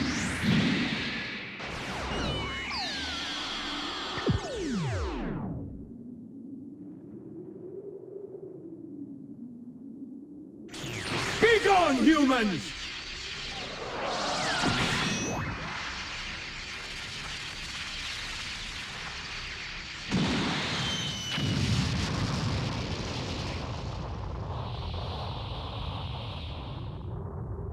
So, where will you go for aid now? The past? The future? Or to those who circumvent time? I've fought to protect everyone. I've survived because they helped me. That's what we do. Help each other live. That's what it means to be human. This light is the energy of every living thing on the planet. How unfortunate for you, Trunks. Both you and that so-called time patroller are entirely powerless before divine justice! Please, everyone, give me just a little more power!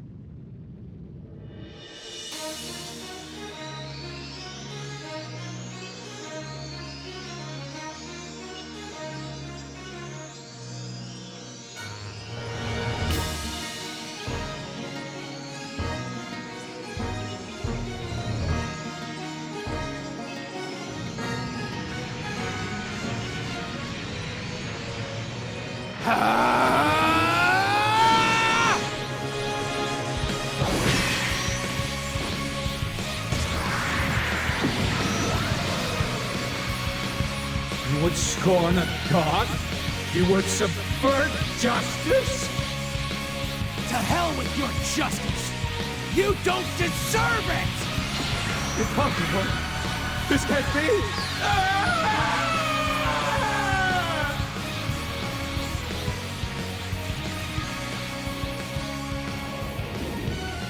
We help each other. How can I ever repay a debt like this? Vegeta and Goku congratulate Trunks. Then in the corner of his eye, Goku spots the Xenoverse 1 hero, who throws him the Xeno button. Oh yeah, Goku dropped the Xeno button during the fight. I missed that part out, but that's what happens. And then the Xenoverse 1 hero teleports away. I feel like Goku is too accepting of seeing people that no one else seems to remember. At some point, I would start to feel like I was either going crazy or everyone was just gaslighting me. They're like, no, there was no one there. When there was the whole time. I'm like, yeah. Both time patrollers return to the time vault, but before long, Zamasu follows us through time. The Supreme Kai of Time explains that it doesn't matter because his disappearance is meant to happen. Turns out the item the first hero gave Goku was in fact the Xeno button. Zamasu gets Xenoed and the Goku Black Saga finally ends. Then Xeno Trunks shows up to wrap things up. He's figured out we were basically cleaning up his mess again. The Supreme Kai reassures him that while changing history is technically a huge crime, his good deeds outweigh the bad, even though it really feels like he never does much of anything. They praise him to the moon and back and even ask if this job is too hard for him. And I'm like, what job? I'm fucking doing all the work. The Supreme Kai of Time says she doesn't want to keep him chained to the Time Patrol forever, but Trunks insists he enjoys his work. And that is the end of the Goku Black Saga. And I must say that it was pretty crap. The fights are just so repetitive and the storytelling ain't much better. You could tell that they wanted to have some sort of character arc with Xeno Trunks, but were being lazy and just shooed Xeno Trunks out of the narrative just to have him come back at the end. And the game makes out that there was some sort of dilemma of Trunks leaving the Time Patrol, but there's absolutely no build up. And you're just standing there wondering, what the hell is everyone on about? Well, now I have to figure out how to start the next DLC. Hopefully, I do not go out of order again. You know how I was really worried about going out of order? Well, I did it again.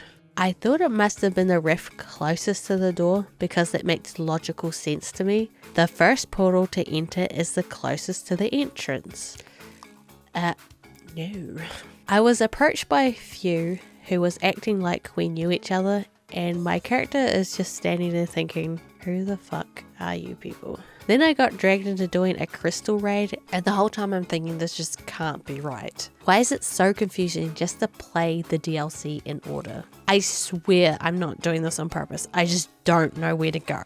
So I had to go back to the internet to figure it out. Who would have guessed that the next part of the story takes place in the rift that is the furthest away from the entrance? My mistake for trying to go into the other rifts first. You know, the ones that are closer, that are first, that are next to the entrance, that are next to the door that you go through. For fuck's sake. Even though we just enter a rift in the time nest, we are actually still in the time nest, running along the footpath. Suddenly, Demon God Demigra appears and we're just like, the fuck, and get ready to fight. However, Outer Kai walks over and doesn't seem to be concerned at all about the evil clown. The others also join and refer to Dabura as the Supreme Kai of Time. I'll be honest, this scene legitimately threw me off. For a second, I thought I must have messed up the story order again. Anyway, Dabura explains that he called everyone here to help find Toki, who's gone missing. Trunks mentions Dabura's been too harsh on him lately, and Aokai points out that there's something kind of evil about his vibe. Yeah, just a bit. Dabura just laughs in a way that definitely sounds evil, but insists there's nothing to worry about. Aokai suggests calling for Toki, so the three of them start doing just that, while we're left standing there, totally confused. Then we notice the time nest starts showing signs of a massive history change.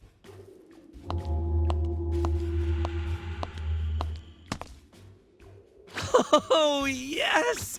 Manipulating history is so much fun! But maybe I'm doing it too much. Maybe not. Anyway, I'm gonna absorb you now. Cool? Bye-bye! Finally, we actually get a proper reveal of Few, or at least I think this is supposed to be his introduction. I'm pretty sure this is the first time you're meant to see him. And thankfully, we're finally diving into a completely new story instead of another rehash of a previous saga. This one's known as the Infinite History Saga. Suddenly, we're back in the Time Nest with the real Supreme Kai of Time, along with Aokai, Trunks, and the Xenoverse 1 hero, who I still can't remember what they're called.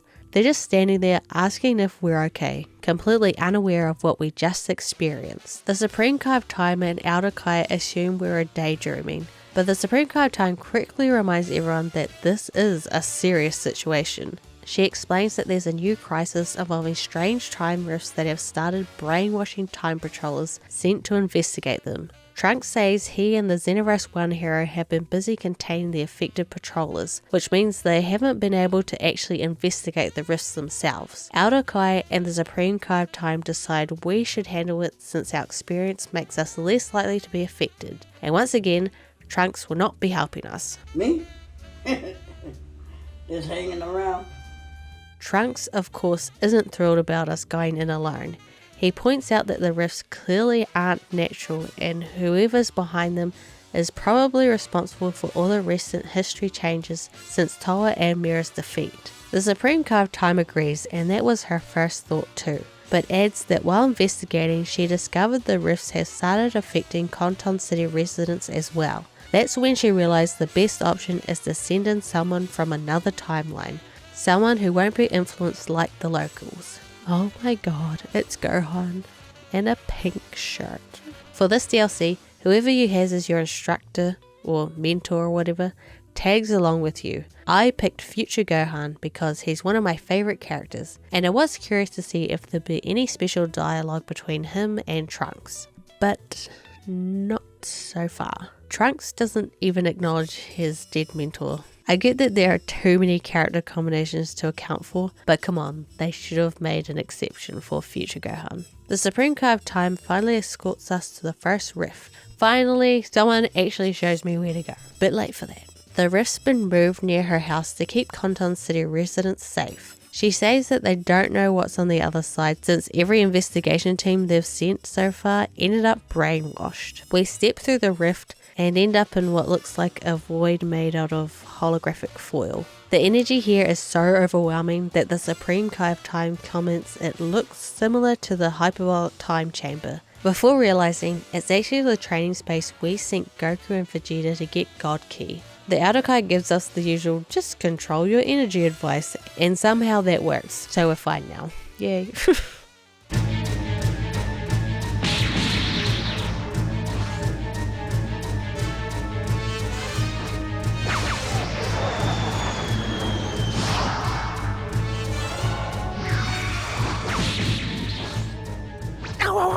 Ow! That kind of hurt. I guess I should expect nothing less from Beerus' own teacher. Damn! One more time! That's unusual. He shouldn't be. Whis is here. Oh no, Vegeta, your thoughts are all over the place.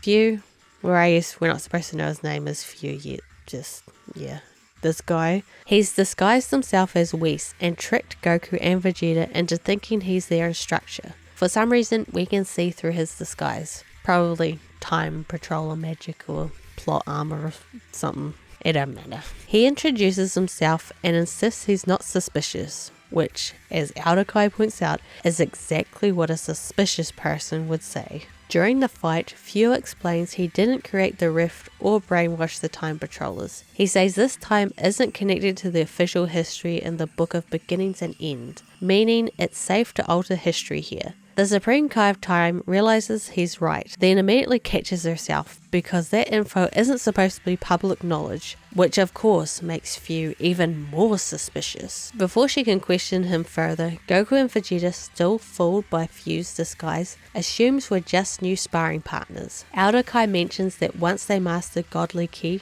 they'll unlock Super Saiyan Blue, which should, in theory, restore the proper history and stabilize the rift. But Fu has other plans. He decides training them is boring and gets the idea to expose Goku and Vegeta to Blutz waves instead. The Supreme Kai of Time yells at him to stop, but he ignores her. As a result, Goku and Vegeta skip the Golden Great Ape step entirely and transform straight into Super Saiyan 4. They assume it's some new divine form, while the Supreme Kai of Time panics because that transformation was never supposed to happen in age 779. GT is not supposed to be canon!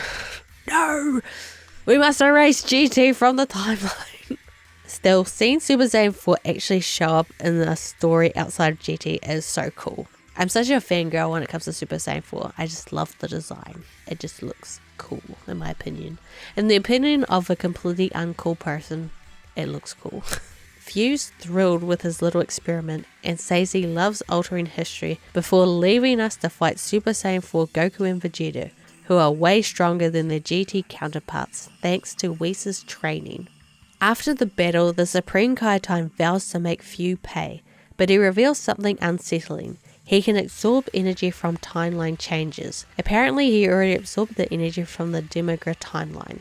When we win, Fu absorbs even more energy, causing the rift to vanish. We, our partner and Fu, will get walked back to the time nest, where Fu casually explains that the rift is gone and the brainwashed patrollers should return to normal. He then takes an oddly strong interest in our power, asking for a blood sample for research. We obviously refuse.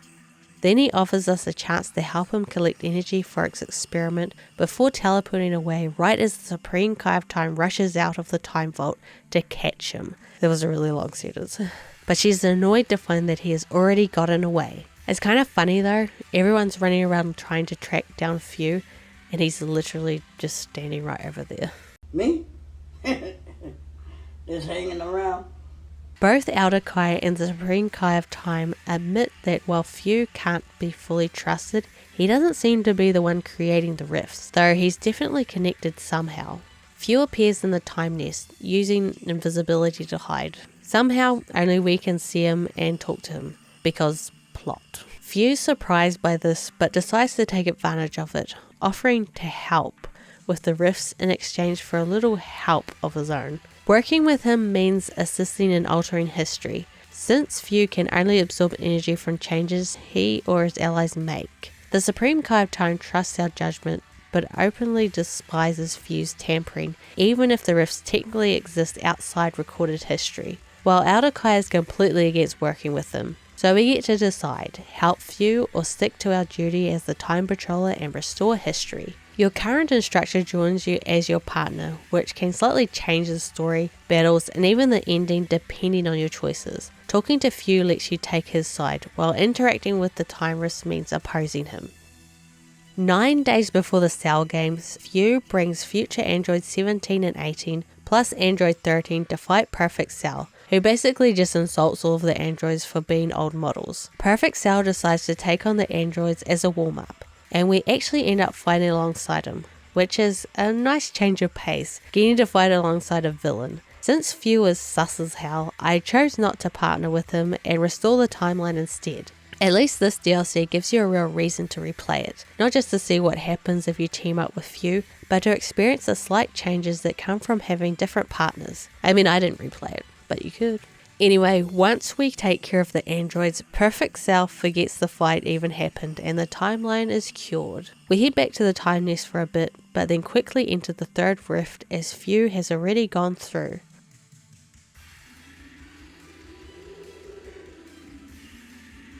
Get serious already! I assumed you were stronger than this, aren't you? And you're hiding your true power, aren't you? Show me what you've got. Very well. During Vegeto's fight with Super Boo, Dabura suddenly appears. Few revives Videl and gives her a massive power boost, basically confirming he's behind the supervillain versions of characters. We have to fight Videl before she kills Boo. After the fight, she recognizes future Gohan, but realizes he's not her Gohan, and then joins us against Dabura. Somehow Dabura is way stronger than he should be, and not because of the time corruption or whatever. He's just absurdly overpowered to what he should be. Before we can stop him, he vanishes, not just from Earth, but from history entirely. The Supreme Kai of Time suspects he moved to another time space, but at least Vegeto can finish his fight with Boo undisturbed. The Supreme Kai of Time then calls us back to the Time Vault and shows us a scroll where Majin Buu turns Dabura into a cookie. She reveals someone secretly altered the scroll. Trunks doesn't notice anything, but Audokai says the culprit used magic to cover their tracks. Turns out Toa did it before her death, using the age 774 scroll to save her brother Dabura. I'm pretty sure the game already mentioned that they're siblings somewhere before this, but I can't remember where. Oh yeah, when she said she took revenge for her brother's death. Was that in the first game or in the second game? I can't even remember. It happened though. Trunks realizes all the recent distortions were likely Dabura's doing. The game hints he's stronger because Toa freed him, but never actually explains how. It just kind of expects you to roll with it. Like a lot of things in this game, it's just like, he's stronger, I don't know, la la, carry on.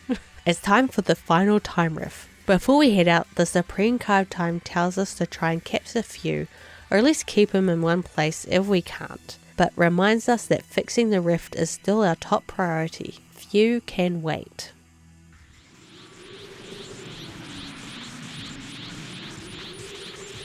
You can call me a criminal if you want, Black, but I've got a sentence of my own!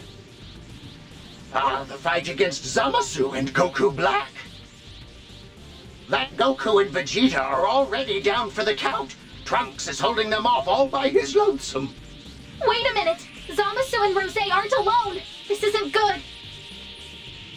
Is that Jiren? What in tarnation is Universe 11's strongest fighter doing here of all places? It's obvious, isn't it? Dabura brainwashed him and sent him here! Jiren's power is on a whole nother level! It'll hardly be fair to us if we have to fight him! Simmer down! There's no need to panic. Phew.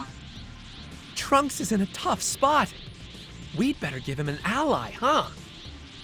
A really tough, really brave one.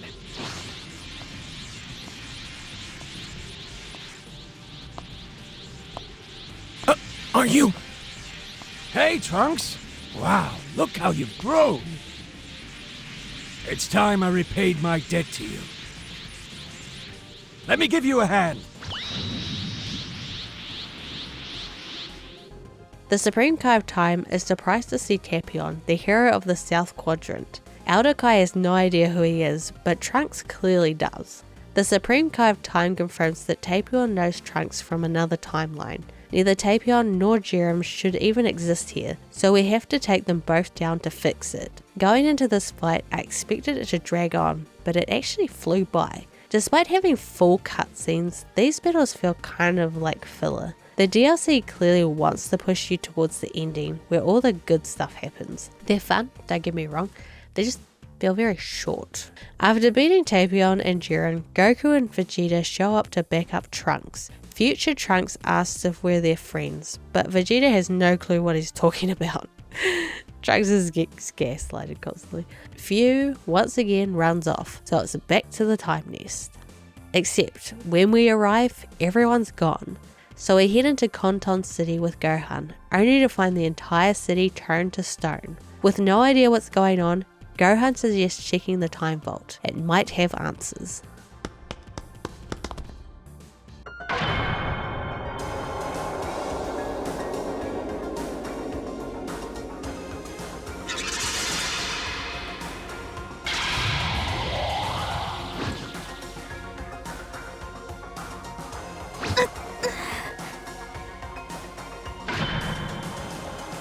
Inside, all the heroes are stone. Dabura's got the Supreme Kai of Time by the neck. He's shocked we're already back from the rift, but gloats that it's too late. Once the Supreme Kai of Time dies, this world's history and the time nest will collapse. No one will stop him once he has her power. He summons another rift and dares us to follow if we want to save her. Gohan, being reasonable, knows it's a trap, but of course we go anyway.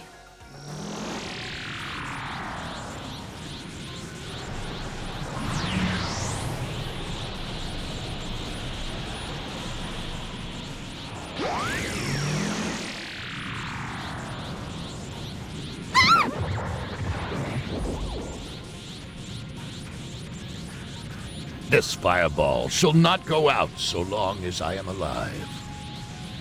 I will enjoy making you suffer by my hands. We end up back in the Kraken time, where Dabura was once imprisoned. Wait, is it called a Kraken time? No, it's called the Crack of Time. A Kraken time is that Ratchet and Clank game. I love that game.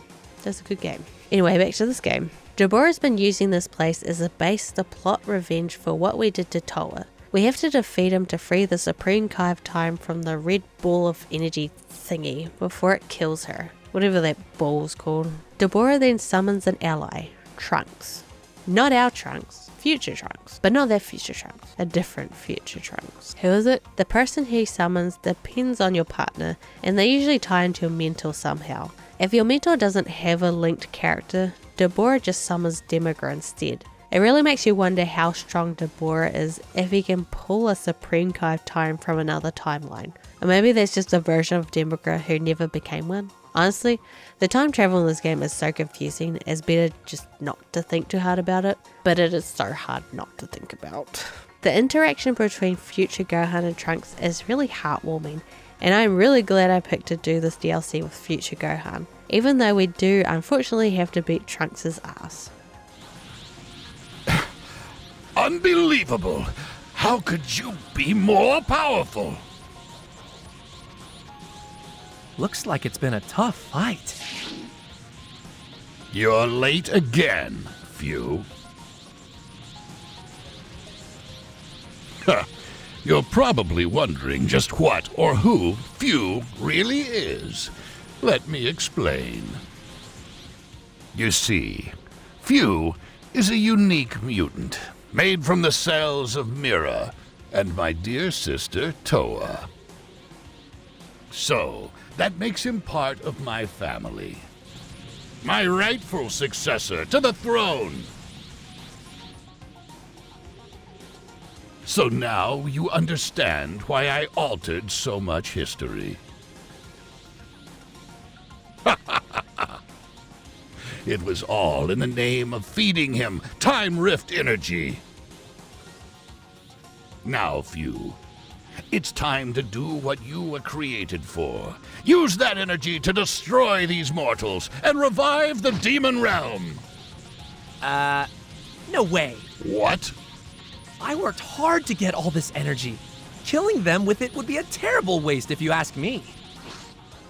I need to explore all the possibilities. You know, experiment with it a little. Throw it on the wall and see what sticks. But we have to avenge Toa. Sorry, big guy, but I'm not interested in revenge or demon realms. It's really not my thing, catch my drift? I'm gonna do pretty much whatever I want to do. You colossal, ungrateful idiot!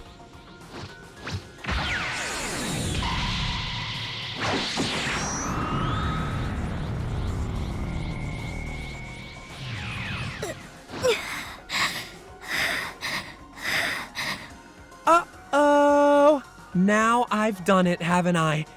But look, you set yourself up for this, old man. See? You had me all wrong. I'm not into fighting like the rest of you all. I was just playing around with all this energy and stuff and observing all you guys, you know, for science or like whatever. Personally, I really don't care how history changes.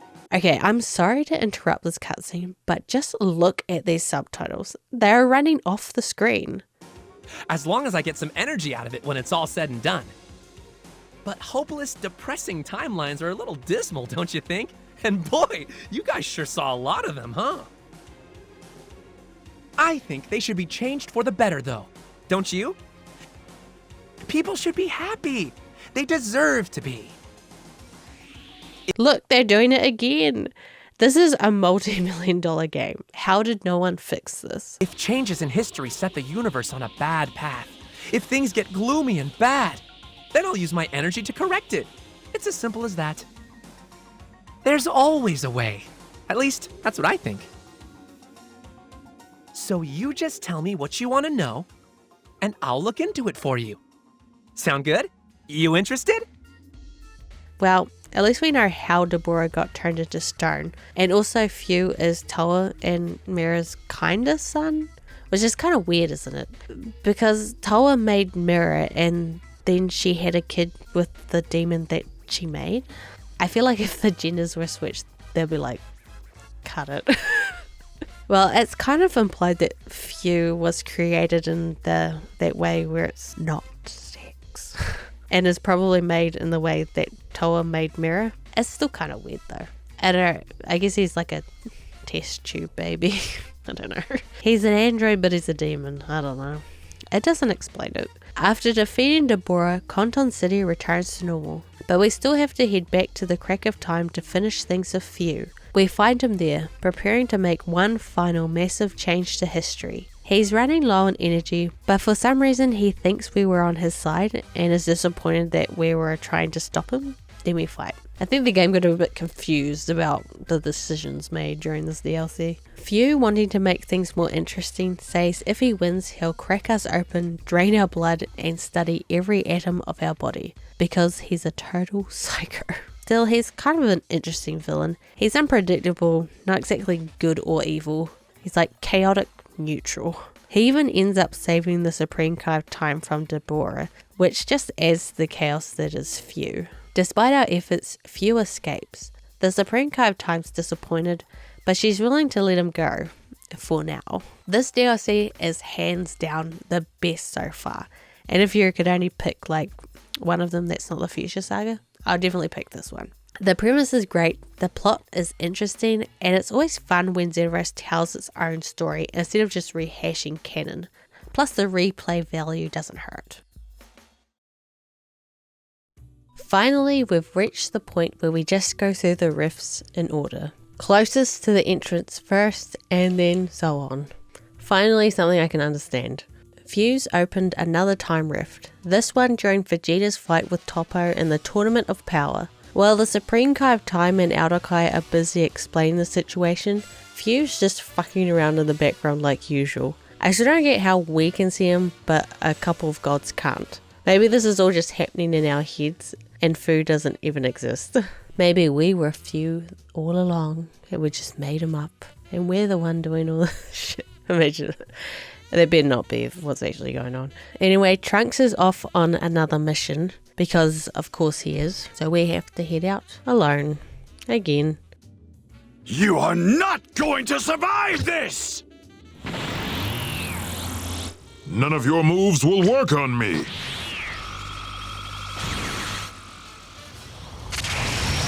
What? Now then, who should be my next subject? I choose you!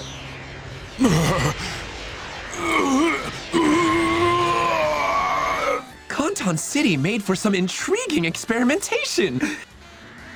Let's try some more.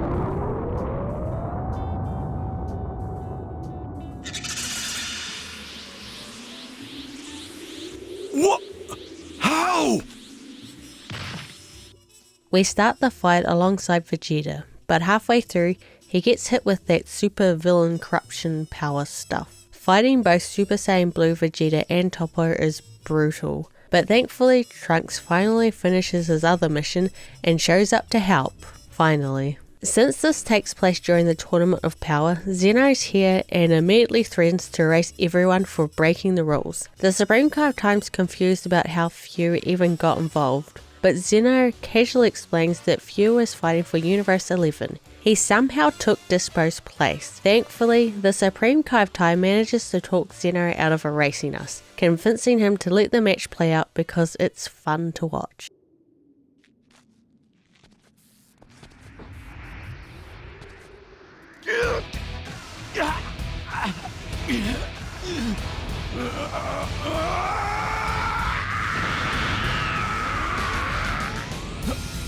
Father! If you think I'm that easy to control, then you're dumber than you look! I'll help you fight him! Get back, Trunks! He's mine! Only a loser abandons his pride! You've made a grave mistake giving me all of this energy. I won't lose to someone who's thrown away his principles. I'll do whatever it takes to stop you! Okay! This is what it means to have pride!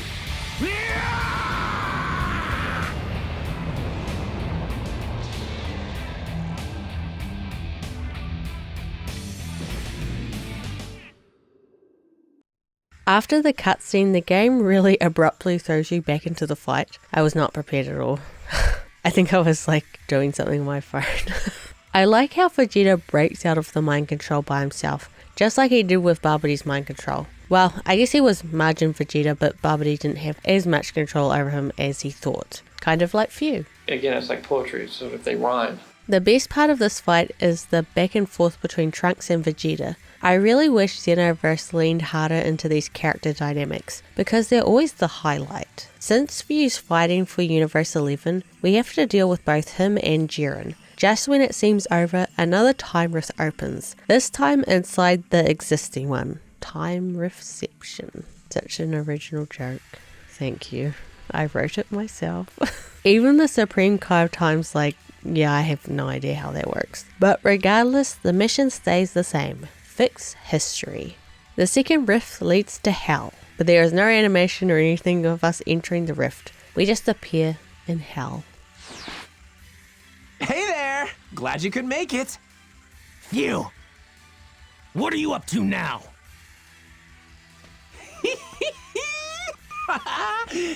This time rift is extra special. Take a look. Goku's supposed to be here, but he's not. Let's have some fun then.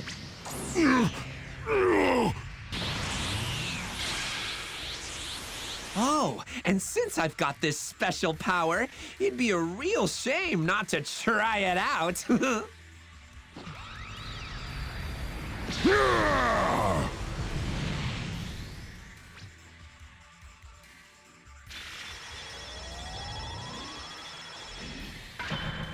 Seeing all these Janimbas instantly reminds me of Zack's last stand from Crisis Core. Or maybe the Metal Cooler movie is a better comparison. Either way, we have to take down 5 Janimbas in this phase, which sounds tough. Well, I guess it would have been tough if I hadn't switched the game to easy mode. On easy, I'm not sure if you deal more damage or just take less, but it's almost laughable how little they can hurt you. I only did this because I was completely burnt out on grinding levels. If you played these DLCs as they released, the grind probably felt gradual, but binging them all back to back, it's torture. Normally I don't mind grinding, but Xenoverse 2 really tested me. I am invested in the story at this point, so yeah, I just switched it to easy. Hey, someone's coming. This power, could it be Goku's? Hey, keep your head in the fight. They went that way.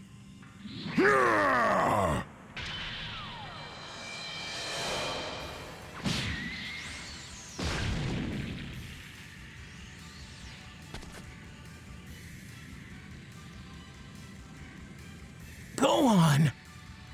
Trunks, what are you doing here? Trunks is confused as to why Gohan is here as their Goku. Fu explains that this is Hell from Trunks' timeline, or technically a copy of it, which makes some sense, I guess. Then Goku from the Tournament of Power suddenly shows up through another rift to help, which is actually a nice touch. The last section had a father and son team up with Trunks and Vegeta, and now we get Goku and Gohan. Again, it's like poetry, so if they rhyme. Let's go, Gohan! Right.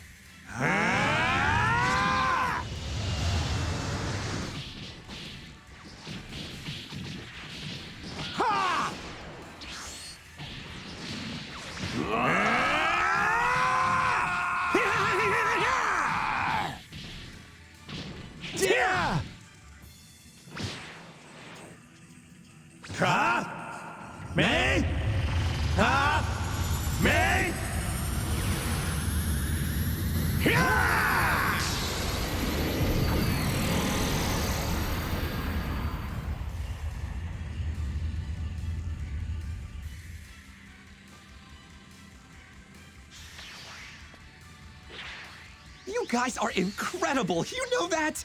Way better than I predicted. Thanks to you, my experiment was a huge success! But how? We prevented a change to history. Actually, you did the opposite. You beating Janemba helped make it happen too. This right here is a world where Janemba never appeared. You're kidding, right? Wait, so that was a Janemba you brought from another world? That's a bingo! I can't wait to see how much energy I'll get my hands on this time.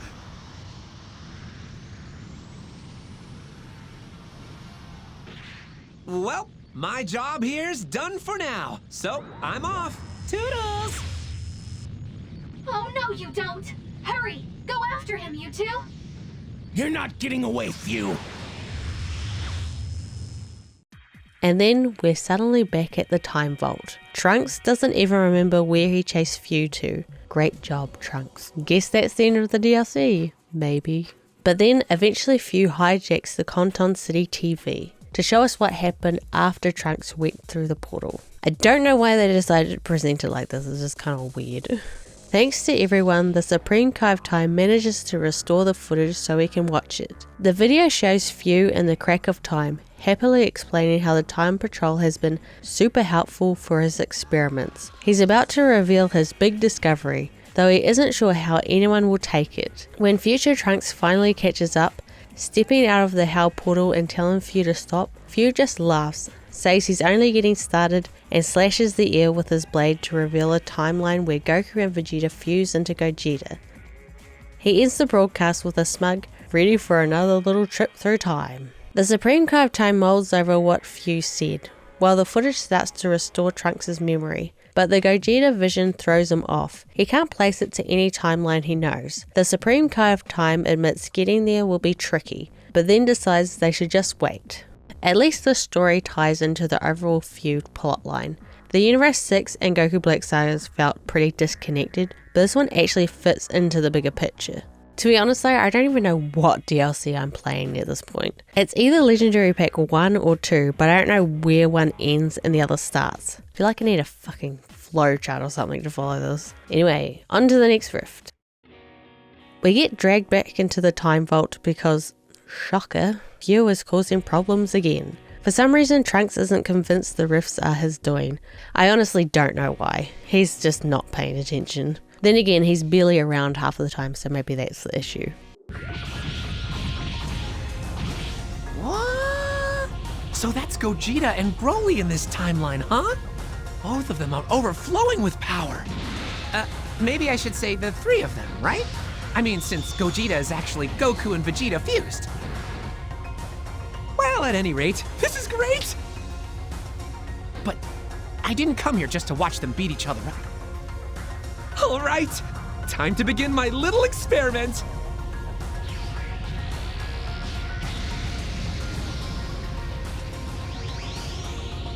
Huh? Hey, you! Get the hell out of here! It's not safe! Sorry, Gogeta, but I'm gonna have to lock up some of your power, okay? Tag, you're it! What the? Okay, now let's see how changing this variable affects this timeline. Ooh, I can't wait!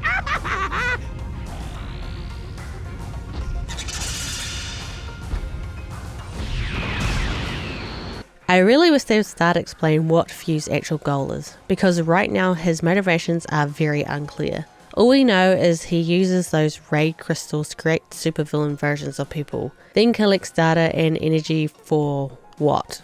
The mystery was cool at first, but the drip feeding is getting old. I can't imagine how rough this pacing felt for people who played the DLCs as they came out. I get that he's supposed to be a trickster, but eventually you're just like, dude, what are you even doing? Like, it's getting to the point where I just don't give a shit. Just reveal what you're doing already, or else fuck off. Trunks wonders where we even are since he doesn't recognize the timeline. The Supreme Card of Time explains it's right after the Tournament of Power during Goku and Vegeta's fight with the long-lost Saiyan. Trunks wonders if the rift formed naturally, but the Supreme Card of Time is convinced it's Fu. She points out how insanely strong Broly is. Even though Gogeta thinks we can manage, the Supreme Card of Time is quick to remind everyone that Broly can go blow for blow with Super Saiyan Blue Gogeta. So I don't know why the fuck they think we can do it. She has no idea how we're supposed to fix a timeline like this on our own. Fu pops in, laughing, saying repeating the same supervillain power-up routine got boring. So this time he handicapped Gogeta instead. But when he knows Broly is killing us too easily, he decides to even the odds. We finally start gaining ground on Broly, but Fu isn't satisfied with the energy he's getting. So Cauliflower and Cow use their Potara earrings to fuse into Kefla. Fu is thrilled. Not wanting to be outdone, Gogeta fires off a massive Soul Punisher and then immediately defuses. Unfuses? The fusion runs out is what I'm trying to say. Shit. Broly follows up with a powerful attack that wipes out everyone except us. Fu is amazed. He planned on gathering energy, but seeing Broly up close gave him great data too. He tries to sneak in to take a blood sample, but Broly instantly attacks him. The Supreme Card of Time is horrified that even Fu can't control Broly. Fu admits he loves his research, but is not willing to die for it. So he opens a portal and summons Jiren. Yay, everyone's favourite. The Supreme Card of Time realizing how dire things are, reluctantly admits Jiren is their best shot, with Goku, Vegeta and Cleffa down for the count. She demands Fu help fix the mess he made, at least long enough for Jiren to finish the job. Eventually Goku regains consciousness and is shocked to see Jiren, asking what he's doing in Universe 7. Wanting to repay Goku and Universe 7 from the Tournament of Power, Jiren releases his full power against Broly.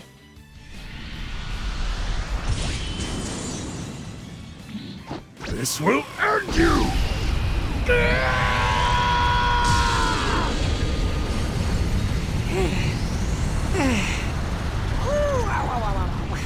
Looks like my calculations were off by just a smidgen or so. But this alone will net me some serious energy. All's well that ends well, or so they say.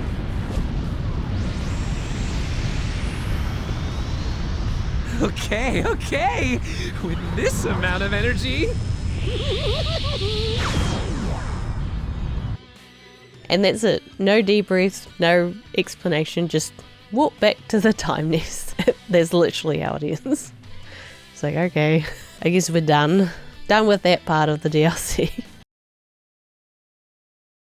The Supreme Card of Time is poring over yet another corrupted scroll. History's been altered again. This time the anomaly hits during Bardock's final stand against Frieza. Yep, the same scene from the base game's opening. We still don't know what caused it, but Bardock is way stronger than he should be. At this rate, he might actually beat Frieza. If Bardock is the one who defeats Frieza, then there's no telling how messed up history will become. Anyway, the Supreme Card of Time wants us to go fix things again. No Trunks this time either. At least the excuse is better this time. Bardock's history is tied to Trunks, and messing with your own timeline is a huge no-no, as we learned with the whole Future Gohan scenario. We end up fighting alongside the Frieza Force, which feels wrong but also kinda awesome at the same time. The Supreme Kai of Time reminds us that even though this won't end well for Bardock or the Saiyans, we still have to preserve this timeline. You're trying to change the future, is that right? Well, allow me to help you do that. Who are you?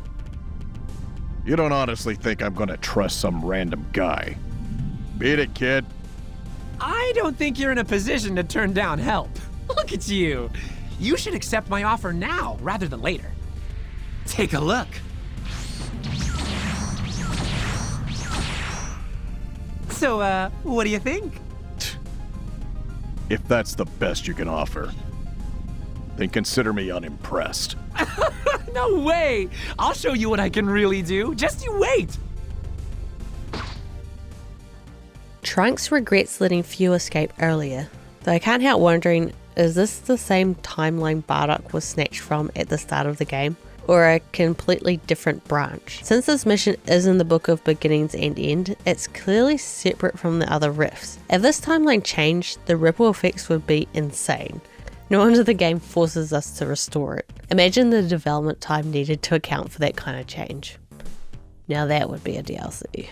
Frieza eventually enters the fight, so Few yanks Bardock through a portal to ambush him. So it was you all along, wasn't it, Few? Trunks! This event's in the Book of the Beginning and End. That means you're not supposed to be here, right? I'm aware of the rule against getting involved in events occurring in one's own timeline. The Supreme Kai of Time made that rule to prevent someone else from making a mistake. Like the one I'd made in the past, for example. But I'm a different person now. I'm a time patroller. It's my job to see that history plays out the way it should. Frieza mocks us, saying he meant to wipe out the Saiyans, but apparently we're all too eager to serve him as his hired muscle now. Trunks almost takes the bait, but reels himself back in. Frieza then orders us to prove ourselves by wiping out those worms. Classic Frieza. Few is shocked the Supreme Kai of Time let Trunks join in, but she snaps back that the Time Patrol will do whatever it takes to stop Few from changing history. Given the situation and Trunks' personal stake, she made the call, and she's not budging. So now it's all of us versus Few and Bardock. Few admits he didn't expect to be pushed this hard. Bardock points out Few's looking rough, and Few fires back that Bardock's not exactly fresh either, and he's about to kick it up a notch. But Frieza, being Frieza, has something else in mind. Damn it. Bardock, we'll make sure we do right by you in the future. That's why...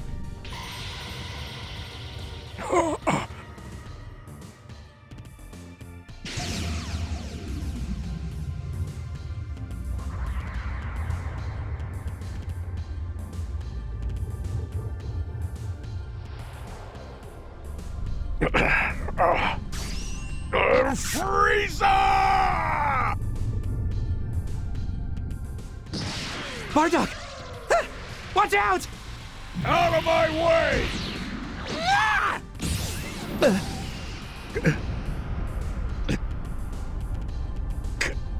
Kakarot! Bardock! Avenge the Saiyans! You gotta stop Frieza! Got it! Frieza, you bastard! Frieza is such a bastard, but you gotta love it. Somehow the villain ends up saving the day. Few sulks that his fun got cut short, but since things went his way last time, he'll call it even, and then he jumps through another portal. The Supreme Kai of Time meets us as we leave the Time Vault, praising us and especially Trunks. What about me? I done everything, basically. Just because I didn't die for the cause. Just because I didn't get a Purple Heart. Trunks is frustrated Few slipped away yet again, but the Supreme Kai of Time isn't stressed. Few messing with history from the Book of the Beginning and End was a nightmare, but at least he wasn't planning anything truly evil this time. We'll catch him eventually. In 3 years when the next DLC comes out. Okay, it wasn't that bad. We've finally reached the DLC that I accidentally started first. Remember that? Since I already triggered it earlier, I had to visit this little robot named Brashy. He shows up after doing some extra missions and lets you replay them. But in this case, I just needed the cutscene to recap because I completely forgot what the hell was going on.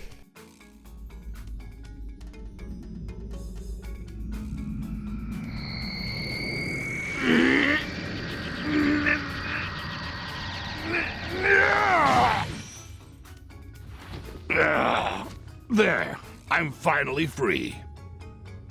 Damn that Few. I'll make sure he pays the next time our paths happen to cross.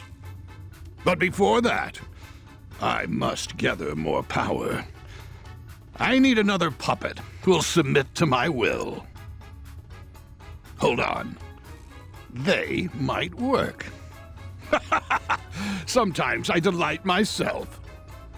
With them under my control, I'll have the necessary power to resurrect the demon realm. While we're just hanging around in the time nest, Few pops out of a portal. After some light teasing, he asks us for our help again, but the game doesn't give us a yes or no this time. We're helping him whether we like it or not, as if we ever have a choice. Apparently his uncle Dabura opened a rift, and Few assumed he was still a lawn ornament he could ignore. But this rift is messing up Few's research, and whatever Dabura is planning is definitely not Few's style. Few would handle it himself, but he burnt too much energy earlier, so he wants us to bury the hatchet and team up. And yes, he'll still be gathering data for something.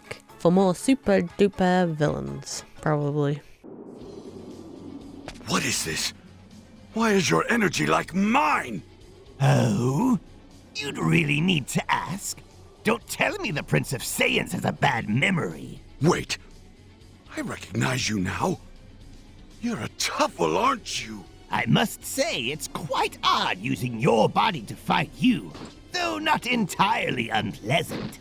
The universe doesn't need two Vegetas, so I'll get rid of you!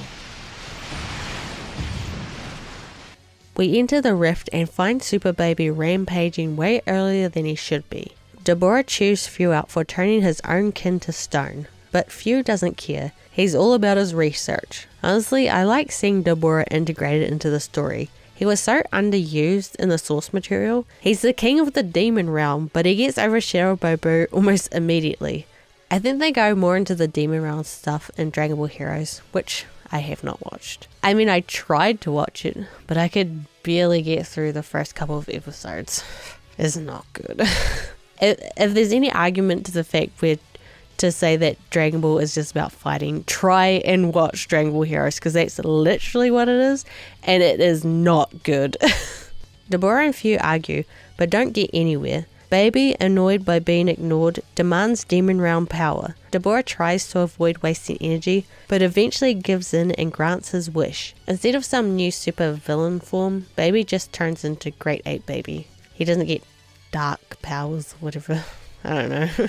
Thinking with struggle, Few pulls GT Goku straight off the spaceship he was in while hunting the Black Star Dragon Balls. Of all the Gokus, why this one? He hasn't even hit Super Saiyan 4 yet. Realizing his mistake, Few tries to slap a super villain crystal on him, but it won't turn him evil because plot. Because Goku's pure of heart, maybe that's why. They should say that, instead of just being like... Before he can do that, Baby grabs Goku, who is too weak to escape. Few then asks if we should give the crystal to Goku or Vegeta. I said screw it, give it to Vegeta. Goku always gets to be the hero. Let someone else shine for once.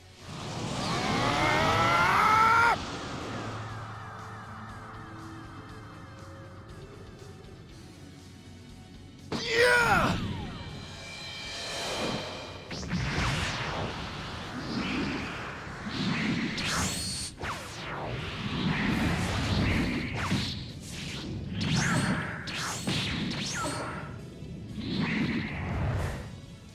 What's this? That crystal. It reminds me of Babidi's magic. At a time when I needed a boost myself.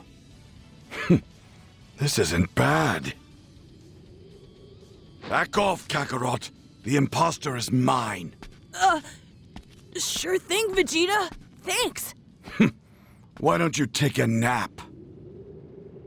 Now, baby, this is the beginning of your end! With Super Saiyan 4 Vegeta fighting alongside us, the fight becomes a breeze. Dabura, meanwhile, has already fucked off. Once the dust settles, Fu thanks us, says he'll fix the rift Baby came through, and reassures us he'll return the Vegeta that got absorbed, which I totally forgot about. I forgot that that's what happens in GT. Even though Baby's gone, Dabura's still causing havoc. Fu doesn't know where he went, but promises to contact us when he finds out. Sometime later, we're hanging out with Trunks when Fu pops back in. He's tracked down his uncle, but before he can explain, the Supreme Kai of Time interrupts us with news of another time rift. This one has special changes, and the Xenoverse 1 hero is already there. Still can't remember their name. Fu doesn't want us dragged into this one because he's got bigger plans for us. And then we just leave, and the Supreme Kai of Time is like, what the fuck, where are you going? Hey!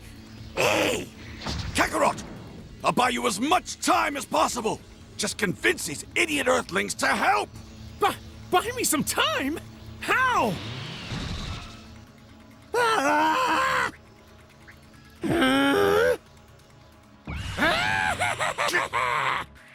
What?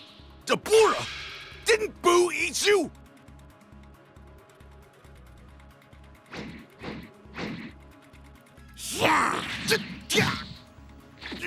Damn you to hell!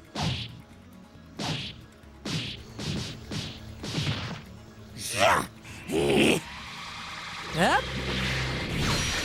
Hey, Vegeta! I'm here to help! Don't touch me! Damn it!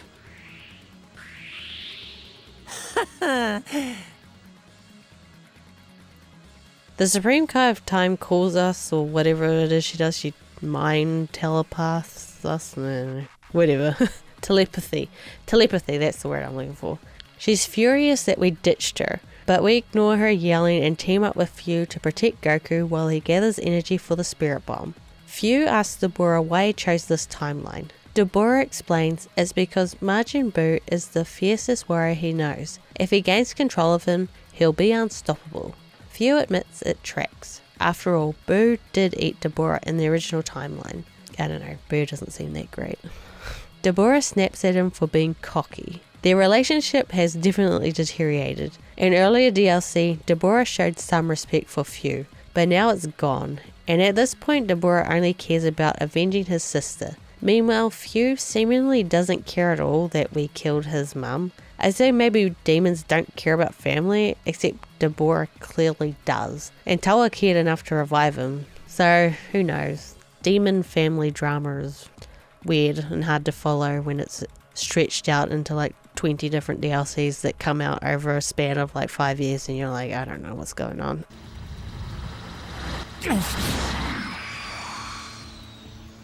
That was a close call. Who are you? Dispo enters the battle, finally explaining how Fu replaced him during the Tournament of Power. I actually love that this answer is tucked inside another DLC, but it does create the issue of players missing context if they didn't play that DLC. Luckily, time travel gives the writers a convenient events can happen in any order card. With Dispo's arrival, we continue fighting Kid Buu. Things get tougher when another Dabura appears, powered up somehow, and knocks out Goku. Shit. The original Dabura gloats that once Goku dies, the energy they'll gain will be enormous, and assumes that's what Fu wanted too. Fu tells him not to celebrate just yet, and summons another Goku from another timeline, this one from the Tournament of Power. Fu admits his timing was off, and Goku got blasted by the Spirit Bomb, but he's still overflowing with power. This scares the other Dabura and he bails. Dabura got betrayed by himself. That's rough, buddy. Dispo chases the fleeing Dabura while we deal with the remaining chaos. Dabura is furious with Fu, ranting about the energy they could have claimed, but Fu insists again that Dabura's approach just isn't his style. Killing Goku is a waste when Saiyans grow stronger through battle. From Fu's perspective, they're basically a renewable energy source, and in the middle of all this family drama, Goku explodes.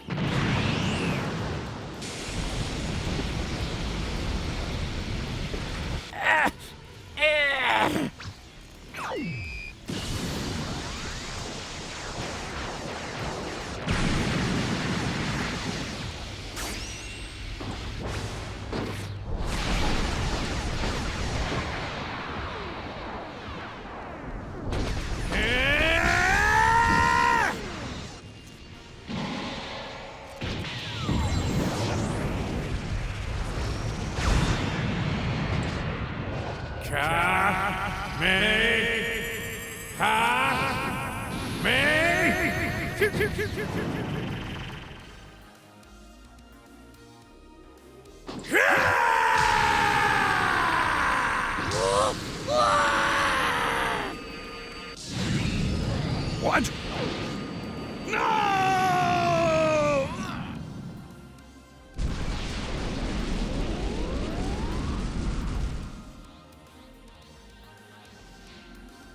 That takes care of that. Everything's wrapped up in a nice bow. Let's head home. Oh, by the way, you're not gonna remember any of this. Be seeing you in the future.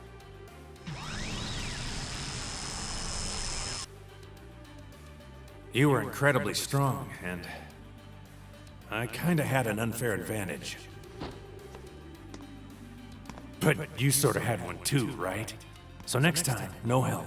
Just you and me, fair and square. I can't wait to fight you again someday, Boo.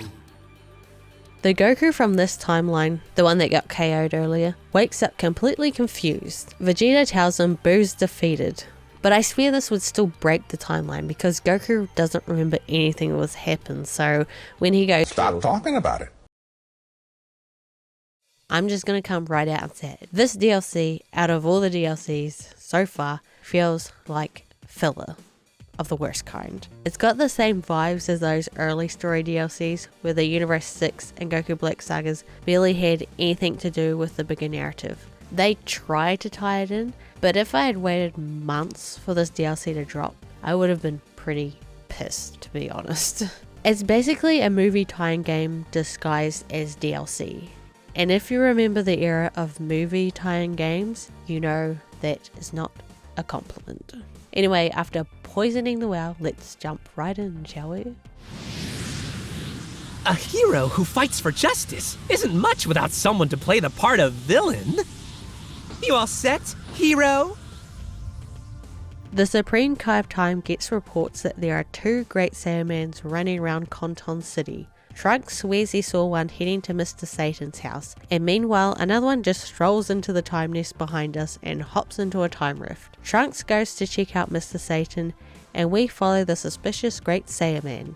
Of course Few is waiting. He's been messing with time again because he thinks a hero of justice versus powerful villain matchup is worth studying, probably to siphon off energy. But there's a small problem. The heroes aren't here yet, so Gohan is getting absolutely wailed on by a buffed up Cell with zero backup. We jump in to stall Cell. While we're fighting, Trunks reports that the Great Saiyaman at Mr. Satan's place was the real one. So who the hell is this one? Thankfully, fake Saiyaman eventually shows up, and then he's joined by Gamma 1 and Gamma 2 from Dragon Ball Super Superhero, in theaters now. Grab your tickets and your $50 popcorn. Yeah, why does $50 popcorn have to taste so good? Few is confused about where the Gammas came from, then realizes that they came from that rift, with a capital T. The Supreme Kai of Time does not like the sound of that and immediately suspects he's hiding something. With all of us dogpiling on Cell, he doesn't stand a chance.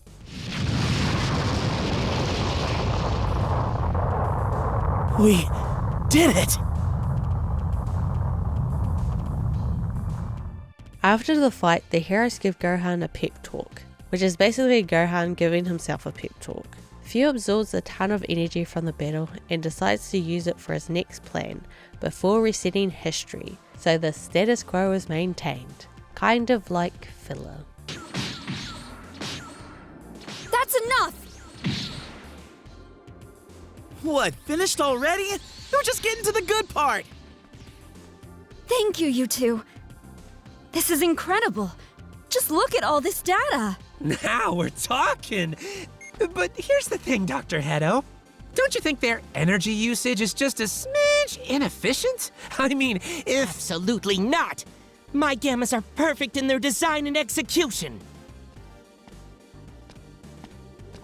All that sciencey talk's way too hard to follow. Ain't that right, 16? Wow, you're a big guy. Huh? You laughed at me just now, didn't you? You went, heh! Give it a rest, Gamma 2. Really, Gamma 1? 21, on, you believe me, right? This guy laughed at me! The Supreme Kai Time tracks down the mysterious rift Fu hinted at earlier. She sends us alone because Trunks is once again busy doing something. Since history reset, the Gammas don't remember fighting with us. The Supreme Kai Time wants us to spy on them discreetly and not get caught. This, of course, goes great. We see the androids fly overhead with Piccolo watching nearby. Piccolo? You can't just tell me to follow you without an explanation? What's wrong? Damn, they found us. Piccolo! What is that? I'll fill you in later. Take a look over there, Gohan. And immediately we get thrown into a fight, even though we were literally just told to be discreet. But this isn't a stealth game, so whatever. Both sides start brawling because Dr. Hito apparently doesn't like Bulma or something. Honestly, there's a lot of background noise going on in this DLC, and none of it is very compelling. Gohan and Piccolo are shocked to find Android 16 alive again, and question why he's rejoined the Red Ribbon Army, but he keeps it quiet, even though we clearly have Red Ribbon Army hat and shirt on, but nobody questions us. Fu starts pumping energy into the Gammas and the others, and plans to use that energy to power up Cell Max, because in Fu's mind, more power would give him more control, which is one of the dumbest explanations we could have been given. Like, no explanation would be better than that. It just makes Fu sound like an idiot.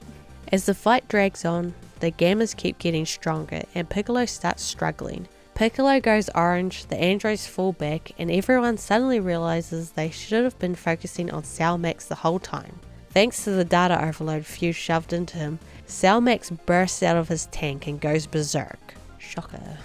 So now we all team up and fight him. I'm sorry for the lack of enthusiasm, but this DLC is just not resonating with me at all. It's very boring.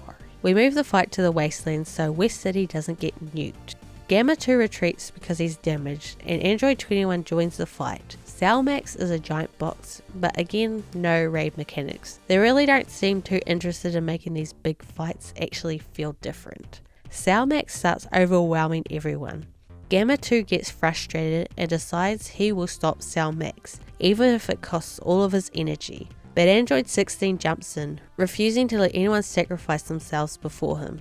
We're given the choice, let Gamma 2 do it or let 16 do it. I like 16, so I killed him.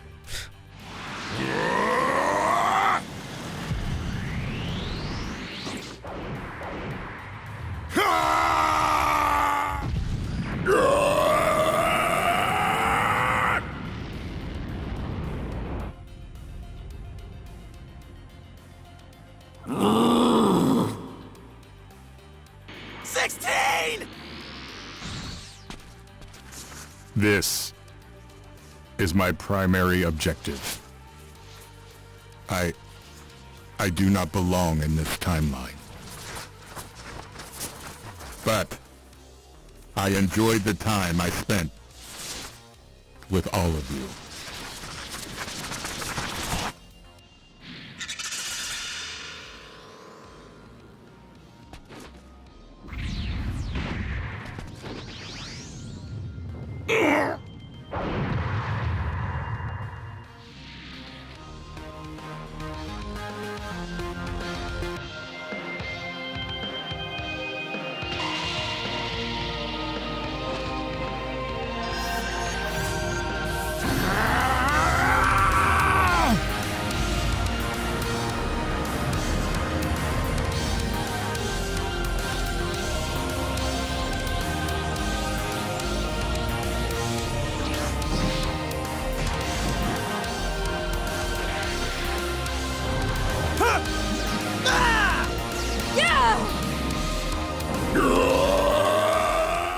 This cutscene is hands down the highlight of this DLC. It's a great callback to one of my favourite fights ever, Teen Gohan vs Perfect Cell. But honestly, these final moments are pretty much the only part of this DLC I genuinely liked.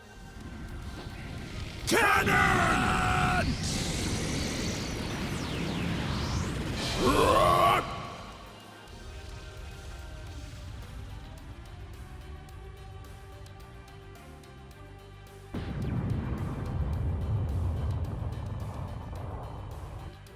And then, of course, it turns out that none of this matters because Few resets history again.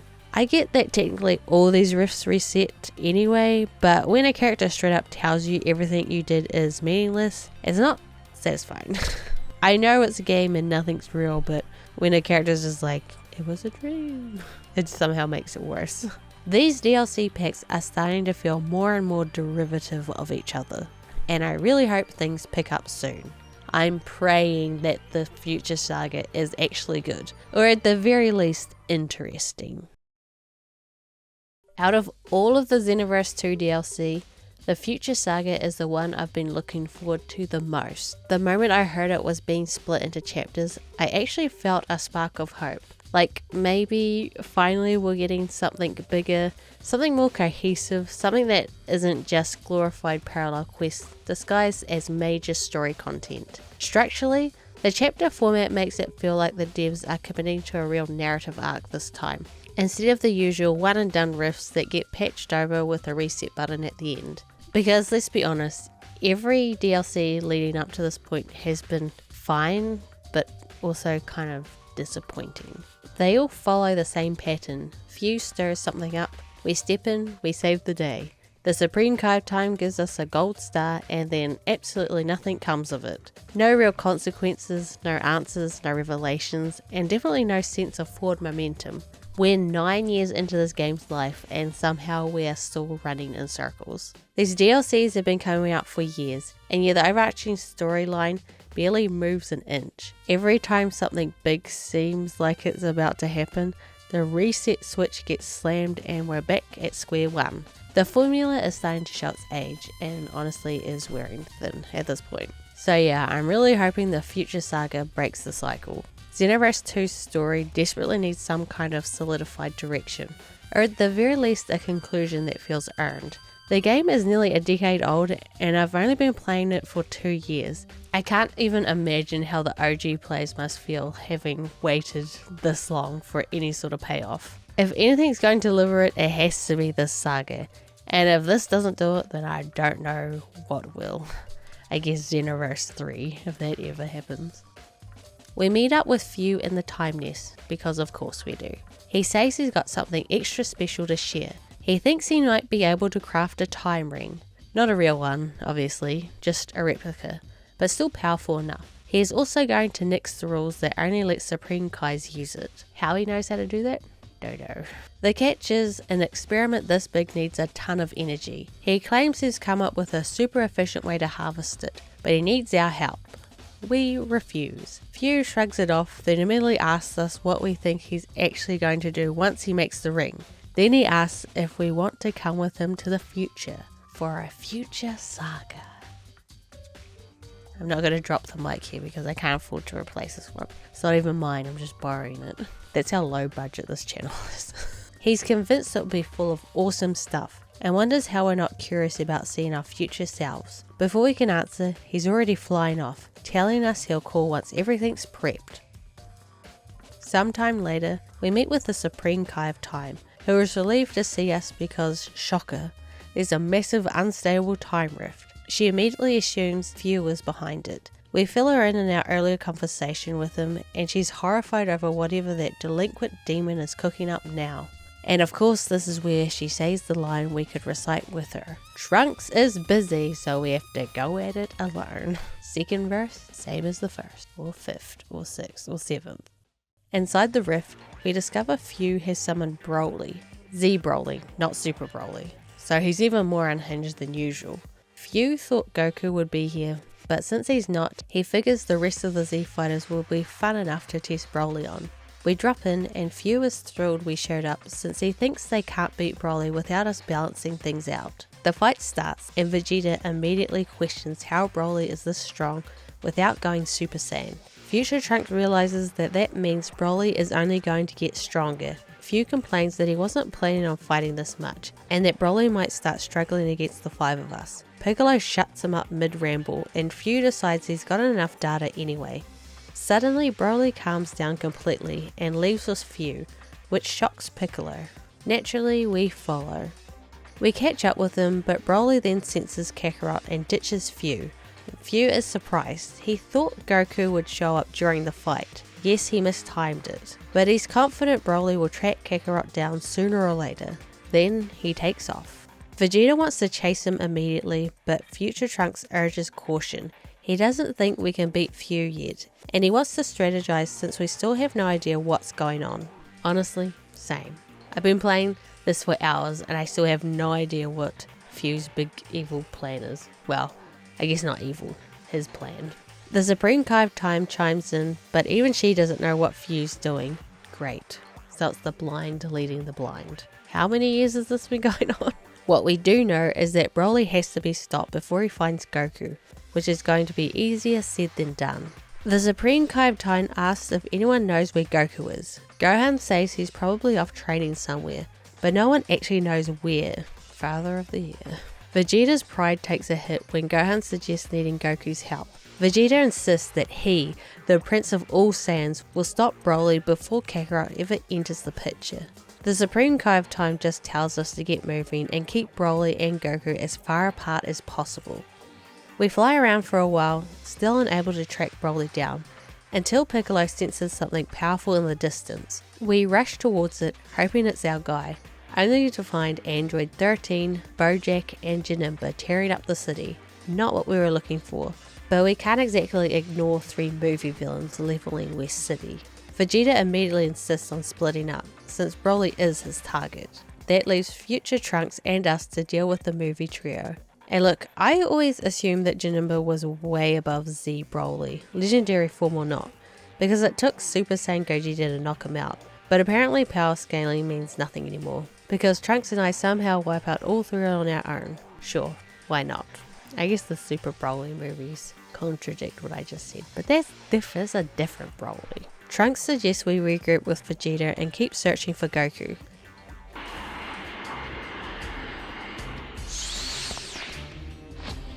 There they are! Over there! No sign of Kakarot anywhere. Fine then, Broly shall fall by my hand! Out of my way! Yeah! Yeah! Ha! Ta! Yeah!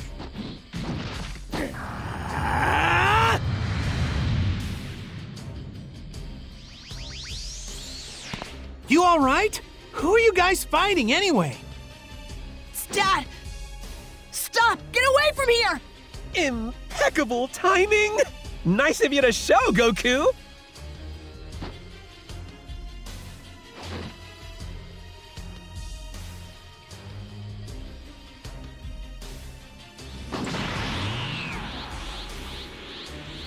I'm not completely ready, but it's now or never!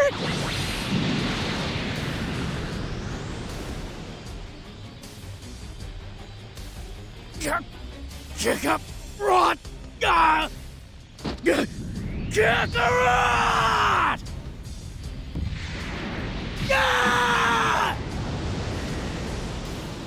We've run out of budget and we're back to in-engine cutscenes, but hey, we make do. What the? What do you want with me?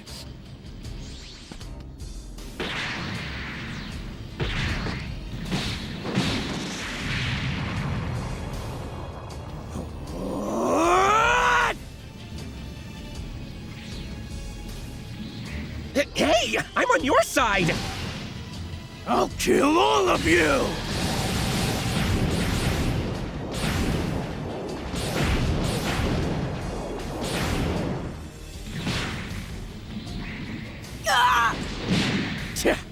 Pathetic worms! Thank you for the assist!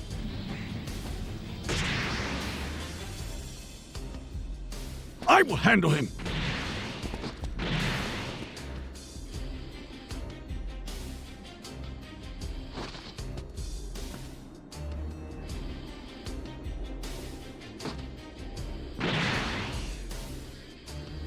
After that exchange, Goku admits he's not sure he can beat Broly, but we don't have a choice. If Broly keeps going, he'll blow up the entire planet. Before we can strategize, Goku senses a wave of evil energy heading our way. And surprise, it's a batch of supervillain movie villains. That's not a very good descriptor. Few sent them to fill in for Broly since he can't control Broly at the moment. So now we get a filler-filling gauntlet of fights. At least Goku throws out some fun commentary about the villains, which is something. Once we clear them out, Goku compliments us and says he'd love to spar with us sometime. But they'll have to wait because Broly is still out there blowing up everything in sight. We finally track him down, too late. Most of the Z fighters are already down for the count. Broly roars that he'll kill us all. Vegeta makes one more desperate attempt to stop him, but even that isn't enough. His power spikes again as he screams for Kakarot. Future Trunks begs us to help. Broly has completely lost it. We try to push him back with Trunks and Vegeta at our side, but it's still not enough. Right on cue, Goku arrives. For a second it looks like things might turn around, until the dark aura swallows Vegeta and the remaining Z fighters, turning them into brainwashed supervillains. The Supreme Kai of Time immediately blames Few, but he swears up and down that he only messed with Broly. Even he seems surprised by whatever this new corruption is. He calls it Ultra Super Villain Power. Goku hesitates. He doesn't want to hurt his friends, but if he holds back, he'll never stop Broly. Few offers some wonderfully unhelpful advice. Just beat the brainwashing out of them. The Supreme Kai of Time reluctantly agrees, and honestly, it's our only option. So Goku goes all in and we manage to knock everyone free of the aura. But Goku's presence is both a blessing and a curse. Broly hates him so much that his rage skyrockets, and he transforms into his full legendary Super Saiyan form.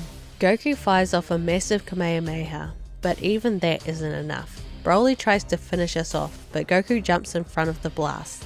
He collapses and admits that even though we're only just met, he believes we're strong enough to stop Broly. Very encouraging, but also wrong. Because Broly keeps powering up, grabs us, and we are definitely about to die. In a last-ditch effort, everyone funnels the energy into us like a spirit bomb shoved into a person's body. I don't know what this attack is, spirit punch or something. And we manage to punch Broly so hard he literally explodes like a firework. Once the dust settles, the Z fighters congratulate us. Few watches from a distance, absolutely thrilled with all the juicy data he's collected. The Ultra Super Villain tech still has some question marks to it, but he thinks the system is basically complete now. He wonders aloud where he should test it next. Because of course, this is only the beginning. Goku's out sparring with Goten. Already a rare enough sight that it almost feels wrong. We barely ever see Goku hanging out with his other son. Sometimes I forget Goten even exists. But that little father-son moment doesn't last long. Out of nowhere, Goku suddenly morphs into Zamasu, completely terrifying Goten. And then Goku Black appears behind him, taunting the real Goku about how a superior divine body feels. Goku Black moves to attack Goten, but Few steps in, reminding him that they agreed he wouldn't do that. Few casually mentions that he's the one who grabbed the Super Dragon Balls for him, so surely a god could keep one tiny promise. Goku Black reluctantly backs off, but tells Few to hurry up with his experiment. Few then starts infusing him with supervillain energy, still very much a prototype, and Goten and Zamasu Goku just watch in horror as Black's power spikes. Once the infusion's done, Black and Few walk away. Goku's instincts scream at him to chase them, but he stops when he sees how shaken Goten is. He stays to comfort his son, father of the year, but actually good fathering.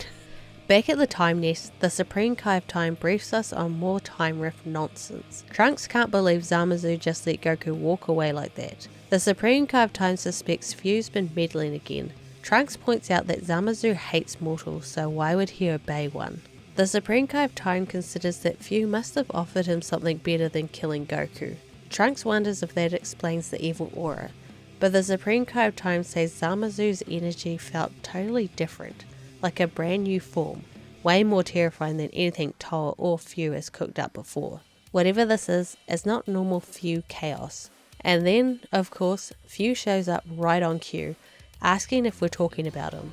The Supreme Kai of Time loses it, yelling at him for having the nerve to show his face. Few brushes it off and says he just came to let us know his experiment is ready. Trunks is completely lost as usual because he's never around when any of this happens. Few just keeps going, insisting he's got a good feeling about this one and wants us to check it out. Then he hops back into the portal before anyone can get answers. The Supreme Card of Time screams after him, then immediately tells us to chase him, so we do. We meet up with Zamasu Goku again. I'm just going to call him Goku at this point because Zamasu Goku is just a mouthful. We spar a bit with him so he can get used to the body swap. Mid-fight, Vegeta arrives and is understandably confused why Zamasu is throwing out Kakarot's moves. We explain, and then Future Trunks, the blue hair edition, there's not everyone has blue hair in Super now, you know the one, the bandana one. Future Trunks suddenly shows up. He's panting, struggling, and gets overwhelmed by that evil aura. Great. Another problem. So now we're helping Goku and Vegeta calm Trunks down. After knocking the corruption out of him, Trunks is confused as hell. Why is his father here? Who is Zamasu? And I guess he already knows who we are, so no questions about the random lady standing there. Goku explains the body situation and Trunks realizes he must be in the past, except he doesn't remember using the time machine. The Supreme Card of Time chimes in that this is obviously Fu's doing. But if Trunks is back to normal, maybe we can actually get some answers about that weird aura. Then Trunks suddenly remembers his mother's in danger. He bolts. Vegeta panics for Bulma and goes after him, and we follow because we have nothing else to do because we don't know what the fuck's going on. Outside Capsule Court, we find Goku Black standing over an unconscious Bulma. He thanks Trunks for the distraction. Vegeta arrives and loses it, demanding to know what he wants with his wife. Goku Black explains that Bulma, despite being immortal, holds the power to manipulate time. Trunks argues that this timeline's Bulma hasn't even built the time machine yet. The Supreme Card of Time wonders if Fu spilled the beans. And yep, Fu strolls up, confirming everything. He says Bulma's genius and her time machine are exactly why he wants to chat. Goku Black, now impatient, tells Fu to stop talking and grab her. Vegeta absolutely refuses and powers up to Super Saiyan Blue. Goku Black mocks him for trying to imitate a god. While they're fighting, the Supreme Card of Time grills Fu for details on what he's planning. Fu admits he wants info on the time machine and reveals he summoned Goku Black mainly to examine his time ring. But Black is getting fed up and their alliance is falling apart. Suddenly, space distortion appears overhead as Black powers up even more. Fu is impressed, Black is not. He claims space and time itself mean nothing to a god. He then drags Hit, Kappa, Cal, and Caulifla out of Universe 6 through the distortions and corrupts them with his evil aura. They immediately attack us. In the chaos, Fu takes advantage of the opening and snatches Bulma. Goku quickly fires the Ki Blast to create breathing room so Trunks and Vegeta can chase after Fu, leaving us and Goku to deal with the Universe 6 squad and Goku Black. Honestly, this part was so cool. Super sometimes forgets that Goku is actually incredibly tactical, and this moment showed it perfectly. And like always, we beat the corruption out of everyone. Ha!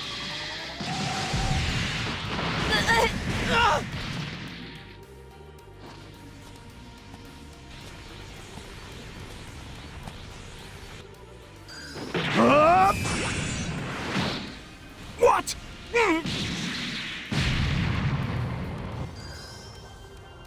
Looks like they're back to normal. Wow, Hit! Hold on. You weren't actually being controlled? No. Apologies for the deception. You are Goku, are you not? Yeah, that's right. That guy isn't me. So I see. And you're the one that brought us here, is that right? You fools! You would dare harm the body of a vengeful god? Insolent! Arrogant! Thankless! Foolish mortal cretins!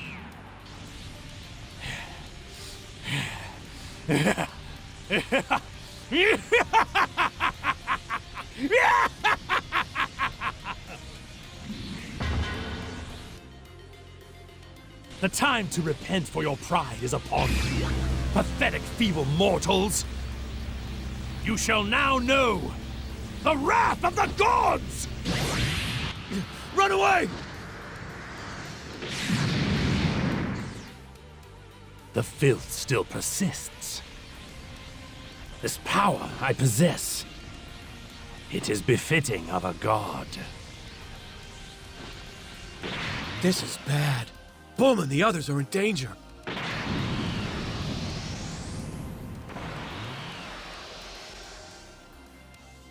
Goku Black finally catches up with Fu in the Wastelands. Black admits he lost sight of himself for a moment, then immediately demands to know where the mortal with the knowledge of the time machine is. Vegeta blasts him from nowhere and decks Goku Black. Black instantly assumes Fu betrayed him and demands to know what he's done with Bulma.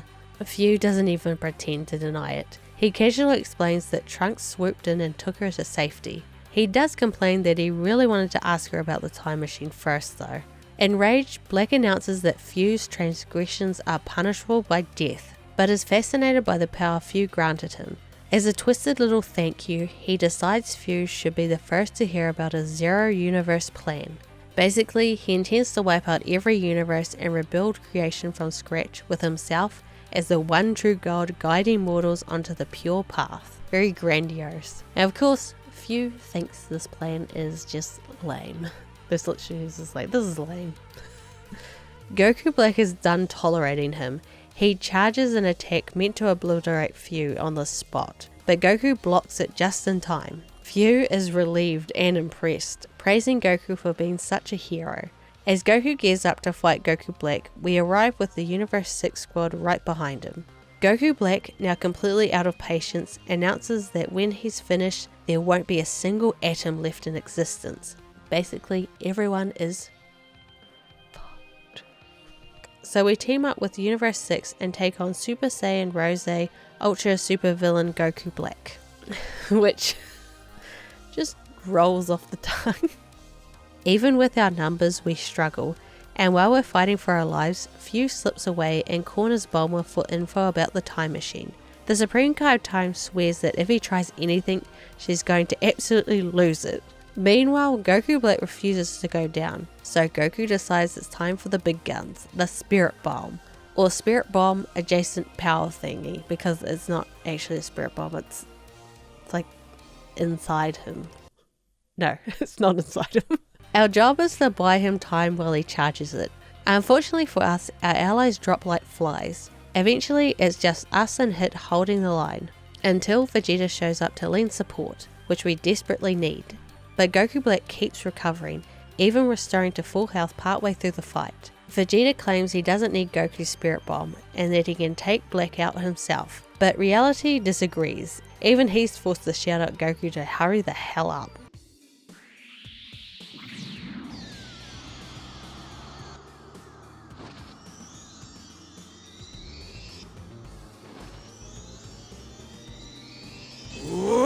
It's finally ready! What's this incredible power? It seems I have made an egregious error. Lousy Goku. I should have killed you back when I had the chance! Ah! What? The Spirit Bomb is... You pathetic mortal. You forget you are in the divine body of a god! You lack the very comprehension to wield it properly! What the hell? After all that?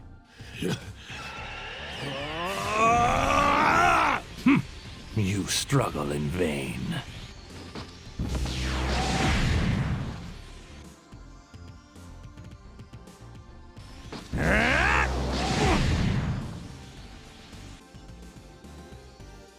Curse you all! Do it, Kakarot!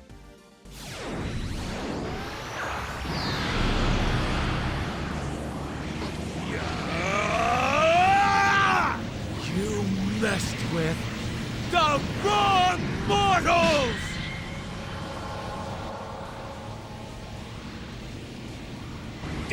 Impossible! But I attained the ultimate body in the universe! This can't be!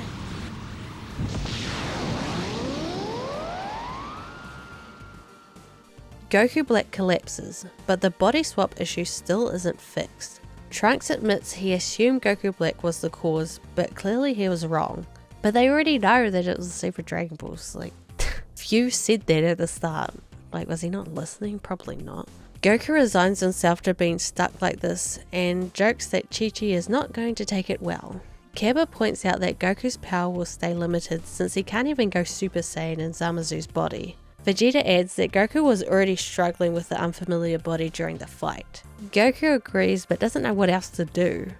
Trunks suggests asking Shenron, but the Dragon Balls can't handle God-related wishes. Vegeta then poses the Super Dragon Balls. Super Shenron might not have these restrictions, but they already know he doesn't have these restrictions because he's the one who done it in the first place. There's no one listening to what anyone is saying anymore. Kaba confirms Universe 6 has some of their own, and they can help gather them. Cauliflower immediately reminds them that they have no idea how to even get back home. Kaba says they'll figure it out. Goku decides that that's their best shot, and they set off on a Super Dragon Ball scavenger hunt. He turns to thank us for the help, but we're already gone. Few has also wandered off, exhausted and muttering about that nightmare. The framing of the scene is weird. He's clearly talking to someone, but it's not obvious as to who. Could be someone off screen that we're not supposed to know about yet. He says he's not in the mood for a scolding and suggests they go their separate ways. Few is thrilled with the data he collected and claims that once he's mastered this power, not even the sky will be the limit. Which is a really weird thing to say considering in this universe pretty much everyone can fly. Now he wants God tier data next, so we can only guess where we're going. Probably to Battle Z. Not Battle Z. Battle of Gods. We head over to the Supreme Kai of Time in the Time Nest. And big shock, there's yet another time rift waiting for us. And just like I called it, we're heading straight into the Battle of Gods arc. But this time, for once, we're not going in solo. Trunks is actually coming with us. I'm not letting myself get used to this though. We step through the rift and immediately something is off. Instead of Goku stepping into the role of Super Saiyan God like he's supposed to, it's Vegeta who's achieved the form. But the story doesn't bother explaining this change, not yet anyway.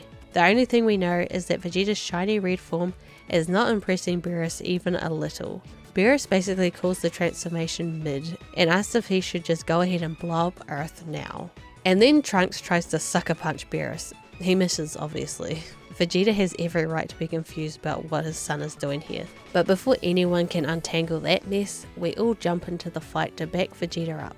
Not that it helps much, fighting a literal god of destruction goes about as well as you'd expect, and still the game refuses to tell us why Vegeta is Super Saiyan God. There's this unspoken just go with it for now, and it's like, okay, I will. I've been going with it for long enough, I guess I'll just keep going.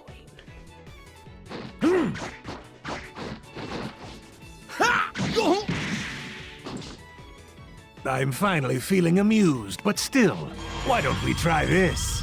What?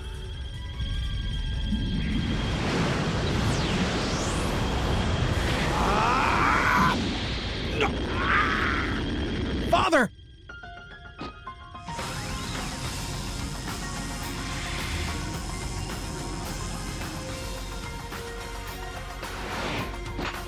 Over here!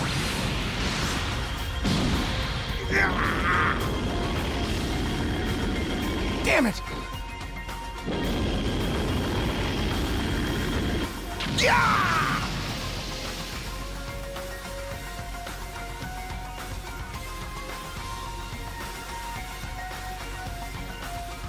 Whatever this power is, it's not bad at all.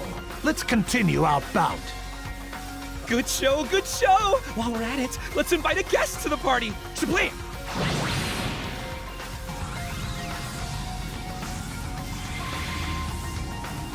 Where am I? Wait! Vegeta! Your energy's way more wild than it usually is! Woo! Now I'm in the mood for a good fight!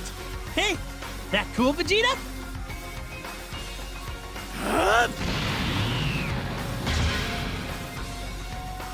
Don't you dare!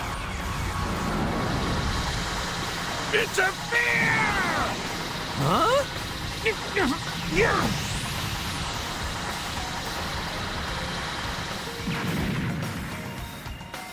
What's wrong with you, Vegeta? I won't miss next time. Vegeta! Hey, knock it off!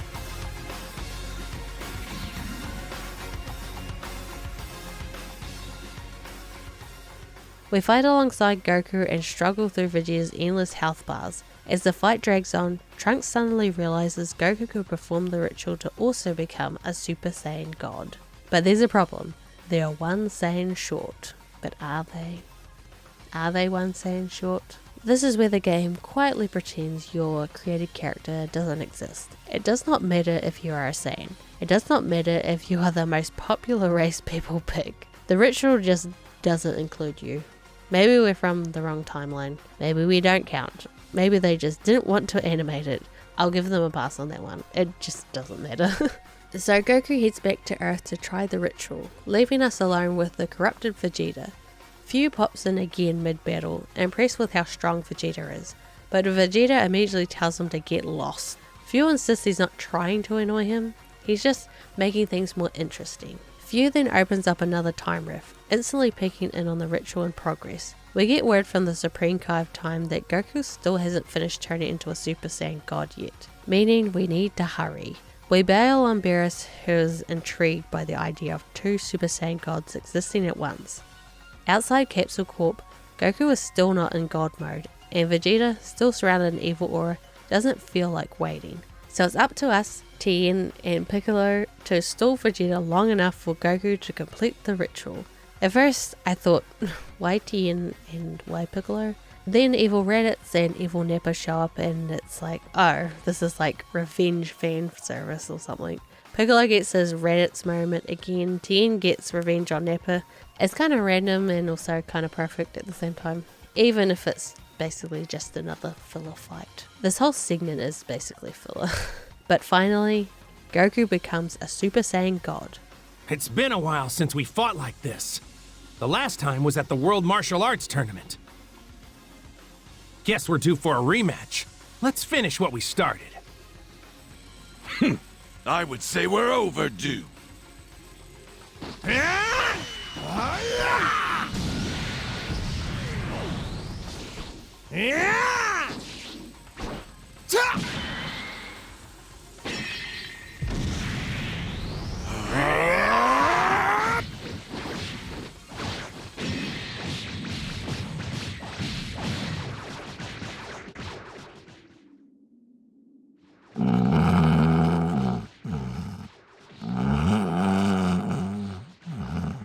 That's it!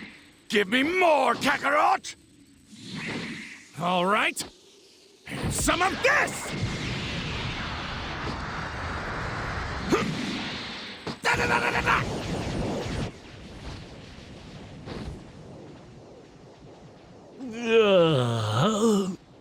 So those two have finally returned at last.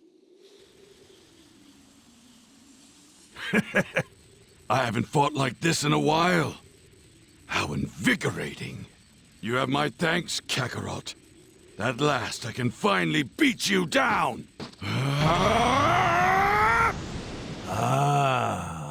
I don't need any more power than what I have. I'll beat you as I am now with nothing but my own power! Your time at the top ends now, Kakarot! Is this Saiyan spirit, or is it Saiyan pride? Awesome! You're amazing, Vegeta! Enough, Kakarot! Recompose yourself!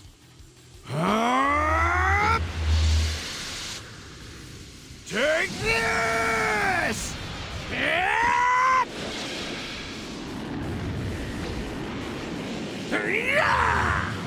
Oh!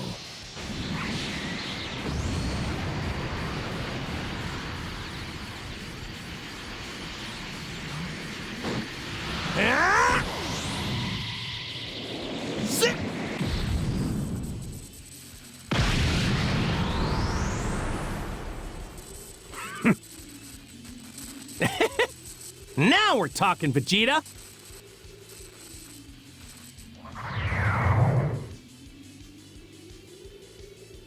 Their fight shoots up into space, but Beerus, now tired of being ignored for roughly 5 whole minutes, decides it's time for him to join in. After some back and forth arguing, Goku and Vegeta agree to team up, with us tagging along even though really we should not be getting involved. And honestly, this entire arc feels like pure fan service. A big what if Vegeta got to be the god this time scenario. But I'm not complaining. I love the Battle of Gods movie, and one of the things I always wish we could have seen was Vegeta stepping into that role instead of Goku. So seeing it play out here, even if it's not crucial to the overarching plot, is extremely satisfying. Yes, it's fan service. Yes, it's kind of padding, but it's good fan service, so I don't care. While you eventually proved a little fun, you two could only muster this much. Uh-oh! Come on, Vegeta! Damn it! Damn it all!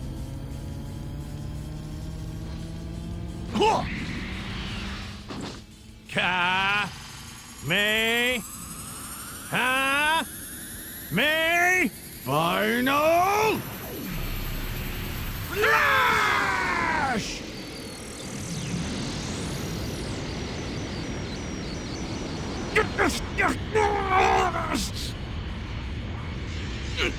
I can't feel my hands! Not today! The Earth is not getting destroyed! A proud Saiyan warrior will not be bested by a god!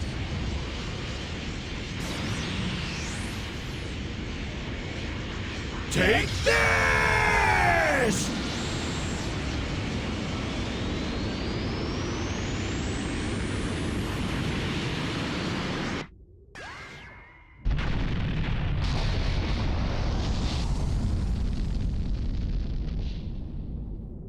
We did it! Yeah! Goku and Vegeta try and fail to beat Beerus. Beerus leaves anyway because he stopped caring 30 minutes ago. After the battle, Goku and Vegeta immediately wander off to keep fighting each other, because that's just who they are. Fu strolls up to us and complains that the ultra super villain energy fizzled out too fast for his liking, but he still had plenty of fun. He admits he's jealous of Goku and Vegeta and says it would be cool if we fought like that someday. We shake our heads like, nah, like we've fought enough. Fu just grins and says he's got all the energy he needs for his next experiment, and once everything's prepped, he'll come find us again. Great, wonderful, fantastic. Hey! All set to take a peek at the future. You'll join me, won't you?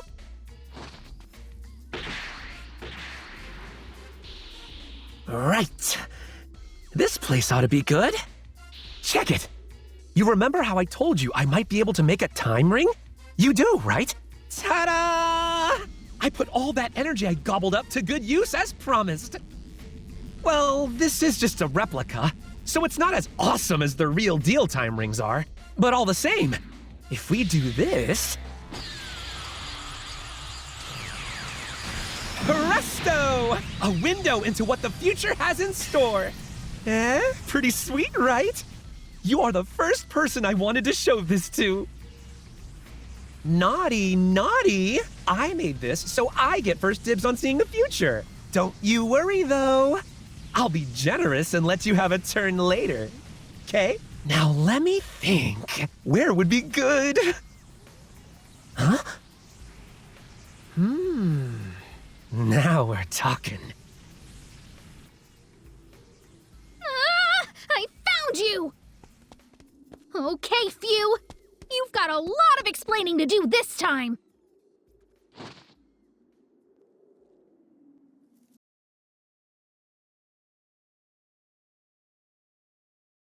Next up is Chapter 2 of the Future Saga, released 6 months after Chapter 1. That might sound like a lot, but it's nothing compared to the gap between Chapters 2 and 3. We'll get to that when we get to that. We're walking through the time nest when Fu pops up, apologising for disappearing on us. He claims he had a bit of interference before he could show us the future, so he's calling on us again. He tells us to trust him because apparently he's a guy who keeps his promises and urges us to follow, so we do. We step out onto a rift in space. Few looks around and says this seems like a good spot, then admits anywhere probably would have worked, but he figured we'd need room for someone to unleash their full strength. Whose full strength becomes clear instantly when Jiren launches out of a portal at us. We barely dodge in time. Few has set us up, but not only is Jiren corrupted by the evil aura, but Few himself joins in the assault. 2-on-1 is not ideal. While we're being tossed around, my mind briefly drifts back to chapter 1 and how they never actually explained what happened to Goku and his stolen body. I guess it's in a different timeline, so it doesn't matter. Maybe they found the Super Dragon Balls off screen. Who knows? It just feels a bit unresolved. I guess it is resolved, it's just you don't see the resolution. It just kind of like peters out. Thankfully mid-fight, Beldum, there's a Pokemon. Thankfully mid-fight, Belmod Universe 11's God of Destruction arrives to back us up. He compliments our guts for standing up to Jiren and asks who we are. But since our created character has the vocal range of a teaspoon, we don't answer. With Belmod's help, we manage to take down Few. Few's neck dislocates as he calls for a tactical retreat, and he and Jiren slip into another rift. Belmod's annoyed they escaped, but he figures chasing Jiren now is pointless. We explain Few's whole deal. Researcher gone rogue, using supervillain energy to engineer some kind of good future. That's as succinct as I could be with the recap. That's basically the whole story that's taken like 2 years to tell. Belmod listens, then tells us bluntly that no mortal can take on Jiren in his current state. But since we clearly plan to try anyway, he suggests we test our strength against him first. Cue another filler fight. Even though we hold our own decently well, Belmod still insists we're nothing compared to Jiren. But he does acknowledge we've got more than just blind heroism, and may be enough to see this mission through. Belmod then explains why he's even here. The Pride Troopers went rogue, started destroying cities, and then somehow hopped universes. Naturally, all paths lead to Earth, because of course they do. Before we can get deeper into it, Belmod senses other presences. Not Jiren, but Champa and Beerus, and they immediately start attacking us for reasons. Even the Supreme Kai Time is confused. Beerus insults the Time Patrol a bit, argues with the Supreme Kai Time, and beats the shit out of everyone before finally calming down. Belmod asks why they're here, and Beerus and Champa accuse his troops of destroying Earth's food supply. The Supreme Kai Time jumps in and explains it's not Belmod's fault. Few is controlling the Pride Troopers. Belmod says it's Universe 11's problem to fix, and the gods start arguing again. The Supreme Kai of Time quietly points out that if we play this right, we might be able to enlist the gods of destruction as allies, and also keep them from destroying Earth in the process. She bribes Beerus and Champa the only way anyone can, promising a feast of Earth's finest food. They agree to help, but Beerus makes it very clear he wants this done quickly. We head to Earth with Belmod. He wonders why Jiren would come here specifically. Beerus contacts us to say Universe 11's corrupted fighters are rampaging across cities, likely brainwashed like Jiren, and he's already sent Goku and the others to deal with them. He leaves Jiren, Toppo and Dispo to us. Yes, leave the strongest ones to us. The three appear completely engulfed in evil aura. Belmod pleads with them to remember who they truly are, heroes. Toppo insists they are being heroic, now more than ever, which tells us just how far gone they are. Belmod declares it is his duty to fix this. And once again, our methods are the same as always, beat the evil out of them. As we fight, Belmod notices something's off. If the Pride Troopers were trying to conquer Earth, they wouldn't be in the middle of nowhere. They'd be hitting the major cities, so they must have another motive. Then Goku arrives in Super Saiyan, Super God, whatever form, since Beerus had Vegeta and Piccolo cover the other hotspots. Belmod is impressed. Goku was incredible in the Tournament of Power, but this is something else. If anyone can stop Jiren, it's him. Of course it's Goku who can do it, not us who's been doing most of the work. Goku gets all the credit. Belmod has a sudden realization. Maybe Jiren wanted someone strong enough to stop him. Maybe deep down, he hasn't completely lost the sense of justice. With Goku's help, we finally disperse the evil aura from Jiren, Toppo and Dispo. They apologize, horrified of what they've done. Belmod scolds them, but is relieved they're back to normal. Goku says it's no problem. And hey, bonus, they finally got their rematch. But Beerus quickly reminds everyone that they owe him delicious earth food. Before anyone can relax, another portal opens. Jiren then gets supercharged again with ultra super villain power. Few admits he had a much bigger plan. He wanted to amplify the Pride Troopers even further and let them run wild. The Supreme Card Time is stunned. That doesn't sound like Few at all. Few rolls his eyes at her lecture, says he has better things to do, and points towards a nearby town full of easy targets. Balmod tells us to hang back while he deals with it, but Few taunts us. Jiren is now stronger than a god of destruction, and we don't stand a chance. Goku steps forward and tells them we'll never know unless we try. So once again, we steel ourselves to prove him wrong. Balmod manages to track Jiren down before he can strike any major cities, or whatever it was he was planning to do. He tells Jiren that his intentions are completely misguided, and that he can't allow him to go any further. Beerus and Champa arrive shortly after, with Beerus declaring that he won't let Jiren run wild anymore. He's caused enough chaos in Universe 7, and now he's going to pay for it. We then arrive on the scene alongside Goku, ready to fight. Jiren powers up immediately, irritated that we keep standing in his way. He declares that weak, evil-hearted beings like us don't deserve to live. Goku fires back, furious, asking who Jiren thinks he is to make that kind of judgment. Lord Beerus, what are you doing? Yeah, I think this has gone on long enough. So, Hakai. Yo, what's the matter with you, Beerus? I told you before you can't destroy them, remember? Hey, that's no good!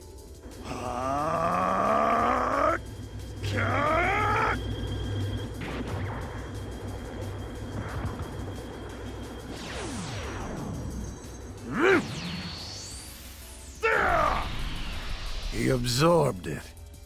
Insolent little punk. Ah, Beerus! You shouldn't have held back! Ah, shut up! I was trying not to destroy the Earth in the process, stupid. Beerus and Champa prepare to destroy Jiren right then and there, but Goku and Balmod hesitate. They're not convinced that obliterating him is the right move. Balmod argues that Jiren is the greatest warrior in Universe 11, and losing him would be devastating. Champa insists that they'll be fine because they still have Toppo, but Balmod snaps back that that's not the point. Jiren has always fought for justice, and for him to fall as a villain would be a tragedy. Champa asks whether Balmod has any better ideas, because destroying him is the fastest solution.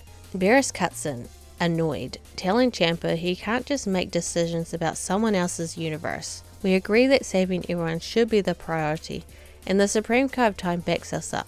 Ideally, we want a resolution where everyone is not dead. Toppo and Dispo show up to help us and Goku, which helps a little, at least until Jiren's power spikes again. Goku suspects this is the energy absorbed earlier. Few practically loses his mind with excitement. This is even better than he had imagined. Jiren's power is approaching divine levels, and no mortal can hope to touch him.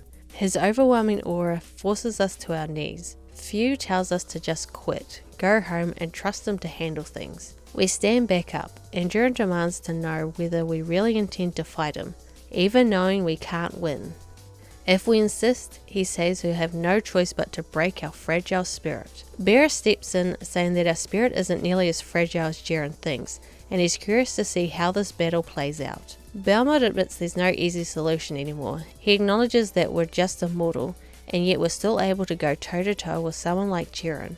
He wonders aloud if the gods of destruction should really be leaving the fate of the entire universes in the hands of mortals. Beerus decides Jiren needs a reminder of why gods should be feared. Despite the frustration, he thinks fighting the strongest man in Universe 11 might actually be fun. The fight continues with 3 gods of destruction backing us up. Eventually, Jiren's aura begins to flicker.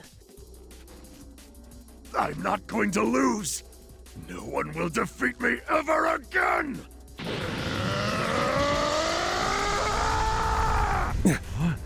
Well done, Jiren. Should have known you'd still have this much power left over. Deflect it, or cancel it out. Either option's going to bring about a world of pain.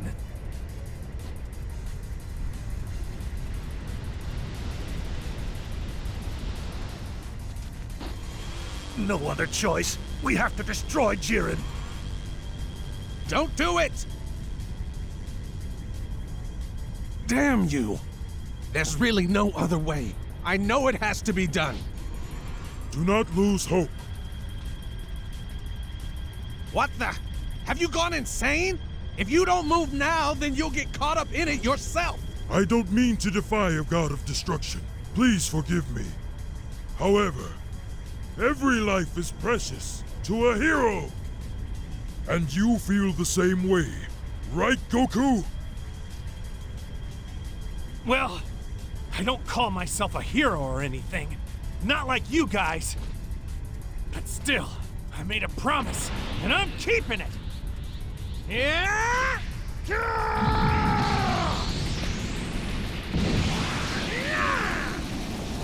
Amazing! I can't believe he's going toe-to-toe with Jiren! I don't understand. What was it that sparked this in you? No matter. Struggle as you may, you're still nothing but a weakling. Why don't you stop this and just surrender to me?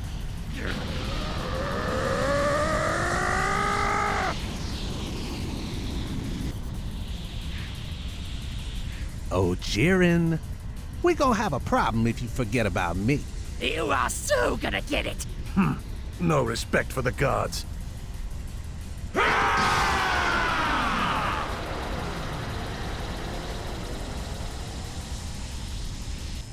This is not going the way I planned. Damn it! Their energies are getting dangerously close to their limit.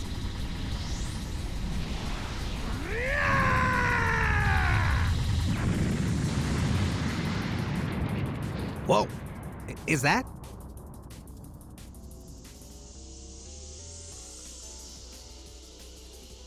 Oh yeah, Ultra Instinct is back.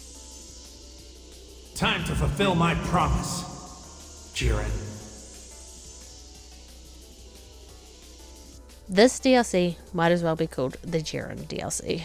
You fight him over and over again, and the biggest problem with this is that Jiren just isn't very compelling as a character. The real standout here is Balmod. Even though he looks like an evil clown, he's shockingly reasonable, easily the most likable god of destruction in the bunch. Finally, after what feels like an eternity, we bring Jiren down. Ultra Instinct Goku destroys the Dark Crystal embedded in Jiren's chest, returning him to normal. Everyone gathers around, relieved that Jiren has been saved without needing to be destroyed, and without Earth getting wiped in the process. The Supreme Car of Time mentions a feast waiting for Beerus and Champa, who rush off immediately. She then congratulates everyone. Balmod notes that the power source is gone, and says it's hard to believe the crystal was responsible for all this and not Jiren himself. Jiren tells Balmod he made the right call earlier. He reiterates that anyone who threatens the universe should be destroyed, no questions asked. That's the god of destruction's duty. He hopes Balmod will continue to honor that duty. Balmod simply replies with a quiet, Yeah.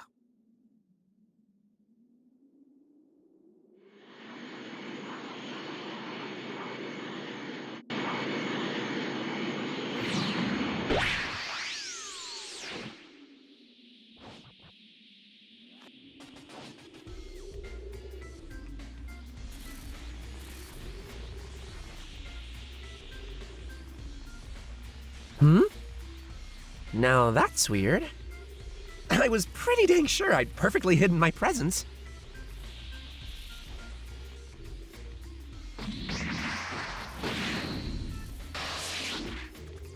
Sorry, bud, but I don't got the time to play with you right now. Hey, give it up, Phew! Now, you're asking the impossible. Hate to disappoint you, but getting caught doesn't fit into my schedule. Wait, don't tell me. You're being influenced by your own experiments, aren't you? You towed the line with your past exploits. But attacking Earth, you officially crossed it. Is that what you think?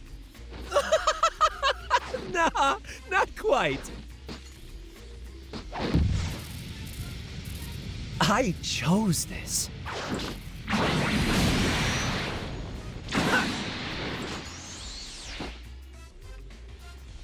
You really are a hero, aren't you? Every single time, you always show up to stop me. And yet, I wish you wouldn't. Could it be true? Did Few really experiment on himself? And what else is he scheming? With those crystals?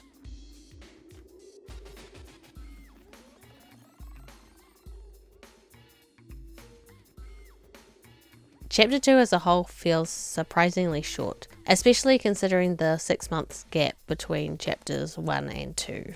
The story barely moves forward, and while the hints about Few's plans are interesting, it's nowhere near enough considering how stretched out the release schedule is. The pacing is painfully slow, and no matter how strong the conclusion ends up being, it's hard to imagine it being worth the long waits between updates. That rhymes, but that was not intentional. Future Saga Chapter 2 was the first DLC that I actually had to wait for, and that wait ended up being way longer than I expected. Chapter 2 dropped on November 21st, 2024. Chapter 3 didn't show up until October 30th, 2025. That is almost a full year, and we still have one more chapter to go. And before anyone says, why not wait for Chapter 4 to come out before making this video? Because I'm tired of waiting. At this point, I just want to talk about it.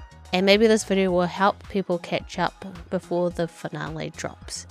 If anyone still cares by then. As usual, it all starts with a rift in the time nest, but this one looks way more menacing. When you interact with it, our character suddenly talks. Has this happened before? Has our character had a dialogue box before? Maybe?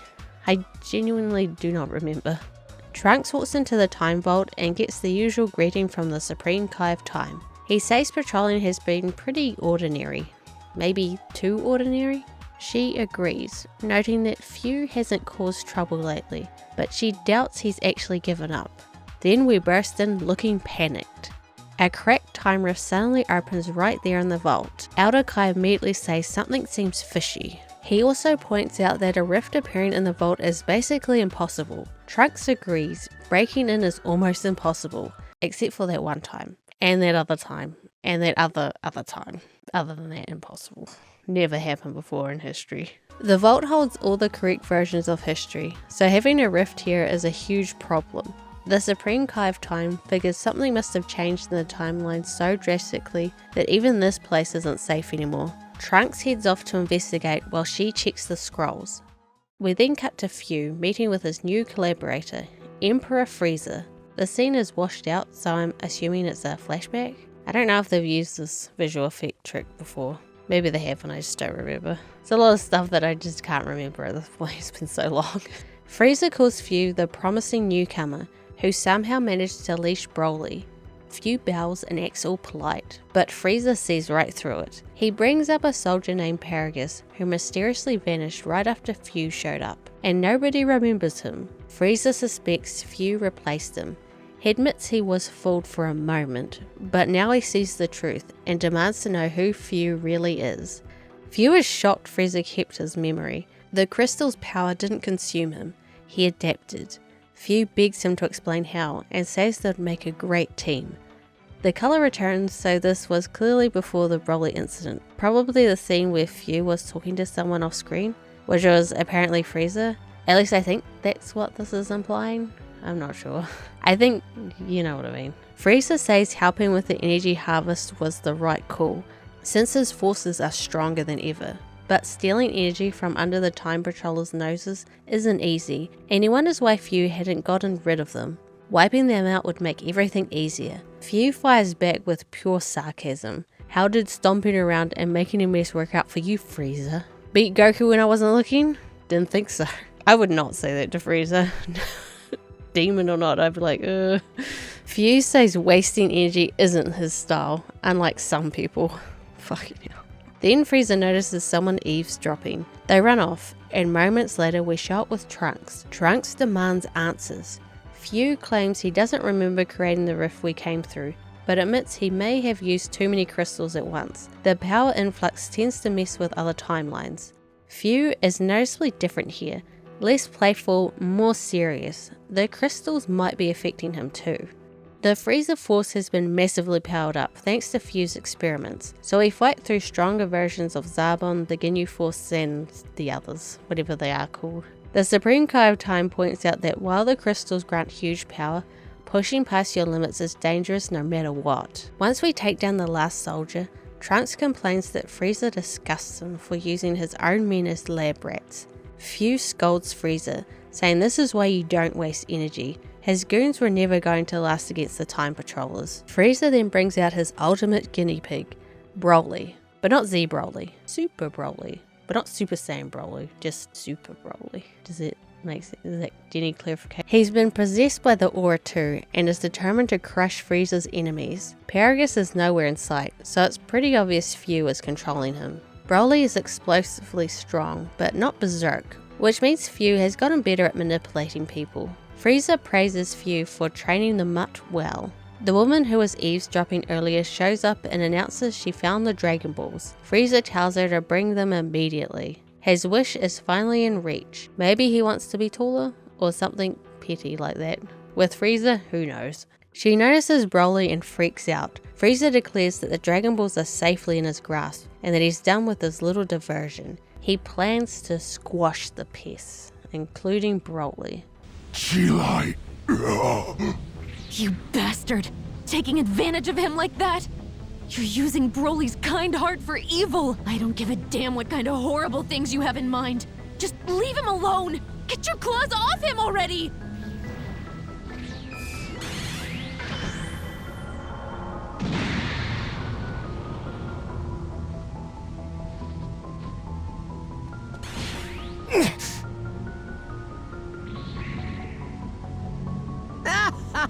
My, what a perfect tableau! Your squirming will bring me so much pleasure. Sucks for efficiency, though.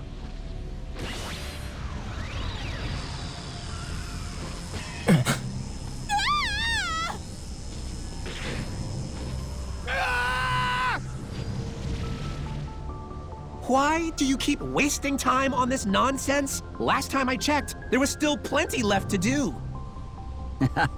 All that power at your disposal, but you are so uptight. Terrifying, truly.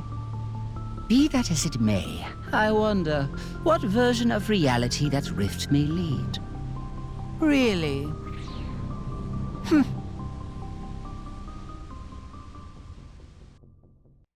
We land back in the Time Vault. Chilai is confused and worried about Broly. The Supreme Kai of Time explains where they are and reassures her that Broly is still on the other side, and that will stop Fuw and Frieza. Chilai says the Frieza force changed after Fuw arrived. They got stronger, but some don't even act like themselves anymore. Elder Kai is sure it's because of Fuw's power, but something about Frieza seems off. The Supreme Kai of Time agrees. He knows too much.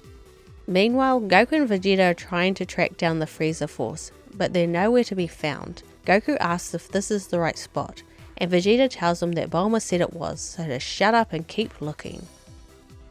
The Supreme Kai of Time searches for Fuw's previous timeline, but comes up empty. As soon as we came through, she sealed the rift in the Time Vault tight. Getting to Fuw and Frieza is going to be a lot harder now. They know we're chasing them, so they're on high alert. Then a huge crash echoes from Conton City. Trunks says rescue requests are suddenly flooding in, so we rush over as fast as we can. Somehow, Fuw and Frieza have made it straight into Conton City. Fuw doesn't look thrilled about it, but Frieza immediately spots Chilai. He remembers her verdant face and warns that siding with us was a fatal mistake. Chilai fires back, saying she's not scared of him and he'd better hand over Broly before she makes him regret it. Good luck with that. The Supreme Kai of Time calls for backup, but no one answers. Every patroller is already tied up fighting the Frieza force elsewhere, so it's just us and Trunks. At least he's actually with us this time. Frieza's troops are trying to break into the Time Nest so they can get into the Time Vault. Since the vault is pretty much the heart of the Time Patrol, Frieza with access to it would be, yeah, bad, to put it mildly. Frieza starts monologuing that simple cosmic control no longer interests him. With this new power, he wants to master time itself. He says he'll become the next Supreme Kai of Time. He even suggests using the Dragon Balls to conquer Conton City, but Fu shuts that down immediately. This place is packed with divine energy. Shenron can't just stroll in and rewrite it. Frieza wonders if that's actually true or just a convenient assumption. We managed to slow the invasion long enough for Frieza to break out his golden form and bring Broly into the fight. Now, Fu, hand over more of those crystals at once. I've given you plenty, way more than I ever have in a single moment. If you don't pace yourself, you're gonna end up in a world of hurt. Are you dense? You've barely given me enough to tickle thus far. Quit your stalling or I'll take them by force! You're the boss, Frieza. We'll do it your way, and you'll see I was right. I'll use whatever I have at my disposal, just like you said. And hey, if your body explodes, at least we learned a thing. I applaud your sense of optimism, Fu.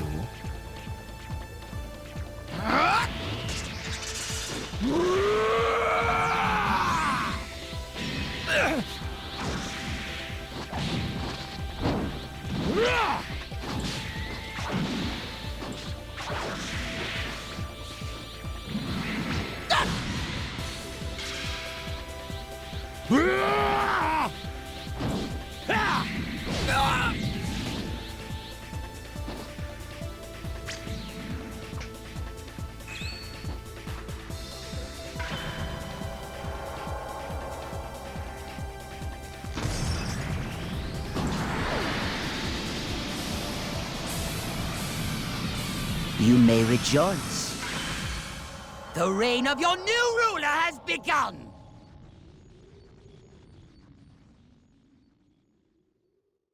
Fu comments that this is great. He's getting even more energy than expected.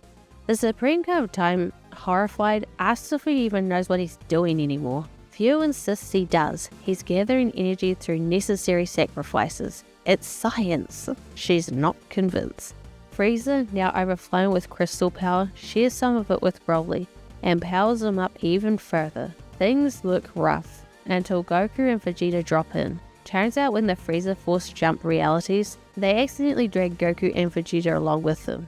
Goku finally catches up and realizes we're fighting Frieza and he has the Dragon Balls, but even in their Super Saiyan Blue form, they can't keep up with Broly. So we stall for time while they try to fuse, which takes longer than it should because they can't remember the fusion dance. I honestly love how this chapter handles the Super Broly material. It hits all the big moments but still feels uniquely Xenoverse. Way better than Legendary Pack's version, which was just the movie fight with worse presentation. You can tell that the devs have been learning from their past DLCs, because the new ones are just way better than the older ones. Gogeta eventually shows up and holds Broly back while Shiloh works to break him out of his super villain state. Together, they manage to shake off the aura.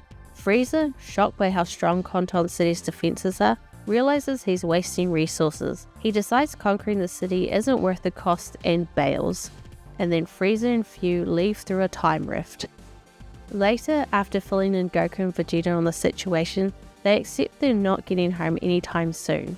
Trunks finds it suspicious that Frieza gave up so easily. Those two always have a backup plan. Right on cue, Elder Kai calls out to the Supreme Kai of Time, saying that some scrolls are showing strange activity. Fu and Frieza retreat to the Crack of Time to lay low, but the breather doesn't last long. Fu's tired of running and thinks it might be time for a new experiment, while Frieza is still dead set on conquering Conton City. Fu tries to talk him down, warning that the Time Patrollers aren't messing around and that both energy and Dragon Balls are a finite resource. Frieza immediately shuts him up. Only an amateur would quit now. The enemy's scattered, which makes it the perfect moment to strike. And besides, resources exist to be used. With the crystals and the Dragon Balls together, he's cooked up a deliciously evil plan. Fu is horrified that Frieza is willing to go this far. Maybe something he should have considered before turning Frieza into a science project. I thought scientists were supposed to be smart. Frieza tears open another rift at Conton City, and Fu can't help but be impressed. As far as lab rats go, Frieza's been his best one yet.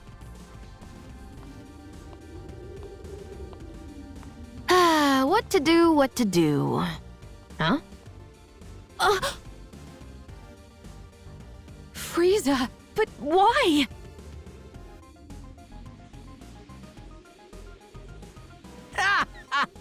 Oh yes, this will do nicely. A brand new base to commemorate my new reign. It would be perfect in every possible way, were it not for the vermin who insist on popping up.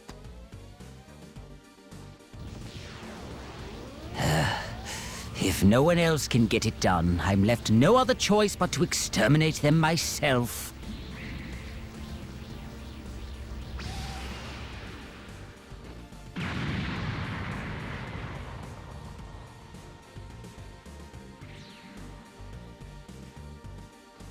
You're a weird guy, you know that? And yes, they still haven't fixed the subtitles running off the screen. I paid full price for this.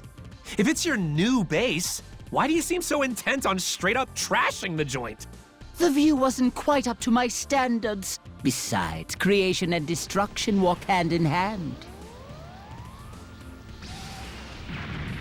Struggling is a waste of time. You don't honestly think you can repel me twice? Like I would deign to allow that. I never make the same mistake more than but once. The real fun is about to begin.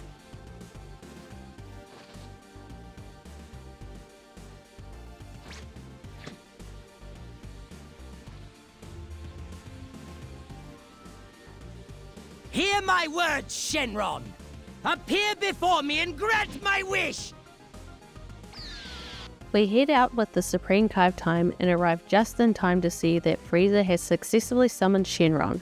His plan? Infuse Shenron with crystal power. If it works, the dragon will be able to grant wishes beyond even the Supreme Kai's authority. Frieza's ultimate wish is to make himself the new Supreme Kai of Time. He tries to inject Shenron with the crystal's power, but the dragon stops listening. Few admits it was a long shot, but says Shenron is adapting, slowly. They'll need more time, or another catalyst entirely. As the fight continues, Shenron suddenly starts obeying him. The Supreme Kai of Time is horrified, and wonders just how much energy they're shoved into the poor dragon. Trunks tries to interrupt the process, but Fuse's attacks are way stronger than usual. Watch closely, Time Patrollers! Now, Shenron, you will know rebirth. Embrace the power coursing through every fiber of your being!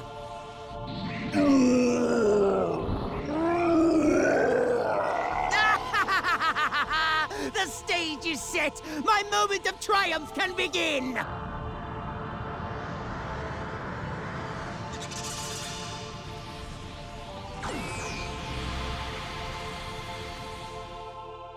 After that fight, I was genuinely curious whether Shenron in the hub world would change. Disappointingly, he does not.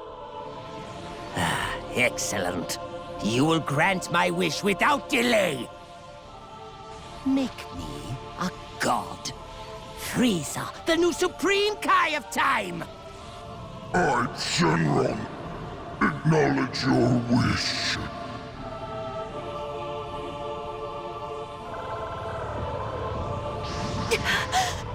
Wait, so just like that, he can...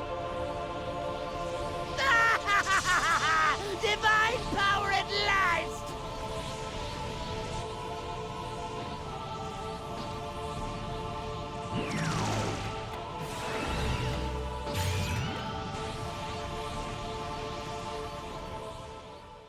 Frieza revels in his new divine energy, though it feels not very divine. Few explains that Frieza is forcing godly power into a non-godly body. You don't get all of the powers at once. Few even theorizes that Shenron is actively retconning Frieza's past so he's always been a god. The Supreme Kai of Time orders Elder Kai to gather every scroll connected to Frieza's timeline. It's going to take forever, so we stall for as long as we can. During this fight, there are crystals that you must destroy, just like what Goku did with Jiren. Before you can destroy a crystal, you have to defeat the enemies guarding it. You can break them normally with melee or ki blasts, or you can instantly wipe them out by timing a just guard right as the lightning strikes. The timing is tricky, but I managed to do it a few times. Though honestly, with how strong my character's ki attacks are, I could just one-shot them anyway. Still, I appreciate that they shook up the mechanics. Just punching Shenron non-stop wouldn't be that fun, since the dude barely moves.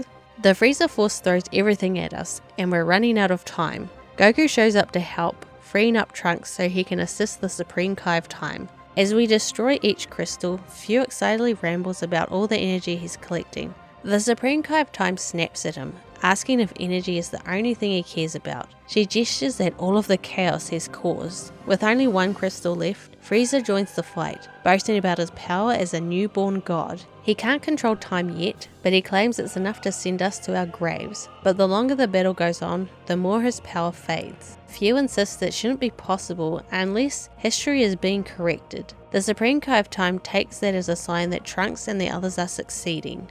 Frieza is nearly defeated but slips into a rift at the last second. Jumping through the rift, we catch up to Fu and Frieza almost immediately. And we're not fighting alone. The Supreme Kai of Time actually joins us on the battlefield, and she's not just faffing about in the background. Trunks pulls his weight more than usual too. Honestly, this might be one of the best fights in the Xenoverse series, period. Frieza has fully unlocked the ability to control time, and he uses it. Mid-fight, he reverts you back to level 1, stats, skills, everything, basically rewinding your character to how you were at the start of the game. It's such a clever way to fuse narrative and gameplay, but at the same time, it just made me think, why did it take this long for Xenoverse to do something like this? For a series that's built entirely around time travel, it's wild how underused that concept has been. We literally have the goddess of time on our side, and they almost never let her do anything. Another trick Frieza pulls, if you beat him, he just resets the whole fight. Full rewind. It's a really cool effect, but it also makes it clear we can't brute force our way through.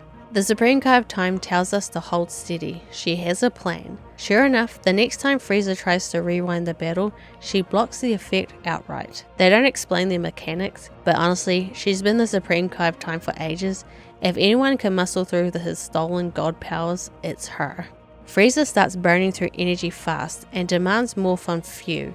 Fu insists he already gave him the last of it, but Frieza isn't buying it. He goes after Fu, knowing the blade still holds power. Before he can reach him, we blast Frieza back and save Fu from getting carved up.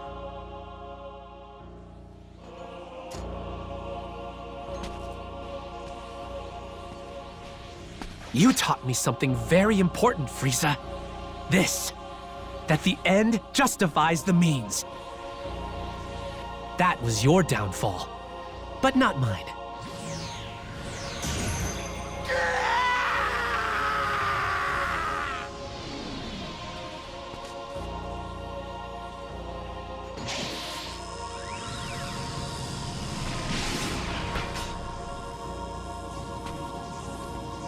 You, wait!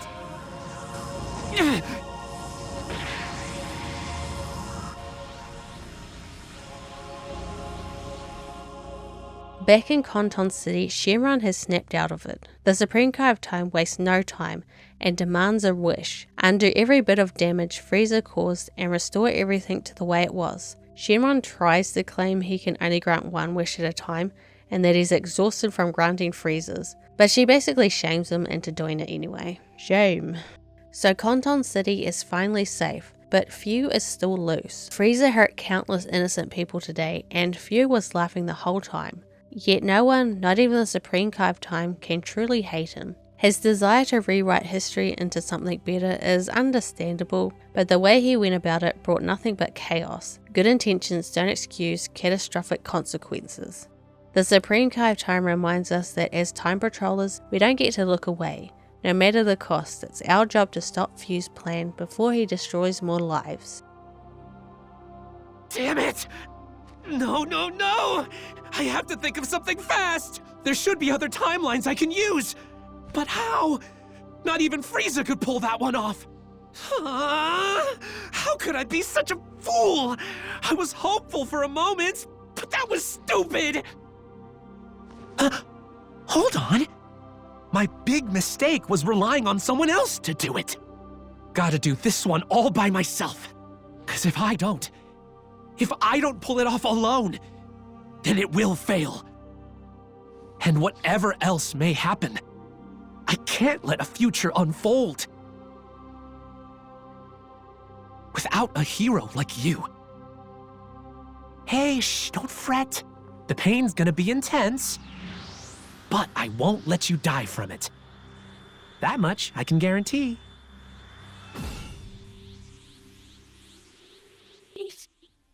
And just like that, it ends.